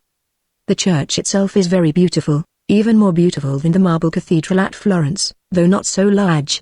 It seemed as if the carved vestments stirred, and as if the marble figures they covered raised their heads higher, to gaze upon the brightly colored glowing altar where the white-robed boys swung the golden censers, amid music and song, while the strong fragrance of incense filled the church, and streamed forth into the square. The boy stretched forth his hands towards the light, and at the same moment the metal pig started again so rapidly that he was obliged to cling tightly to him. The wind whistled in his ears, he heard the church door creak on its hinges as it closed, and it seemed to him as if he had lost his senses. Then a cold shudder passed over him, and he awoke. It was morning. The metal pig stood in its old place on the Porta Rosa, and the boy found he had slipped nearly off its back. Fear and trembling came upon him as he thought of his mother. She had sent him out the day before to get some money. He had not done so, and now he was hungry and thirsty. Once more he clasped the neck of his metal horse, kissed its nose, and nodded farewell to it. Then he wandered away into one of the narrowest streets, where there was scarcely room for a loaded donkey to pass. A great time-bound door stood ajar. He passed through, and climbed up a brick staircase, with dirty walls and a rope for a balustrade, till he came to an open gallery hung with rags. From here a flight of steps led down to a court, where from a well water was drawn up by iron rollers to the different stories of the house, and where the water buckets hung side by side. Sometimes the roller and the bucket danced in the air, splashing the water all over the court. Another broken-down staircase led from the gallery, and 2 Russian sailors running down it almost upset the poor boy. They were coming from their nightly carousal. A woman not very young, with an unpleasant face and a quantity of black hair, followed them. "What have you brought home?" she asked. When she saw the boy, "Don't be angry," he pleaded. "I've received nothing, I have nothing at all, and he seized his mother's dress and would have kissed it. Then they went into a little room. I need not describe it, but only say that there stood in it an earthen pot with handles, made for holding fire, which in Italy is called a marito. This pot she took in her lap, warmed her fingers, and pushed the boy with her elbow. "Certainly you must have some money," she said. The boy began to cry, and then she struck him with her foot till he cried out louder, "Will you be quiet? Or I'll break your screaming head," and she swung about the fire pot which she held in her hand, while the boy crouched to the earth and screamed. Then a neighbor came in, and she had also a marito under her arm. "Felicita," she said, "what are you doing to the child?" "The child is mine," she answered. "I can murder him if I like, and you too, Giannina." And then she swung about the fire pot. The other woman lifted up hers to defend herself, and the two pots clashed together so violently that they were dashed to pieces, and fire and ashes flew about the room. The boy rushed out at the sight, sped across the courtyard, and fled from the house. The poor child ran till he was quite out of breath. At last he stopped at the church, the doors of which were opened to him the night before, and went in. Here everything was bright, and the boy knelt down by the first tomb on his right, the grave of Michelangelo, and sobbed as if his heart would break. People came and went, mass was performed, but no one noticed the boy, excepting an elderly citizen, who stood still and looked at him for a moment, and then went away like the rest. Hunger and thirst overpowered the child, and he became quite faint and ill.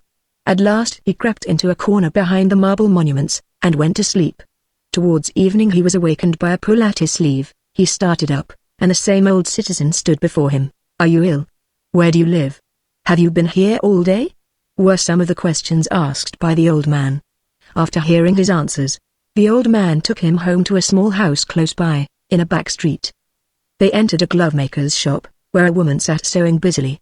A little white poodle, so closely shaven that his pink skin could plainly be seen, frisked about the room, and gambled upon the boy. "Innocent souls are soon intimate," said the woman, as she caressed both the boy and the dog. These good people gave the child food and drink, and said he should stay with them all night, and that the next day the old man, who was called Giuseppe, would go and speak to his mother. A little homely bed was prepared for him, but to him who had so often slept on the hard stones it was a royal couch, and he slept sweetly and dreamed of the splendid pictures and of the metal pig.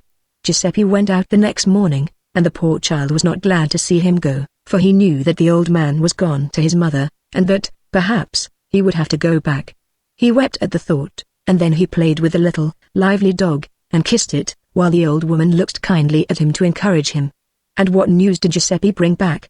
At first the boy could not hear, for he talked a great deal to his wife, and she nodded and stroked the boy's cheek. Then she said, "He is a good lad, he shall stay with us, he may become a clever glove-maker, like you. Look what delicate fingers he has got." Madonna intended him for a glove-maker. So the boy stayed with them, and the woman herself taught him to sew, and he ate well, and slept well, and became very merry. But at last he began to tease Bissima, as the little dog was called. This made the woman angry, and she scolded him and threatened him, which made him very unhappy, and he went and sat in his own room full of sad thoughts.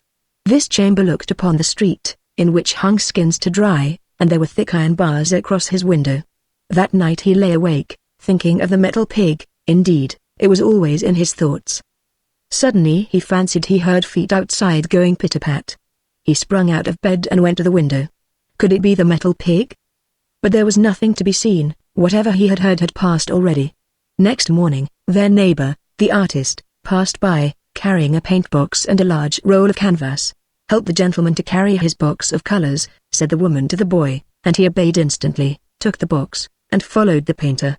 They walked until they reached the picture gallery, and mounted the same staircase up which he had ridden that night on the metal pig. He remembered all the statues and pictures, the beautiful marble Venus, and again he looked at the Madonna with the Saviour and Saint John. They stopped before the picture by Bronzino, in which Christ is represented as standing in the lower world, with the children smiling before him, in the sweet expectation of entering heaven, and the poor boy smiled, too, for here was his heaven. "You may go home now," said the painter, while the boy stood watching him, till he had set up his easel. "May I see you paint?" asked the boy. "May I see you put the picture on this white canvas?" "I am not going to paint yet," replied the artist. Then he brought out a piece of chalk. His hand moved quickly, and his eye measured the great picture, and though nothing appeared but a faint line, the figure of the Saviour was as clearly visible as in the colored picture. "Why don't you go?" said the painter. Then the boy wandered home silently, and seated himself on the table, and learned to sew gloves. But all day long his thoughts were in the picture gallery, and so he pricked his fingers and was awkward. But he did not tease Bisama. When evening came, and the house door stood open, he slipped out. It was a bright, beautiful, starlight evening, but rather cold. Away he went through the already deserted streets, and soon came to the metal pig. He stooped down and kissed its shining nose, and then seated himself on its back. "You happy creature," he said, "how I have longed for you. We must take a ride tonight." But the metal pig lay motionless, while the fresh stream gushed forth from its mouth. The little boy still sat astride on its back, when he felt something pulling at his clothes.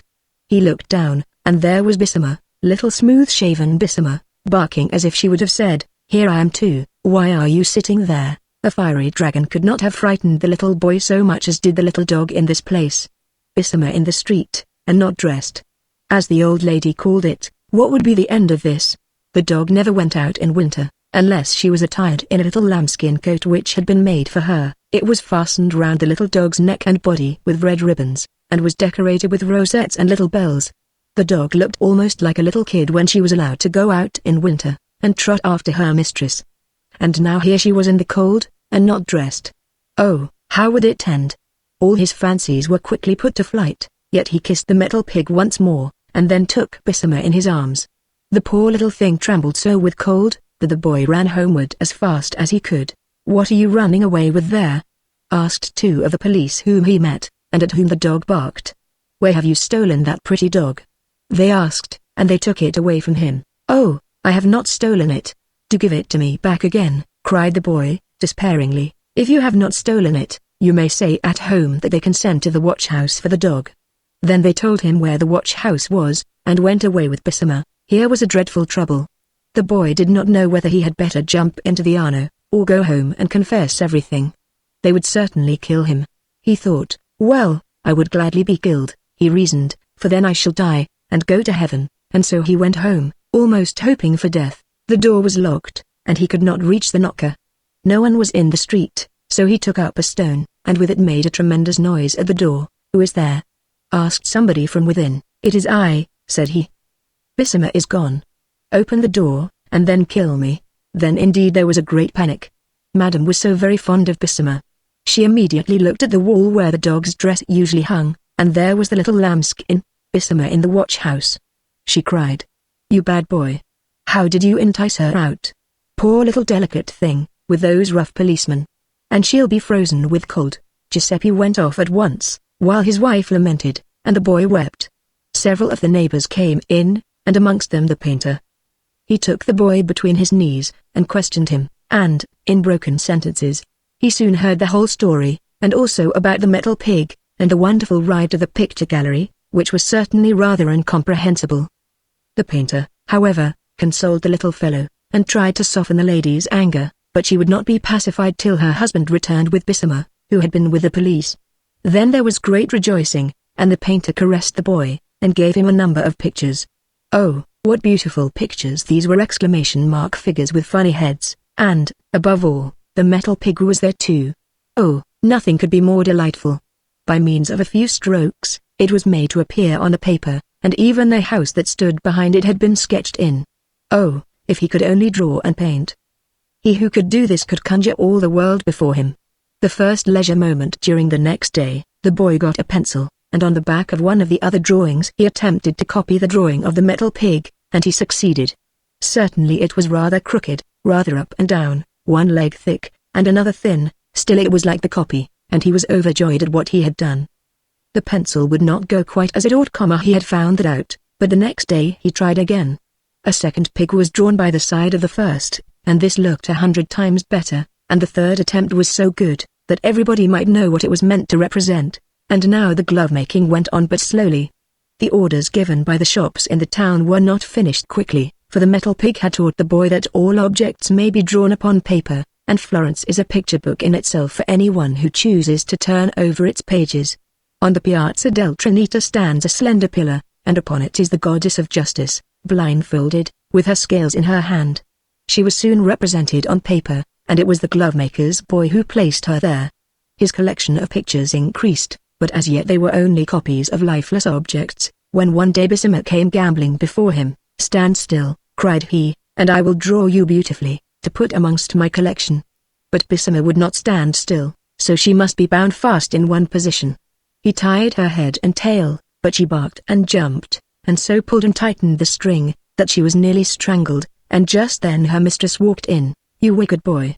"The poor little creature," was all she could utter. She pushed the boy from her, thrust him away with her foot, called him a most ungrateful, good-for-nothing, wicked boy, and forbade him to enter the house again. Then she wept, and kissed her little half-strangled Bessemer. At this moment the painter entered the room. In the year 1834 there was an exhibition in the Academy of Arts at Florence. Two pictures, placed side by side, attracted a large number of spectators. The smaller of the two represented a little boy sitting at a table, drawing. Before him was a little white poodle, curiously shaven, but as the animal would not stand still, it had been fastened with a string to its head and tail, to keep it in one position. The truthfulness and life in this picture interested everyone. The painter was said to be a young Florentine, who had been found in the streets, when a child, by an old glove-maker, who had brought him up. The boy had taught himself to draw. It was also said that a young artist, now famous, had discovered talent in the child just as he was about to be sent away for having tied up Madame's favorite little dog, and using it as a model. The glovemaker's boy had also become a great painter, as the picture proved, but the larger picture by its side was a still greater proof of his talent. It represented a handsome boy, clothed in rags, lying asleep, and leaning against the metal pig in the street of the Porta Rosa. All the spectators knew the spot well. The child's arms were round the neck of the pig, and he was in a deep sleep.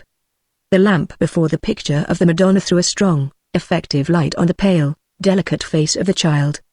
It was a beautiful picture. A large gilt frame surrounded it, and on one corner of the frame a laurel wreath had been hung, but a black band, twined unseen among the green leaves, and a streamer of crape, hung down from it, for within the last few days the young artist had died. Chapter 58 The Money Box. In a nursery where a number of toys lay scattered about, a money box stood on the top of a very high wardrobe. It was made of clay in the shape of a pig, and had been bought of the potter. In the back of the pig was a slit, and this slit had been enlarged with a knife, so that dollars, or crown pieces, might slip through, and, indeed there were two in the box, besides a number of pence. The money pig was stuffed so full that it could no longer rattle, which is the highest state of perfection to which a money pig can attain. There he stood upon the cupboard, high and lofty, looking down upon everything else in the room. He knew very well that he had enough inside him to buy up all the other toys, and this gave him a very good opinion of his own value. The rest thought of this fact also, although they did not express it, for there were so many other things to talk about. A large doll, still handsome, though rather old, for her neck had been mended, lay inside one of the drawers which was partly open. She called out to the others, "Let us have a game at being men and women, that is something worth playing at." Upon this there was a great uproar. Even the engravings, which hung in frames on the wall, turned round in their excitement, and showed that they had a wrong side to them, although they had not the least intention to expose themselves in this way, or to object to the game. It was late at night, but as the moon shone through the windows, they had light at a cheap rate. And as the game was now to begin, all were invited to take part in it, even the children's wagon, which certainly belonged to the coarser playthings. "Each has its own value," said the wagon. "We cannot all be noblemen, there must be some to do the work." The money pig was the only one who received a written invitation. He stood so high that they were afraid he would not accept a verbal message. But in his reply, he said, if he had to take a part, he must enjoy the sport from his own home. They were to arrange for him to do so, and so they did. The little toy theatre was therefore put up in such a way that the money pig could look directly into it. Some wanted to begin with a comedy, and afterwards to have a tea party and a discussion for mental improvement, but they commenced with the latter first. The rocking horse spoke of training and races, the wagon of railways and steam power, for these subjects belonged to each of their professions, and it was right they should talk of them. The clock talked politics. Tick, tick. He professed to know what was the time of day, but there was a whisper that he did not go correctly. The bamboo cane stood by, looking stiff and proud. He was vain of his brass ferrule and silver top, and on the sofa lay two worked cushions, pretty but stupid. When the play at the little theatre began, the rest sat and looked on. They were requested to applaud and stamp, or crack, when they felt gratified with what they saw. But the riding whip said he never cracked for old people, only for the young who were not yet married.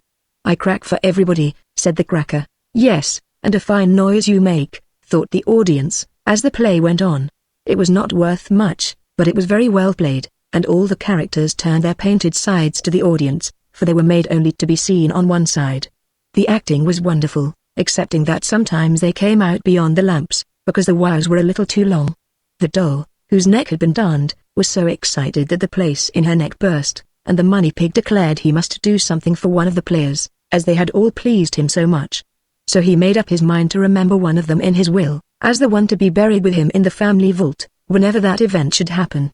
They all enjoyed the comedy so much, that they gave up all thoughts of the tea party, and only carried out their idea of intellectual amusement, which they called playing at men and women, and there was nothing wrong about it, for it was only play. All the while, each one thought most of himself, or of what the money pig could be thinking. His thoughts were on, as he supposed, a very distant time of making his will, and of his burial, and of when it might all come to pass. Certainly sooner than he expected, for all at once down he came from the top of the press, fell on the ground, and was broken to pieces. Then the pennies hopped and danced about in the most amusing manner. The little ones twirled round like tops, and the large ones rolled away as far as they could, especially the one great silver crown piece who had often to go out into the world, and now he had his wish as well as all the rest of the money. The pieces of the money pig were thrown into the dustbin, and the next day there stood a new money pig on the cupboard, but it had not a farthing in its inside yet, and therefore, like the old one, it could not rattle. This was the beginning with him, and we will make it the end of our story. Chapter 59 What the Moon Saw. Introduction. It is a strange thing, when I feel most fervently and most deeply, my hands and my tongue seem alike tied, so that I cannot rightly describe or accurately portray the thoughts that are rising within me, and yet I am a painter, my eye tells me as much as that, and all my friends who have seen my sketches and fancies say the same. I am a poor lad, and live in one of the narrowest of lanes, but I do not want the light, as my room is high up in the house, with an extensive prospect over the neighboring roofs. During the first few days I went to live in the town, I felt low-spirited and solitary enough. Instead of the forest and the green hills of former days, I had here only a forest of chimney-pots to look out upon. And then I had not a single friend, not one familiar face greeted me. So one evening I sat at the window, in a desponding mood, and presently I opened the casement and looked out. Oh, how my heart leapt up with joy! Here was a well-known face at last, a round, friendly countenance, the face of a good friend I had known at home. In fact, it was the moon that looked in upon me. He was quite unchanged, the dear old moon, and had the same face exactly that he used to show when he peered down upon me through the willow trees on the moor. I kissed my hand to him over and over again, as he shone far into my little room, and he, for his part, promised me that every evening, when he came abroad, he would look in upon me for a few moments.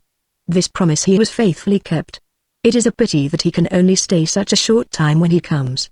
Whenever he appears, he tells me of one thing or another that he has seen on the previous night, or on that same evening.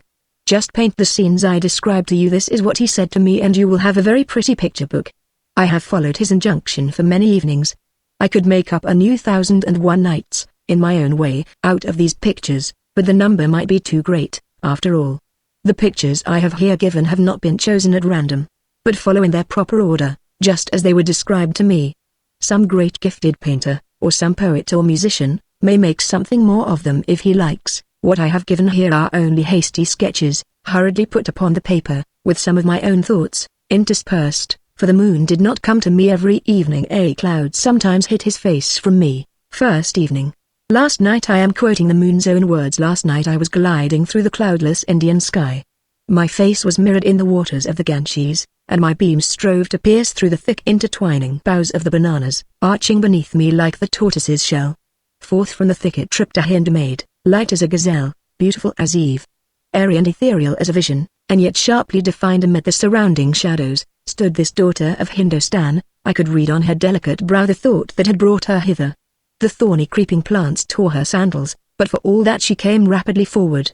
The deer that had come down to the river to quench her thirst, sprang by with a startled bound, for in her hand the maiden bore a lighted lamp. I could see the blood in her delicate fingertips, as she spread them for a screen before the dancing flame. She came down to the stream, and set the lamp upon the water, and let it float away. The flame flickered to and fro, and seemed ready to expire.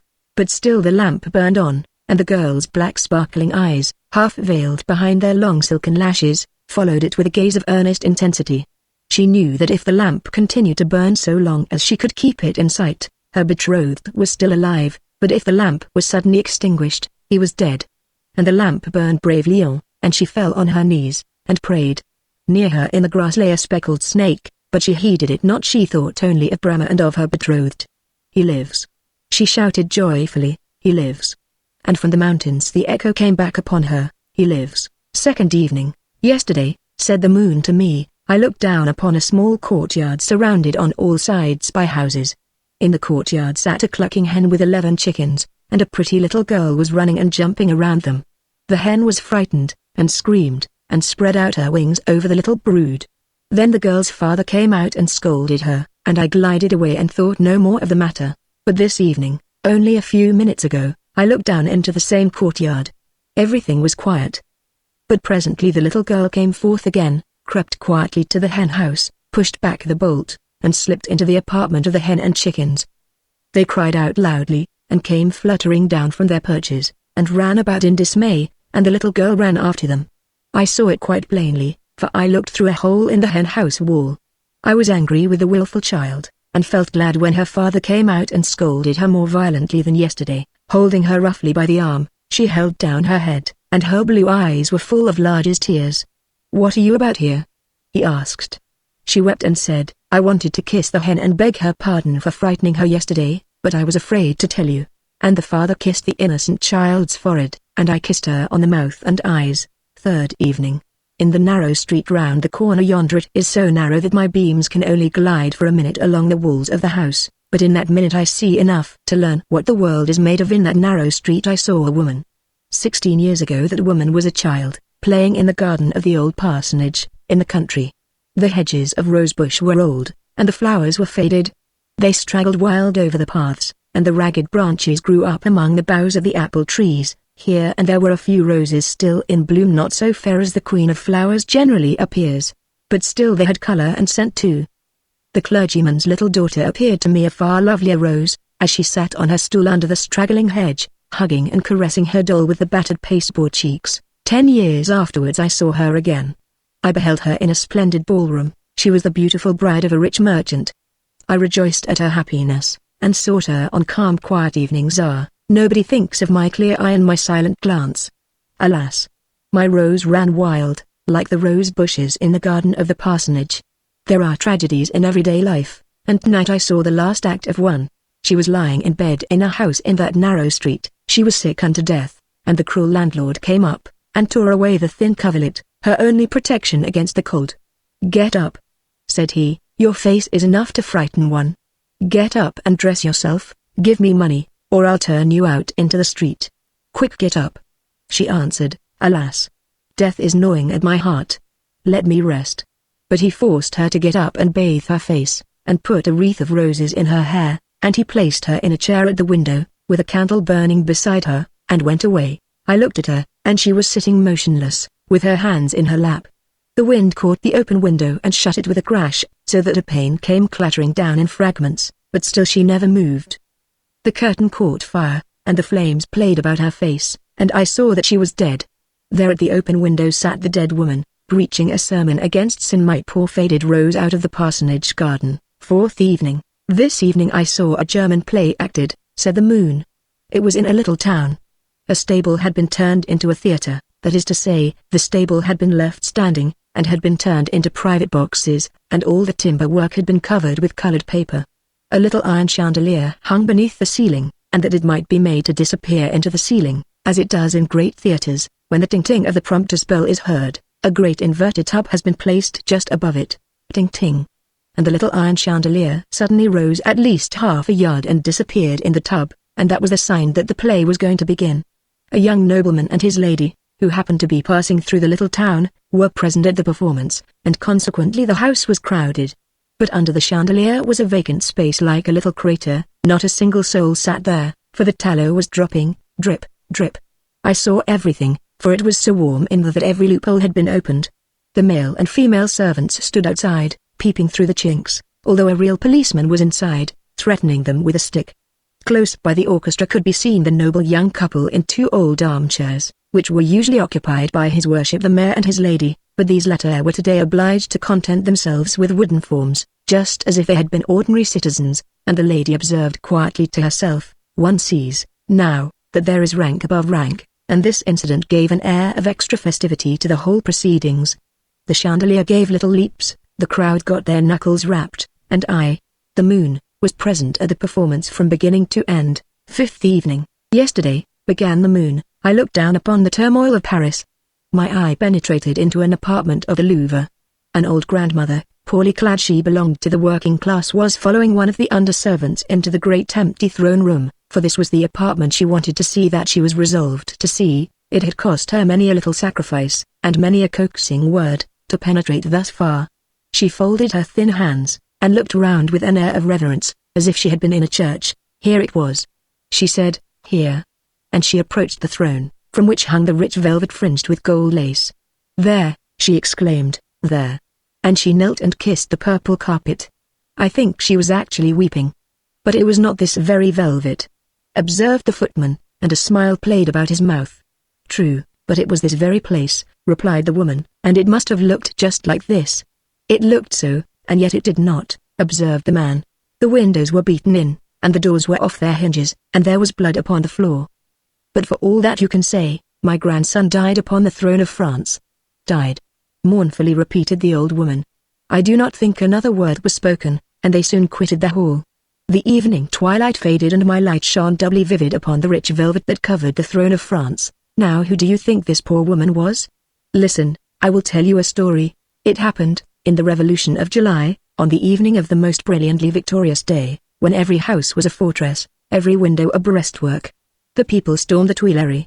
Even women and children were to be found among the combatants. They penetrated into the apartments and halls of the palace.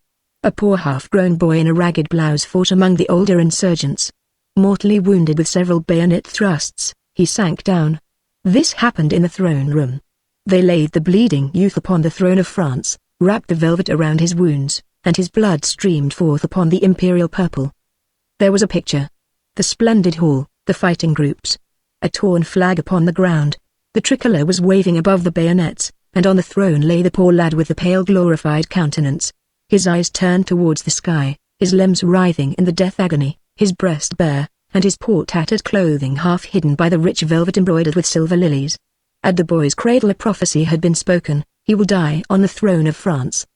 The mother's heart dreamt of a second Napoleon. My beams have kissed the wreath of immortals on his grave, and this night they kissed the forehead of the old grandame, while in a dream the picture floated before her which thou mayest draw the poor boy on the throne of France. Sixth evening. I've been in Uppsala, said the moon. I looked down upon the great plain covered with coarse grass, and upon the barren fields. I mirrored my face in the Tyrese river, while the steamboat drove the fish into the rushes. Beneath me floated the waves, throwing long shadows on the so-called graves of Odin, Thor, and Frigga. In the scanty turf that covers the hillside names have been cut. There is no monument here, no memorial on which the traveler can have his name carved, no rocky wall on whose surface he can get it painted, so visitors have the turf cut away for that purpose. The naked earth peers through in the form of great letters and names. These form a network over the whole hill. Here is an immortality, which lasts till the fresh turf grows. Up on the hill stood a man, a poet. He emptied the mead horn with the broad silver rim, and murmured a name. He begged the winds not to betray him, but I heard the name. I knew it. A count's coronet sparkles above it, and therefore he did not speak it out. I smiled, for I knew that a poet's crown adorns his own name. The nobility of Helene or Adist is attached to the name of Tasso. And I also know where the rose of beauty blooms. Thus spake the moon, and a cloud came between us. May no cloud separate the poet from the rose. Seventh evening. Along the margin of the shore stretches a forest of firs and beeches, and fresh and fragrant is this wood. Hundreds of nightingales visited every spring. Close beside it is the sea, the ever-changing sea, and between the two is placed the broad highroad. One carriage after another rolls over it, but I did not follow them, for my eye loves best to rest upon one point. A Hun's grave lies there, and the sloe and blackthorn grow luxuriantly among the stones. Here is true poetry in nature, and how do you think men appreciate this poetry? I will tell you what I heard the last evening and during the night. First, 2 rich landed proprietors came driving by. "Those are glorious trees," said the first. "Certainly, there are 10 loads of firewood in each," observed the other. It will be a hard winter, and last year we got $14 a load and they were gone." "The road here is wretched," observed another man who drove past. "That's the fault of those horrible trees," replied his neighbor. "There is no free current of air. The wind can only come from the sea and they were gone." The stagecoach went rattling past. All the passengers were asleep at this beautiful spot. The postilion blew his horn, but he only thought, "I can play capitally. It sounds well here. I wonder if those in the like it?" And the stagecoach vanished. Then two young fellows came galloping up on horseback. "There's youth and spirit in the blood here," thought I, and, indeed, they looked with a smile at the moss-grown hill and thick forest. "I should not dislike a walk here with the Millers, Christine," said one, and they flew past. The flowers scented the air, every breath of air was hushed. It seemed as if the sea were a part of the sky that stretched above the deep valley. A carriage rolled by. 6 people were sitting in it. 4 of them were asleep, the 5th was thinking of his new summer coat, which would suit him admirably. The 6th turned to the coachman and asked him if there were anything remarkable connected with yonder heap of stones. "No," replied the coachman, "it's only a heap of stones, but the trees are remarkable." "How so?" "Why, I'll tell you how they are very remarkable. You see, in winter, when the snow lies very deep, and has hidden the whole road so that nothing is to be seen, those trees serve me for a landmark.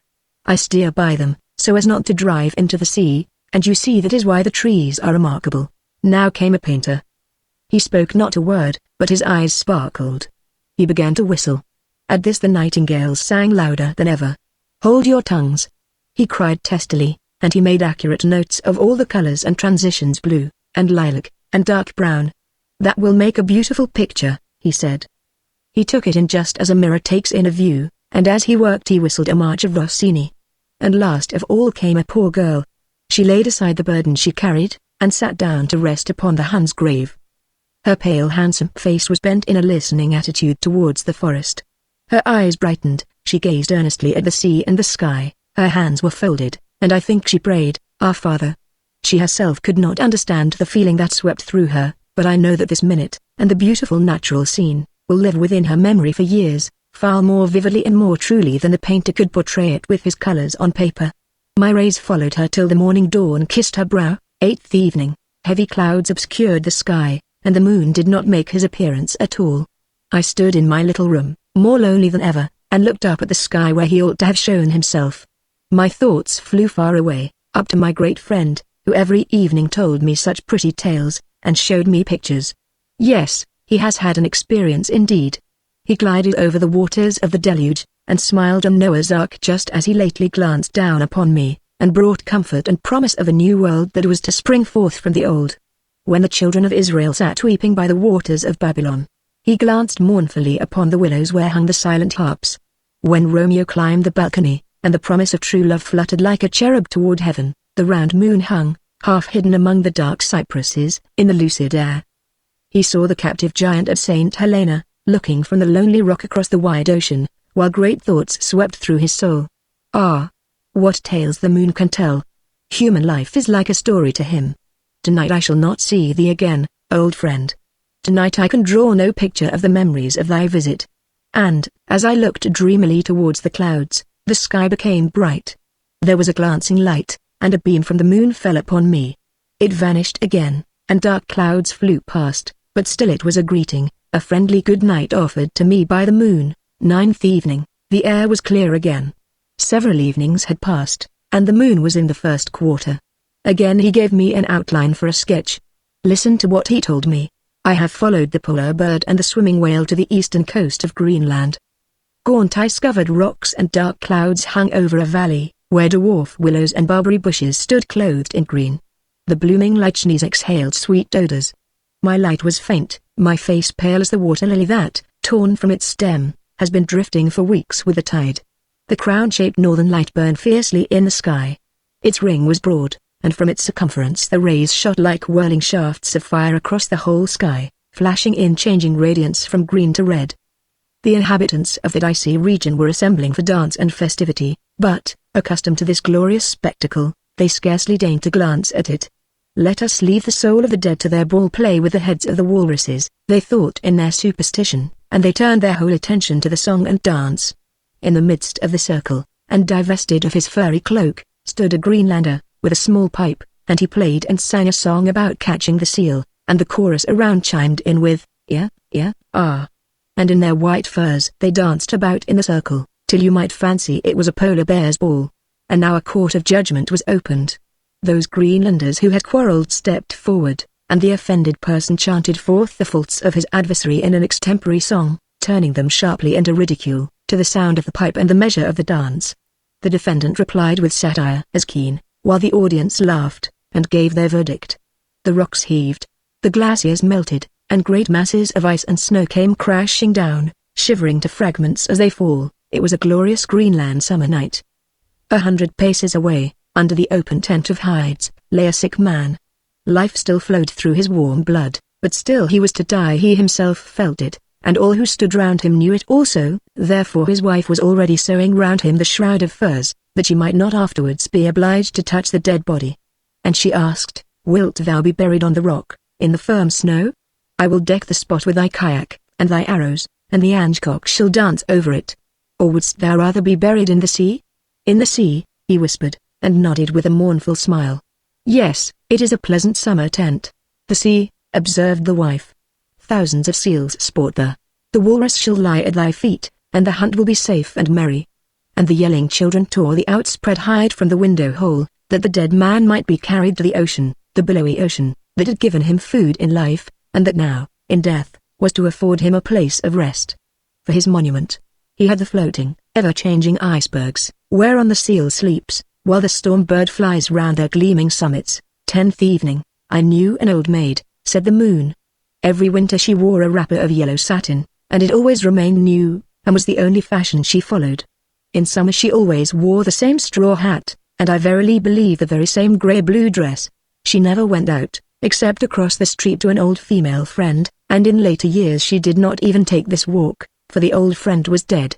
In her solitude my old maid was always busy at the window, which was adorned in summer with pretty flowers, and in winter with cress, grown upon felt. During the last months I saw her no more at the window, but she was still alive. I knew that, for I had not yet seen her begin the long journey, of which she often spoke with her friend. Yes, yes, she was in the habit of saying, 'When I come to die I shall take a longer journey than I have made my whole life long. Our family vault is 6 miles from here. I shall be carried there, and shall sleep there among my family and relatives.' Last night a van stopped at the house.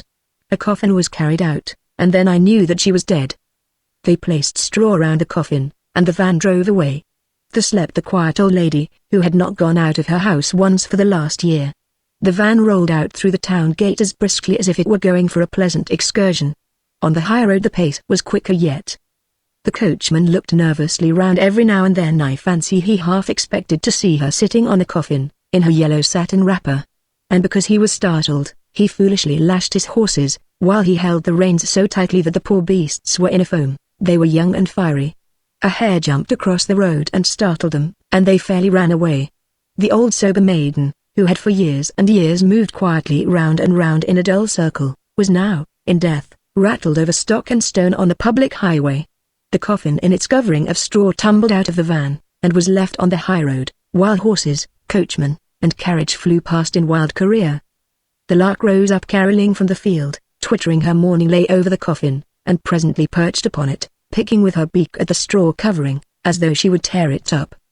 The lark rose up again, singing gaily, and I withdrew behind the red morning clouds. 11th evening. "I will give you a picture of Pompeii," said the moon.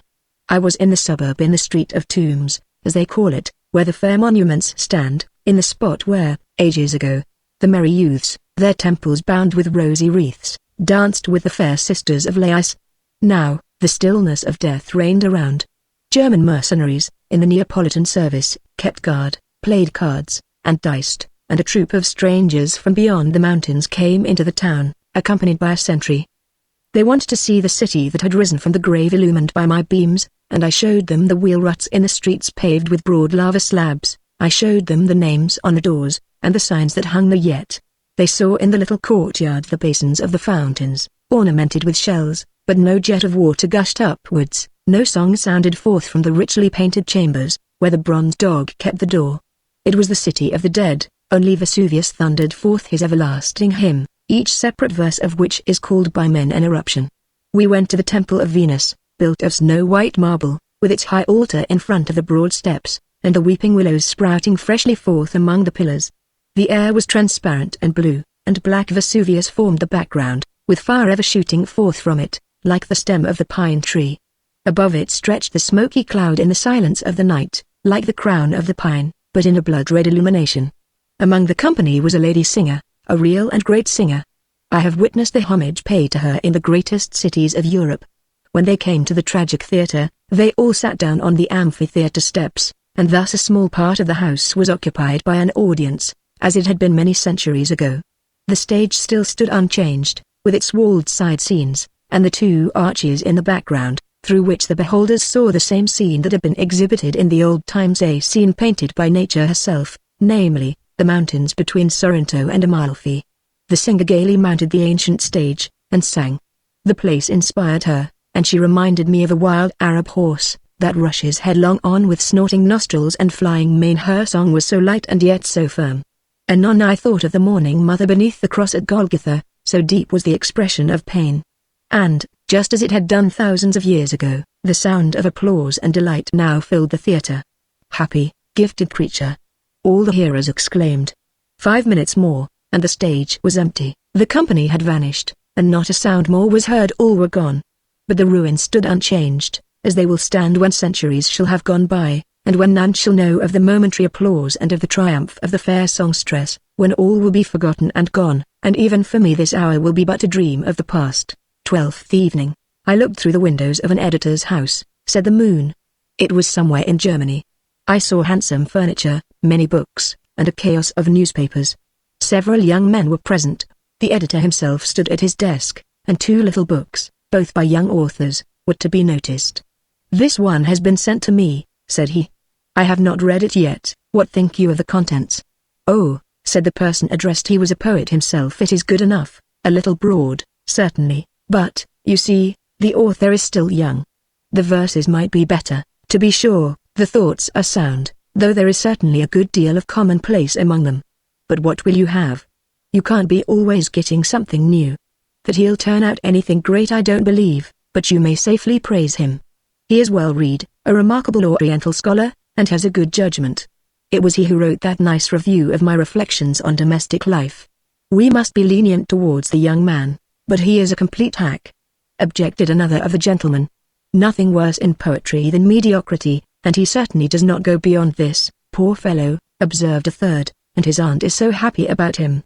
It was she, Mr. Editor, who got together so many subscribers for your last translation." "Ah, the good woman.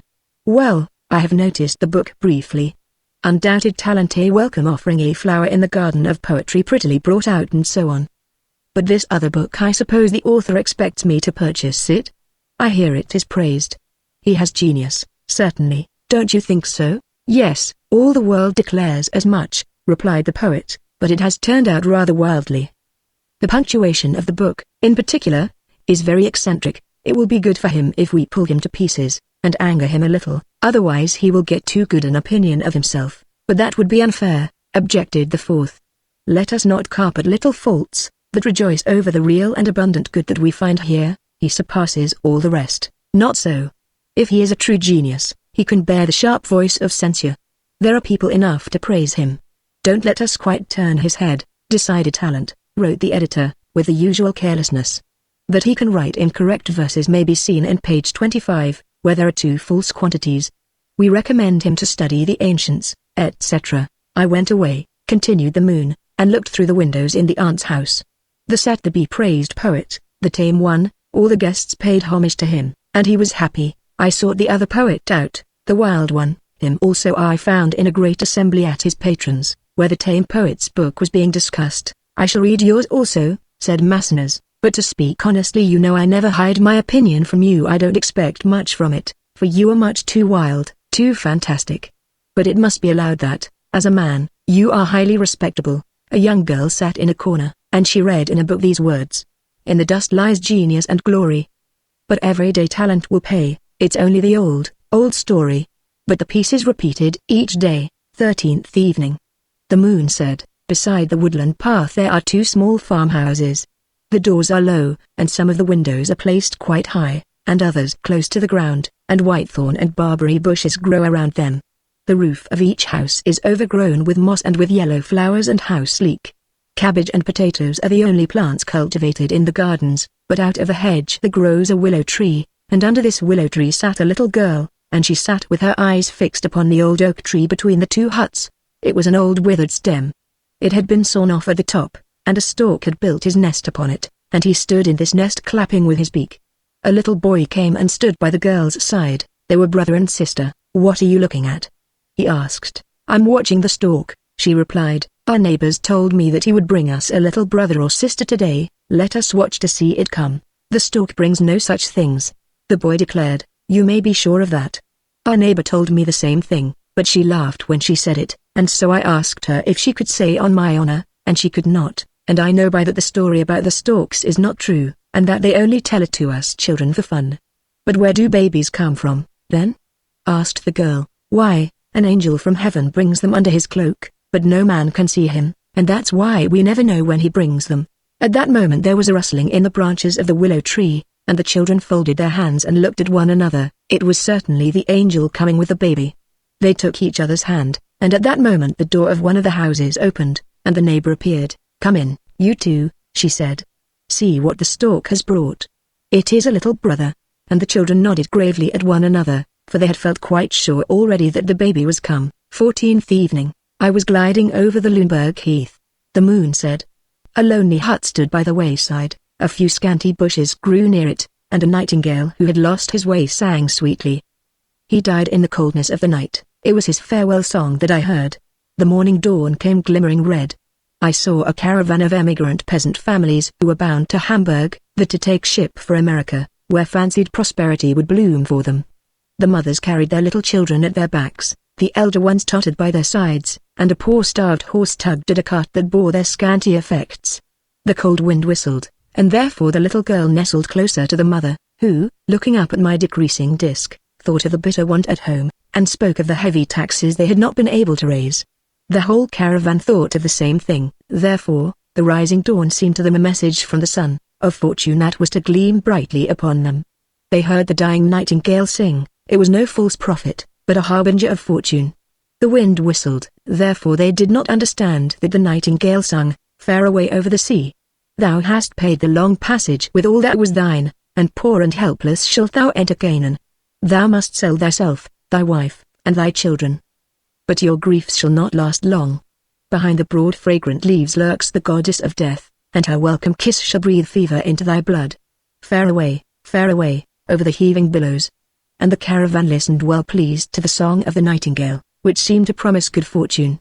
Day broke through the light clouds. Country people went across the heath to church. The black-gowned women with their white headdresses looked like ghosts that had stepped forth from the church pictures. All around lay a wide dead plain, covered with faded brown heath, and black charred spaces between the white sand hills. The women carried hymn books, and walked into the church. Oh, pray for those who are wandering to find graves beyond the foaming billows. 15th evening. I know a Pulcinella. The moon told me. The public applaud vociferously directly they see him. Every one of his movements is comic, and is sure to throw the house into convulsions of laughter, and yet there is no art in it, all it is complete nature.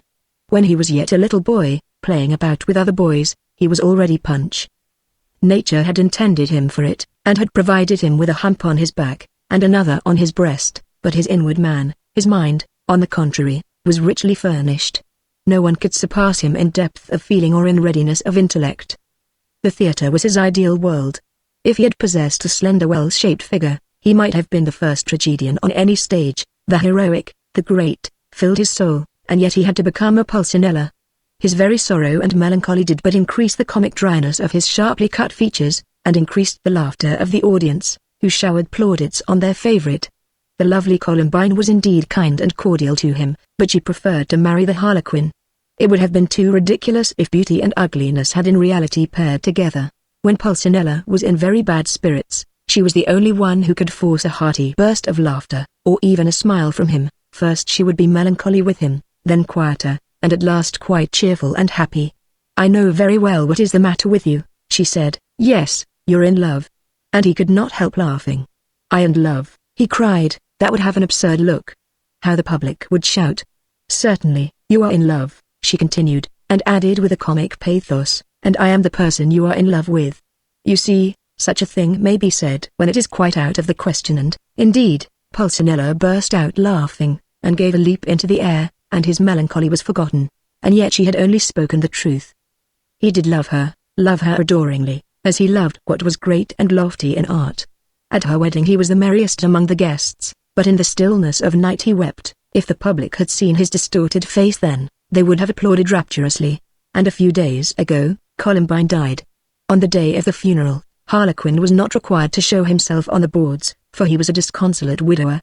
The director had to give a very merry piece, that the public might not too painfully miss the pretty Columbine and the agile Harlequin. Therefore Pulcinella had to be more boisterous and extravagant than ever, and he danced and capered, with despair in his heart, and the audience yelled, and shouted bravo, bravissimo. Pulcinella was actually called before the curtain. He was pronounced inimitable. But last night the hideous little fellow went out of the town, quite alone, to the deserted churchyard. The wreath of flowers on Columbine's grave was already faded, and he sat down there. It was a study for a painter. As he sat with his chin on his hands, his eyes turned up towards me, he looked like a grotesque monument, a punch on a grave, peculiar and whimsical. If the people could have seen their favorite, they would have cried as usual, bravo, Pulcinella, bravo, bravissimo. 16th evening. Hear what the moon told me. I have seen the cadet who had just been made an officer put on his handsome uniform for the first time. I have seen the young bride in her wedding dress, and the princess girl wife happy in her gorgeous robes, but never have I seen a felicity equal to that of a little girl of 4 years old, whom I watched this evening. She had received a new blue dress, and a new pink hat. The splendid attire had just been put on, and all were calling for a candle, for my rays, shining in through the windows of the room, were not bright enough for the occasion, and further illumination was required. There stood the little maid, stiff and upright as a doll, her arms stretched painfully straight out away from the dress, and her fingers apart, and oh, what happiness beamed from her eyes, and from her whole countenance. Tomorrow you shall go out in your new clothes, said her mother, and the little one looked up at her hat, and down at her frock, and smiled brightly. Mother, she cried, what will the little dogs think, when they see me in these splendid new things? 17th evening.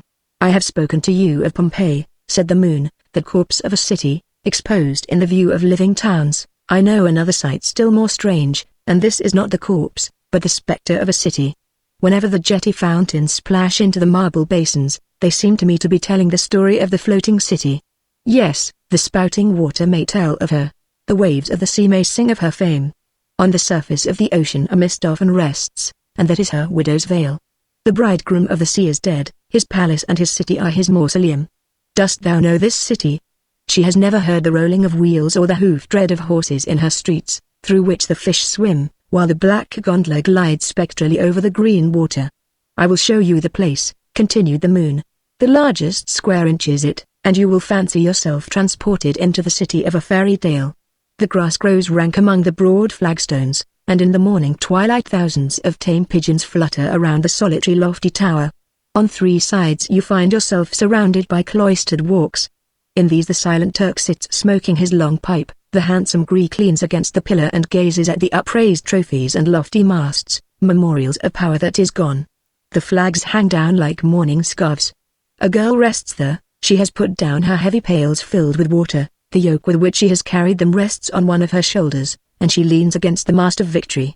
That is not a fairy palace you see before you yonder, but a church. The gilded domes and shining orbs flash back my beams. The glorious bronze horses up yonder have made journeys, like the bronze horse in the fairy tale. They have come hither, and gone hence, and have returned again.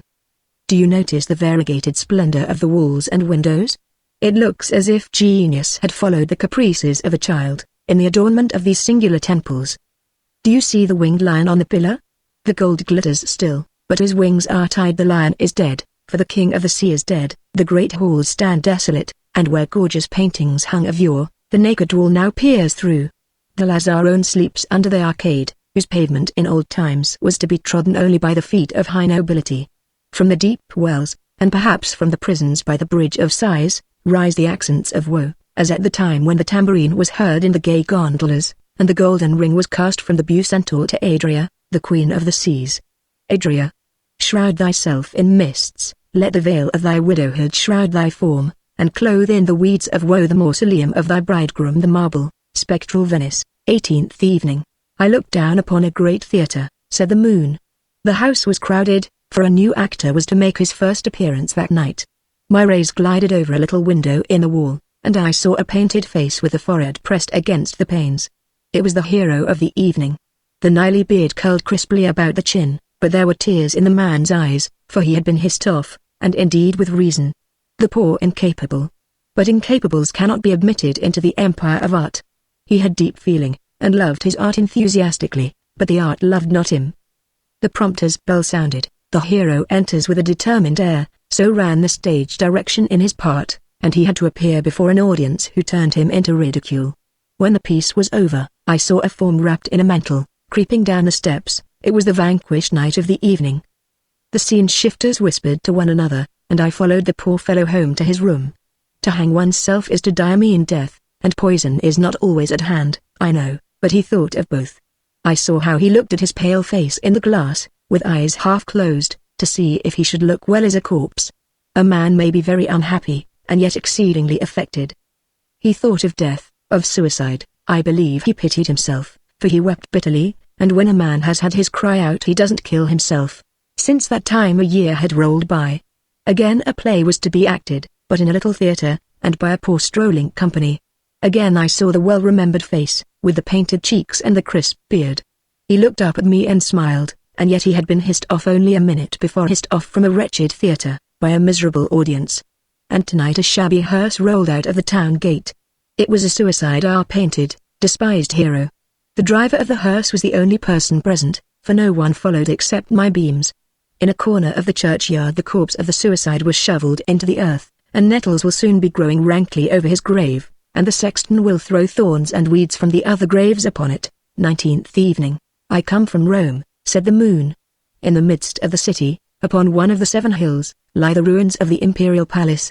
The wild fig tree grows in the clefts of the wall, and covers the nakedness thereof with its broad grey-green leaves, trampling among heaps of rubbish. The ass treads upon green laurels, and rejoices over the rank thistles. From this spot, whence the eagles of Rome once flew abroad, whence they came, saw, and conquered, our door leads into a little mean house, built of clay between 2 pillars. The wild vine hangs like a mourning garland over the crooked window. An old woman and her little granddaughter live there. They rule now in the palace of the Caesars, and show to strangers the remains of its past glories. Of the splendid throne hall only a naked wall yet stands, and a black cypress throws its dark shadow on the spot where the throne once stood. The dust lies several feet deep on the broken pavement, and the little maiden, now the daughter of the imperial palace, often sits there on her stool when the evening bells ring. The keyhole of the door close by she calls her turret window. Through this she can see half Rome, as far as the mighty cupola of St. Peter's. On this evening, as usual, stillness reigned round, and in the full beam of my light came the little granddaughter. On her head she carried an earthen pitcher of antique shape filled with water. Her feet were bare, her short frock and her white sleeves were torn. I kissed her pretty round shoulders, her dark eyes, and black shining hair. She mounted the stairs. They were steep, having been made up of rough blocks of broken marble and the capital of a fallen pillar. The colored lizards slipped away, startled, from before her feet, but she was not frightened at them. Already she lifted her hand to pull the doorbell. A hare's foot fastened to a string formed the bell handle of the imperial palace. She paused for a moment. Of what might she be thinking? Perhaps of the beautiful Christ child, dressed in gold and silver, which was down below in the chapel, where the silver candlesticks gleamed so bright, and where her little friends sung the hymns in which she also could join. I know not. Presently she moved again. She stumbled, the earthen vessel fell from her head, and broke on the marble steps. She burst into tears. The beautiful daughter of the imperial palace wept over the worthless broken pitcher. With her bare feet she stood there weeping, and dared not pull the string, the bell rope of the imperial palace. 20th evening. It was more than a fortnight since the moon had shone. Now he stood once more, round and bright, above the clouds, moving slowly onward. Hear what the moon told me. From a town in Fetson I followed a caravan. On the margin of the sandy desert, in a salt plain, that shone like a frozen lake, and was only covered in spots with light drifting sand, a halt was made. The eldest of the company, the water gourd, hung at his girdle, and on his head was a little bag of unleavened bread. Drew a square inches the sand with his staff, and wrote in it a few words out of the Quran, and then the whole caravan passed over the consecrated spot. A young merchant, a child of the East, as I could tell by his eye and his figure, rode pensively forward on his white snorting steed. Was he thinking, perchance, of his fair young wife? It was only 2 days ago that the camel, adorned with furs and with costly shawls, had carried her, the beauteous bride, round the walls of the city, while drums and cymbals had sounded. The women sang, and festive shots, of which the bridegroom fired the greatest number, resounded round the camel, and now he was journeying with the caravan across the desert. For many nights I followed the train. I saw them rest by the wellside among the stunted palms. They thrust the knife into the breast of the camel that had fallen, and roasted its flesh by the fire. My beams cooled the glowing sands, and showed them the black rocks, dead islands in the immense ocean of sand. No hostile tribes met them in their pathless route, no storms arose, no columns of sand whirled destruction over the journeying caravan. At home the beautiful wife prayed for her husband and her father. "Are they dead?" she asked of my golden crescent. "Are they dead?" she cried to my full disk. Now the desert lies behind them. This evening they sit beneath the lofty palm trees, where the crane flutters round them with its long wings, and the pelican watches them from the branches of the mimosa. The luxuriant herbage is trampled down, crushed by the feet of elephants. A troop of Negroes are returning from a market in the interior of the land. The women, with copper buttons in their black hair, and decked out in clothes dyed with indigo, drive the heavily laden oxen, on whose backs slumber the naked black children. A Negro leads a young lion which he has brought, by a string. They approach the caravan. The young merchant sits pensive and motionless, thinking of his beautiful wife, dreaming, in the land of the blacks, of his white lily beyond the desert. He raises his head, and but at this moment a cloud passed before the moon, and then another. I heard nothing more from him this evening. 21st evening, I saw a little girl weeping, said the moon. She was weeping over the depravity of the world. She had received a most beautiful doll as a present. Oh, that was a glorious doll, so fair and delicate. She did not seem created for the sorrows of this world. But the brothers of the little girl, those great naughty boys, had set the doll high up in the branches of a tree and had run away. The little girl could not reach up to the doll, and could not help her down, and that is why she was crying. The doll must certainly have been crying too, for she stretched out her arms among the green branches, and looked quite mournful. Yes, these are the troubles of life of which the little girl had often heard tell. Alas, poor doll! It began to grow dark already, and suppose night were to come on completely. Was she to be left sitting on the bough all night long? No, the little maid could not make up her mind to that. "I'll stay with you," she said, although she felt anything but happy in her mind. She could almost fancy she distinctly saw little gnomes, with their high-crowned hats, sitting in the bushes, and further back in the long walk, tall spectres appeared to be dancing. They came nearer and nearer, and stretched out their hands towards the tree on which the doll sat. They laughed scornfully, and pointed at her with their fingers. Oh, how frightened the little maid was! But if one has not done anything wrong, she thought, nothing evil can harm one. I wonder if I have done anything wrong? And she considered. Oh, yes. I laughed at the poor duck with the red rag on her leg. She limped along so funnily, I could not help laughing, but it's a sin to laugh at animals. And she looked up at the doll. "Did you laugh at the duck too?" she asked, and it seemed as if the doll shook her head. 22nd evening, I looked down upon Tyrol, said the moon, and my beams caused the dark pines to throw long shadows upon the rocks. I looked at the pictures of Street Christopher carrying the infant Jesus that are painted there upon the walls of the houses, colossal figures reaching from the ground to the roof. Street Florian was represented pouring water on the burning house, and the Lord hung bleeding on the great cross by the wayside. To the present generation these are old pictures, but I saw when they were put up, and marked how one followed the other. On the brow of the mountain yonder is perched, like a swallow's nest, a lonely convent of nuns. 2 of the sisters stood up in the tower tolling the bell. They were both young, and therefore their glances flew over the mountain out into the world. A travelling coach passed by below, the postilion wound his horn, and the poor nuns looked after the carriage for a moment with a mournful glance, and a tear gleamed in the eyes of the younger one. And the horn sounded faint and more faintly, and the convent bell drowned its expiring echoes. 23rd evening. Hear what the moon told me. Some years ago, here in Copenhagen, I looked through the window of a mean little room. The father and mother slept, but the little son was not asleep. I saw the flowered cotton curtains of the bed move, and the child peep forth. At first I thought he was looking at the great clock, which was gaily painted in red and green. At the top sat a cuckoo. Below hung the heavy leaden weights, and the pendulum with a polished disc of metal went to and fro, and said tick, tick. But no, he was not looking at the clock, but at his mother's spinning wheel, that stood just underneath it. That was the boy's favorite piece of furniture, but he dared not touch it, for if he meddled with it he got a rap on the knuckles. For hours together, when his mother was spinning, he would sit quietly by her side, watching the murmuring spindle and the revolving wheel, and as he sat he thought of many things. Oh, if he might only turn the wheel himself. Father and mother were asleep. He looked at them, and looked at the spinning wheel, and presently a little naked foot peered out of the bed, and then a second foot, and then two little white legs. There he stood. He looked round once more, to see if father and mother were still asleep. Yes, they slept, and now he crept softly, softly, in his short little nightgown, to the spinning wheel, and began to spin. The thread flew from the wheel, and the wheel whirled faster and faster. I kissed his fair hair and his blue eyes. It was such a pretty picture. At that moment the mother awoke. The curtain shook, she looked forth, and fancied she saw a no more some other kind of little spectre. In heaven's name! She cried, and aroused her husband in a frightened way. He opened his eyes, rubbed them with his hands, and looked at the brisk little lad. "Why, that is Bertel," said he.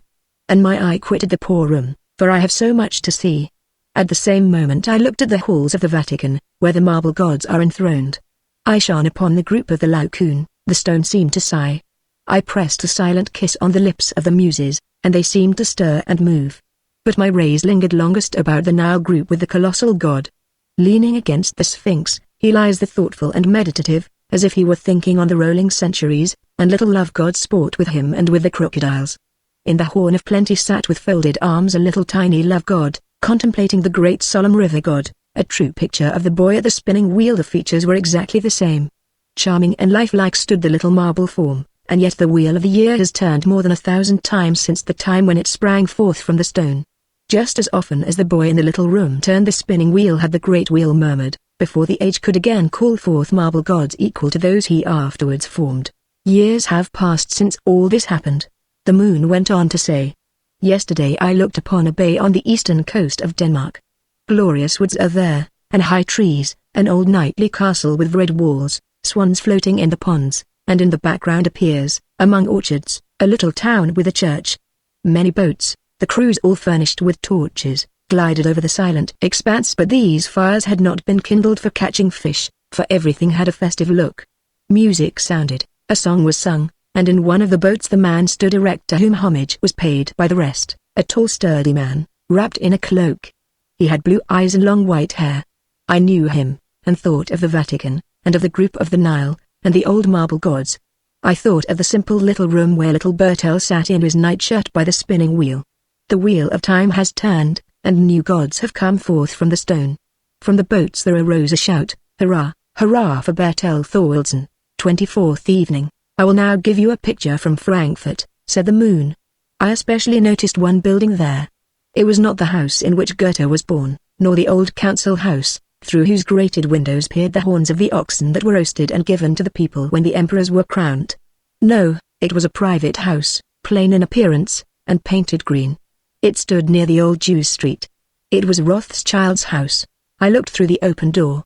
The staircase was brilliantly lighted. Servants carrying wax candles in massive silver candlesticks stood there, and bowed low before an old woman, who was being brought downstairs in a litter. The proprietor of the house stood bareheaded, and respectfully imprinted a kiss on the hand of the old woman. She was his mother. She nodded in a friendly manner to him and to the servants, and they carried her into the dark narrow street, into a little house, that was her dwelling. Here her children had been born, from hence the fortune of the family had arisen. If she deserted the despised street in the little house, fortune would also desert her children. That was her firm belief. The moon told me no more. His visit this evening was far too short. But I thought of the old woman in the narrow despised street. It would have cost her but a word, and a brilliant house would have arisen for her on the banks of the Thames. A word, and a villa would have been prepared in the Bay of Naples. If I deserted the lowly house, where the fortunes of my sons first began to bloom, fortune would desert them. It was a superstition, but a superstition of such a class, that he who knows the story and has seen this picture, need have only 2 words placed under the picture to make him understand it, and these 2 words are, a mother. 25th evening. It was yesterday, in the morning twilight. These are the words the moon told me. In the great city no chimney was yet smoking, and it was just at the chimneys that I was looking. Suddenly a little head emerged from one of them, and then half a body, the arms resting on the rim of the chimney pot. "Yahip! Yahip!" cried a voice. It was the little chimney sweeper, who had for the first time in his life crept through a chimney, and stuck out his head at the top. "Yahip! Yahip!" Yes, certainly that was a very different thing to creeping about in the dark narrow chimneys. The air blew so fresh, and he could look over the whole city towards the greenwood. The sun was just rising. It shone round and great, just in his face, that beamed with triumph, though it was very prettily blacked with soot. "The whole town can see me now," he exclaimed, "and the moon can see me now, and the sun too. Yahip! Yahip!" And he flourished his broom in triumph. 26th evening. "Last night I looked down upon a town in China," said the moon. "My beams irradiated the naked walls that formed the streets there. Now and then, certainly, a door is seen, but it is locked, for what does the Chinaman care about the outer world? Close wooden shutters covered the windows behind the walls of the houses, but through the windows of the temple a faint light glimmered. I looked in, and saw the quaint decorations within. From the floor to the ceiling pictures are painted, in the most glaring colors, and richly gilt pictures representing the deeds of the gods here on earth. In each niche statues are placed, but they are almost entirely hidden by the colored drapery and the banners that hang down. Before each idol, and they are all made of tin, stood a little altar of holy water, with flowers and burning wax lights on it. Above all the rest stood Fo, the chief deity, clad in a garment of yellow silk, for yellow is here the sacred color. At the foot of the altar sat a living being, a young priest. He appeared to be praying, but in the midst of his prayer he seemed to fall into deep thought, and this must have been wrong, for his cheeks glowed and he held down his head. Poor Sui Hong. Was he, perhaps, dreaming of working in the little flower garden behind the high street wall? And did that occupation seem more agreeable to him than watching the wax lights in the temple? Or did he wish to sit at the rich feast, wiping his mouth with silver paper between each course? Or was his sin so great that, if he dared utter it, the celestial empire would punish it with death? Had his thoughts ventured to fly with the ships of the barbarians, to their homes in far distant England? No, his thoughts did not fly so far, and yet they were sinful, sinful as thoughts born of young hearts, sinful here in the temple, in the presence of Fo and the other holy gods. I know whither his thoughts had strayed. At the farther end of the city, on the flat roof paved with porcelain, on which stood the handsome vases covered with painted flowers, sat the beauteous Po, of the little roguish eyes, of the full lips, and of the tiny feet. The tight shoe pained her, but her heart pained her still more. She lifted her graceful round arm, and her satin dress rustled. Before her stood a glass bowl containing 4 goldfish. She stirred the bowl carefully with a slender lacquered stick, very slowly, for she, too, was lost in thought. Was she thinking, perchance, how the fishes were richly clothed in gold, how they lived calmly and peacefully in their crystal world, how they were regularly fed, and yet how much happier they might be if they were free? Yes, that she could well understand, the beautiful Po. Her thoughts wandered away from her home, wandered to the temple, but not for the sake of holy things. Poor Po. Poor Sui Hong. Their earthly thoughts met, but my cold beam lay between the two, like the sword of the cherub. 27th evening. The air was calm, said the moon. The water was transparent as the purest ether through which I was gliding, and deep below the surface I could see the strange plants that stretched up their long arms towards me like the gigantic trees of the forest. The fishes swam to and fro above their tops. High in the air a flight of wild swans were winging their way, one of which sank lower and lower, with wearied pinions, his eyes following the airy caravan, that melted farther and farther into the distance. With outspread wings he sank slowly, as a soap bubble sinks in the still air, till he touched the water. At length his head lay back between his wings, and silently he lay there, like a white lotus flower upon the quiet lake. And a gentle wind arose, and crisped the quiet surface, which gleamed like the clouds that poured along in great broad waves, and the swan raised his head, and the glowing water splashed like blue fire over his breast and back. The morning dawn illuminated the red clouds, the swan rose strengthened, and flew towards the rising sun, towards the bluish coast whither the caravan had gone, but he flew alone, with a longing in his breast. Lonely he flew over the blue swelling billows. 28th evening. I will give you another picture of Sweden, said the moon. Among dark pine woods, near the melancholy banks of the Stokeson, lies the old convent church of Rata. My rays glided through the grating into the roomy vaults, where kings sleep tranquilly in great stone coffins. On the wall, Above the grave of each is placed the emblem of earthly grandeur, a kingly crown, but it is made only of wood, painted and gilt, and is hung on a wooden peg driven into the wall. The worms have gnawed the gilded wood, the spider has spun her web from the crown down to the sand, like a mourning banner, frail and transient as the grief of mortals. How quietly they sleep. I can remember them quite plainly. I still see the bold smile on their lips, that so strongly and plainly expressed joy or grief. When the steamboat winds along like a magic snail over the lakes, a stranger often comes to the church, and visits the burial vault. He asks the names of the kings, and they have a dead and forgotten sound. He glances with a smile at the worm-eaten crowns, and if he happens to be a pious, thoughtful man, something of melancholy mingles with the smile. Slumber on, ye dead ones. The moon thinks of you. The moon at night sends down his rays into your silent kingdom, over which hangs the crown of pine wood. 29th evening. Close by the highroad, said the moon, is an inn, and opposite to it is a great wagon shed, whose straw roof was just being rethatched. I looked down between the bare rafters and through the open loft into the comfortless space below. The turkey cock slept on the beam, and the saddle rested in the empty crib. In the middle of the shed stood the travelling carriage. The proprietor was inside, fast asleep, while the horses were being watered. The coachman stretched himself, though I am very sure that he had been most comfortably asleep half the last stage. The door of the servants' room stood open, and the bed looked as if it had been turned over and over. The candle stood on the floor, and had burnt deep down into the socket. The wind blew cold through the shed, it was nearer to the dawn than to midnight. In the wooden frame on the ground slept a wandering family of musicians. The father and mother seemed to be dreaming of the burning liquor that remained in the bottle. The little pale daughter was dreaming too, for her eyes were wet with tears. The harp stood at their heads, and the dog lay stretched at their feet. 30th evening. It was in a little provincial town. The moon said, it certainly happened last year, but that has nothing to do with the matter. I saw it quite plainly. Today I read about it in the papers, but there it was not half so clearly expressed. In the tap room of the little inn sat the bear leader, eating his supper. The bear was tied up outside, behind the wood pile. Poor Bruin, who did nobody any harm, though he looked grim enough. Up in the garret 3 little children were playing by the light of my beams. The eldest was perhaps 6 years old, the youngest certainly not more than 2. Tramp, tramp, somebody was coming upstairs. Who might it be? The door was thrust open. It was Bruin, the great, shaggy Bruin. He had got tired of waiting down in the courtyard, and had found his way to the stairs. I saw it all, said the moon. The children were very much frightened at first at the great shaggy animal. Each of them crept into a corner, but he found them all out, and smelt at them, but did them no harm. This must be a great dog, they said, and began to stroke him.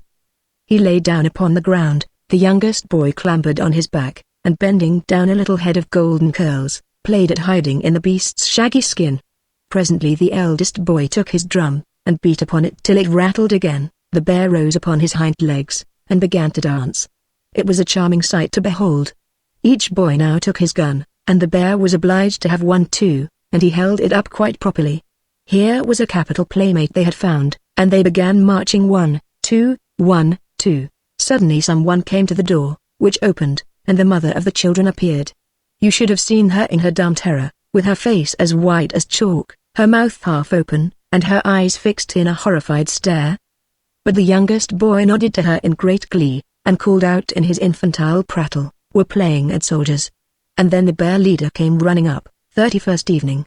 The wind blew stormy and cold, the clouds flew hurriedly past, only for a moment now and then did the moon become visible.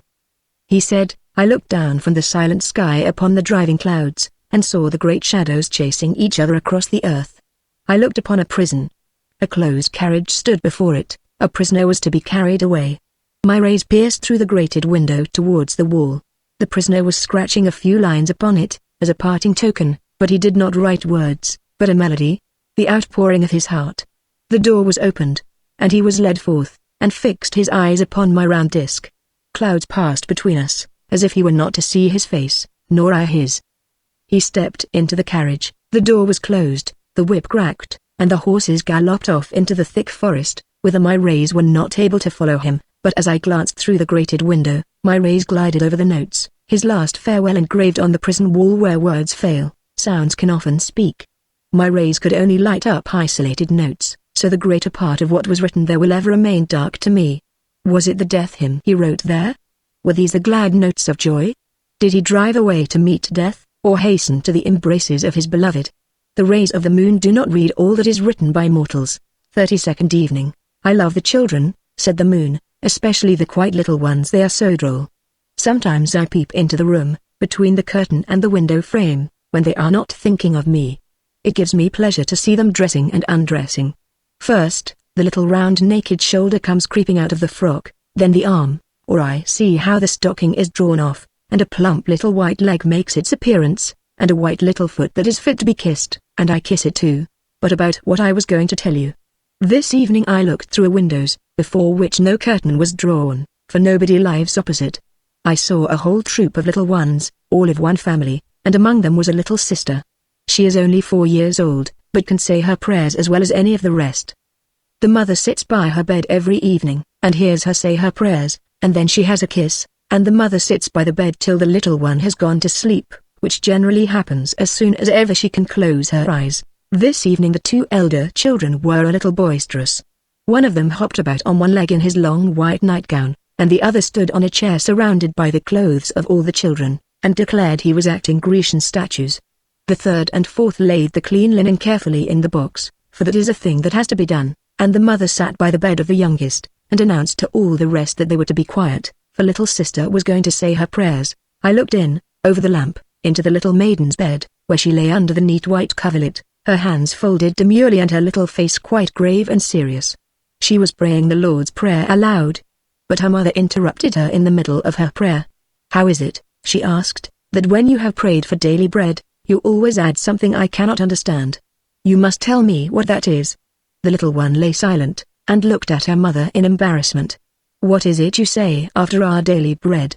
Dear mother, don't be angry, I only said, and plenty of butter on it. Chapter 60. The neighboring families. One would have thought that something important was going on in the duck pond, but it was nothing after all. All the ducks lying quietly on the water or standing on their heads in it, for they could do that at once, swarmed to the sides. The traces of their feet were seen in the wet earth, and their cackling was heard far and wide.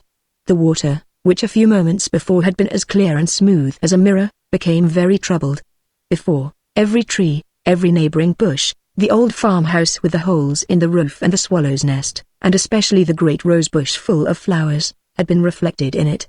The rose bush covered the wall and hung out over the water, in which everything was seen as if in a picture, except that it all stood on its head, but when the water was troubled everything got mixed up, and the picture was gone.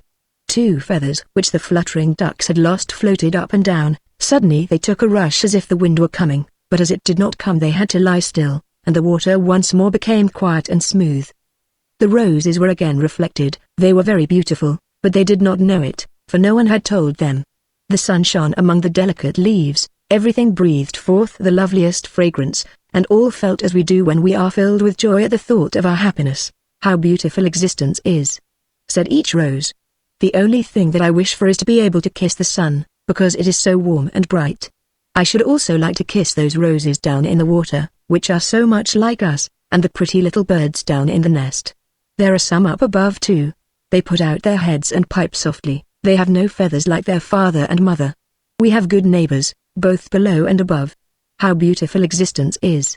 The young ones above and below, those below were really only shadows in the water, were sparrows. Their parents were sparrows too, and had taken possession of the empty swallow's nest of last year, and now lived in it as if it were their own property. Are those the ducks' children swimming here?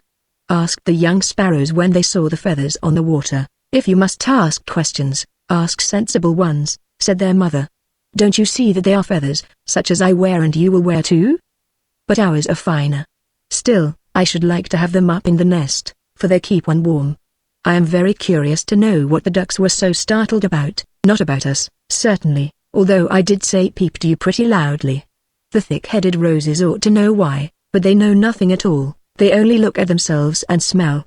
I am heartily tired of such neighbors. Listen to the dear little birds up there, said the roses. They begin to want to sing too, but are not able to manage it yet. But it will soon come. What a pleasure that must be.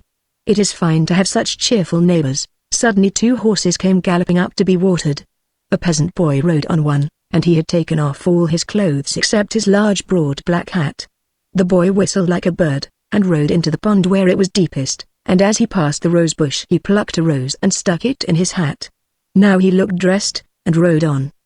The other roses looked after their sister, and asked each other, where can she be going to? But none of them knew. I should like to go out into the world for once, said one, but here at home among our green leaves it is beautiful too.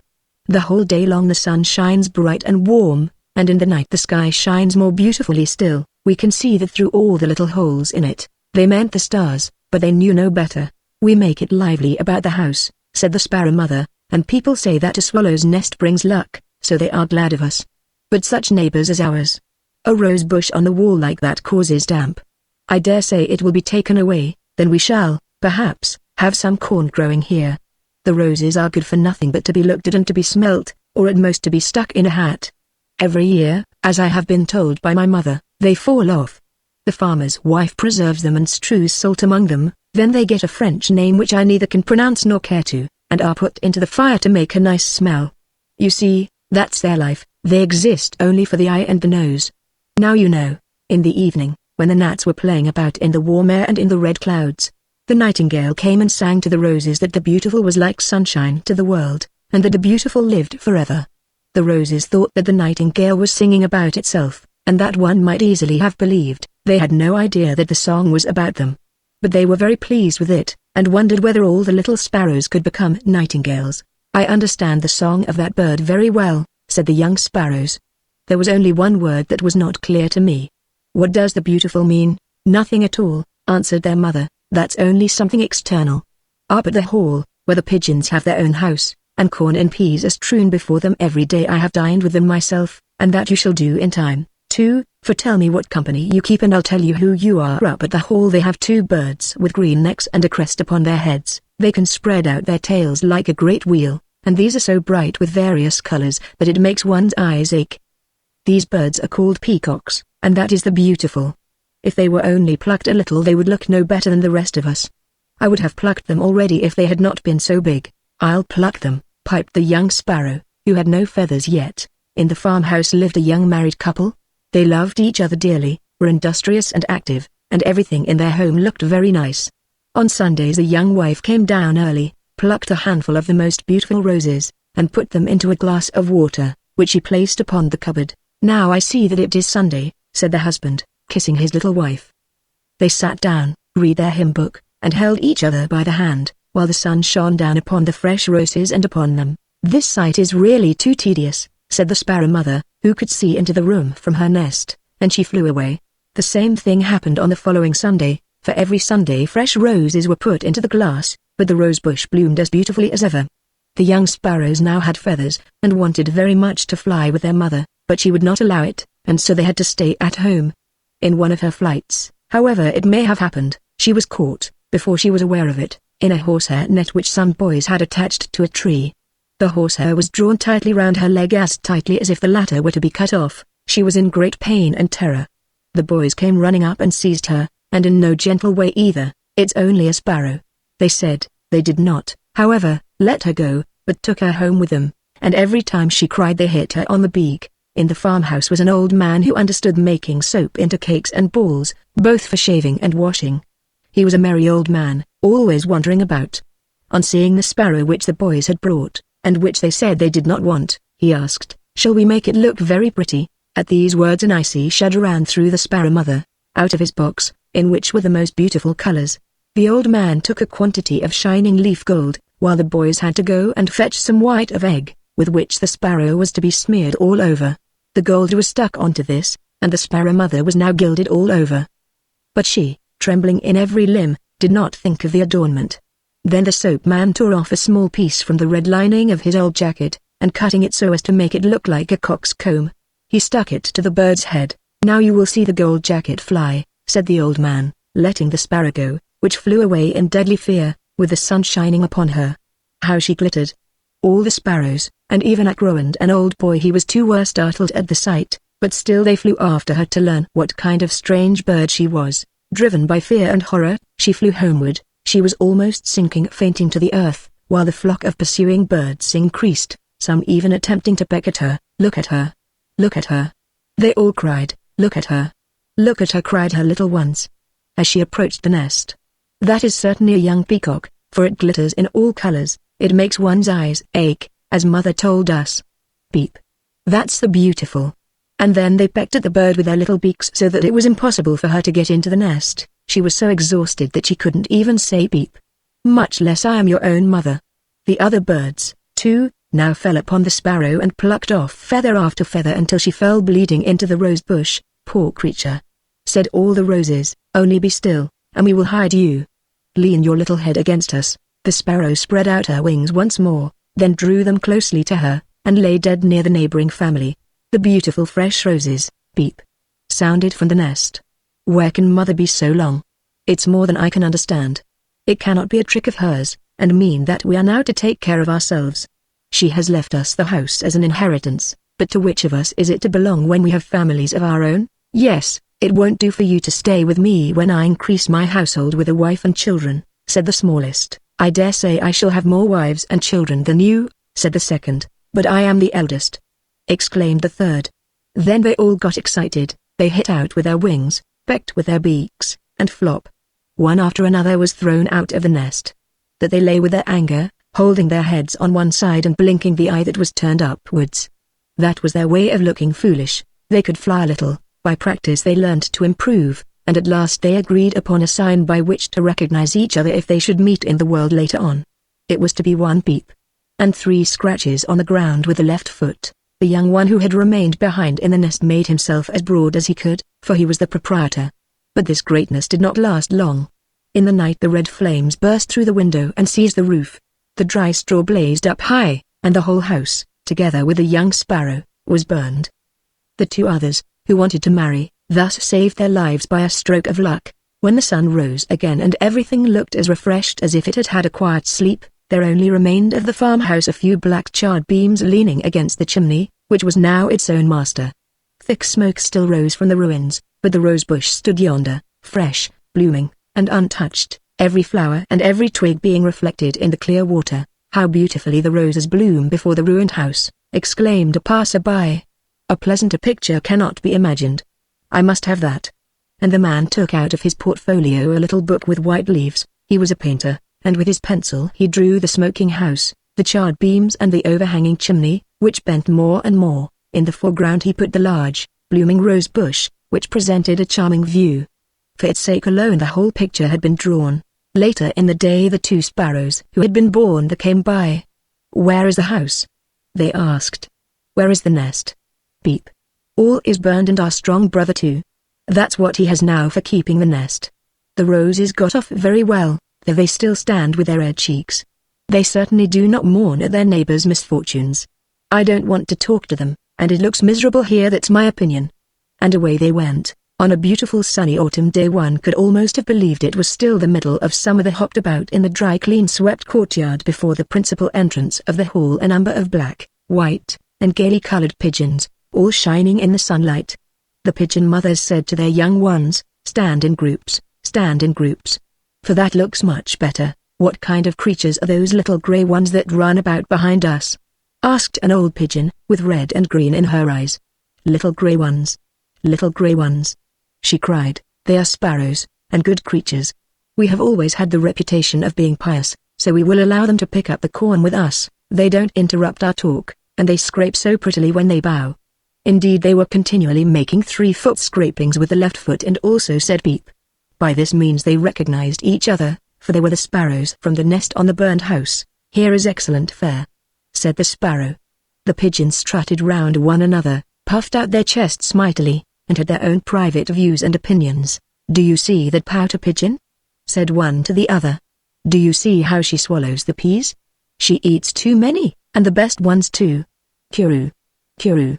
How she lifts her crest, the ugly, spiteful creature. Curu, curu." And the A's of all sparkled with malice. "Stand in groups. Stand in groups. Little gray ones, little gray ones. Curu, curu, curu." So their chatter ran on, and so it will run on for thousands of years. The sparrows ate lustily, they listened attentively, and even stood in the ranks with the others, but it did not suit them at all. They were full, and so they left the pigeons, exchanging opinions about them, slipped in under the garden palings, and when they found the door leading into the house open, one of them, who was more than full, and therefore felt brave, hopped onto the threshold. "Beep," said he. "I may venture that." "Beep," said the other. "So may I, and something more too." And he hopped into the room. No one was there.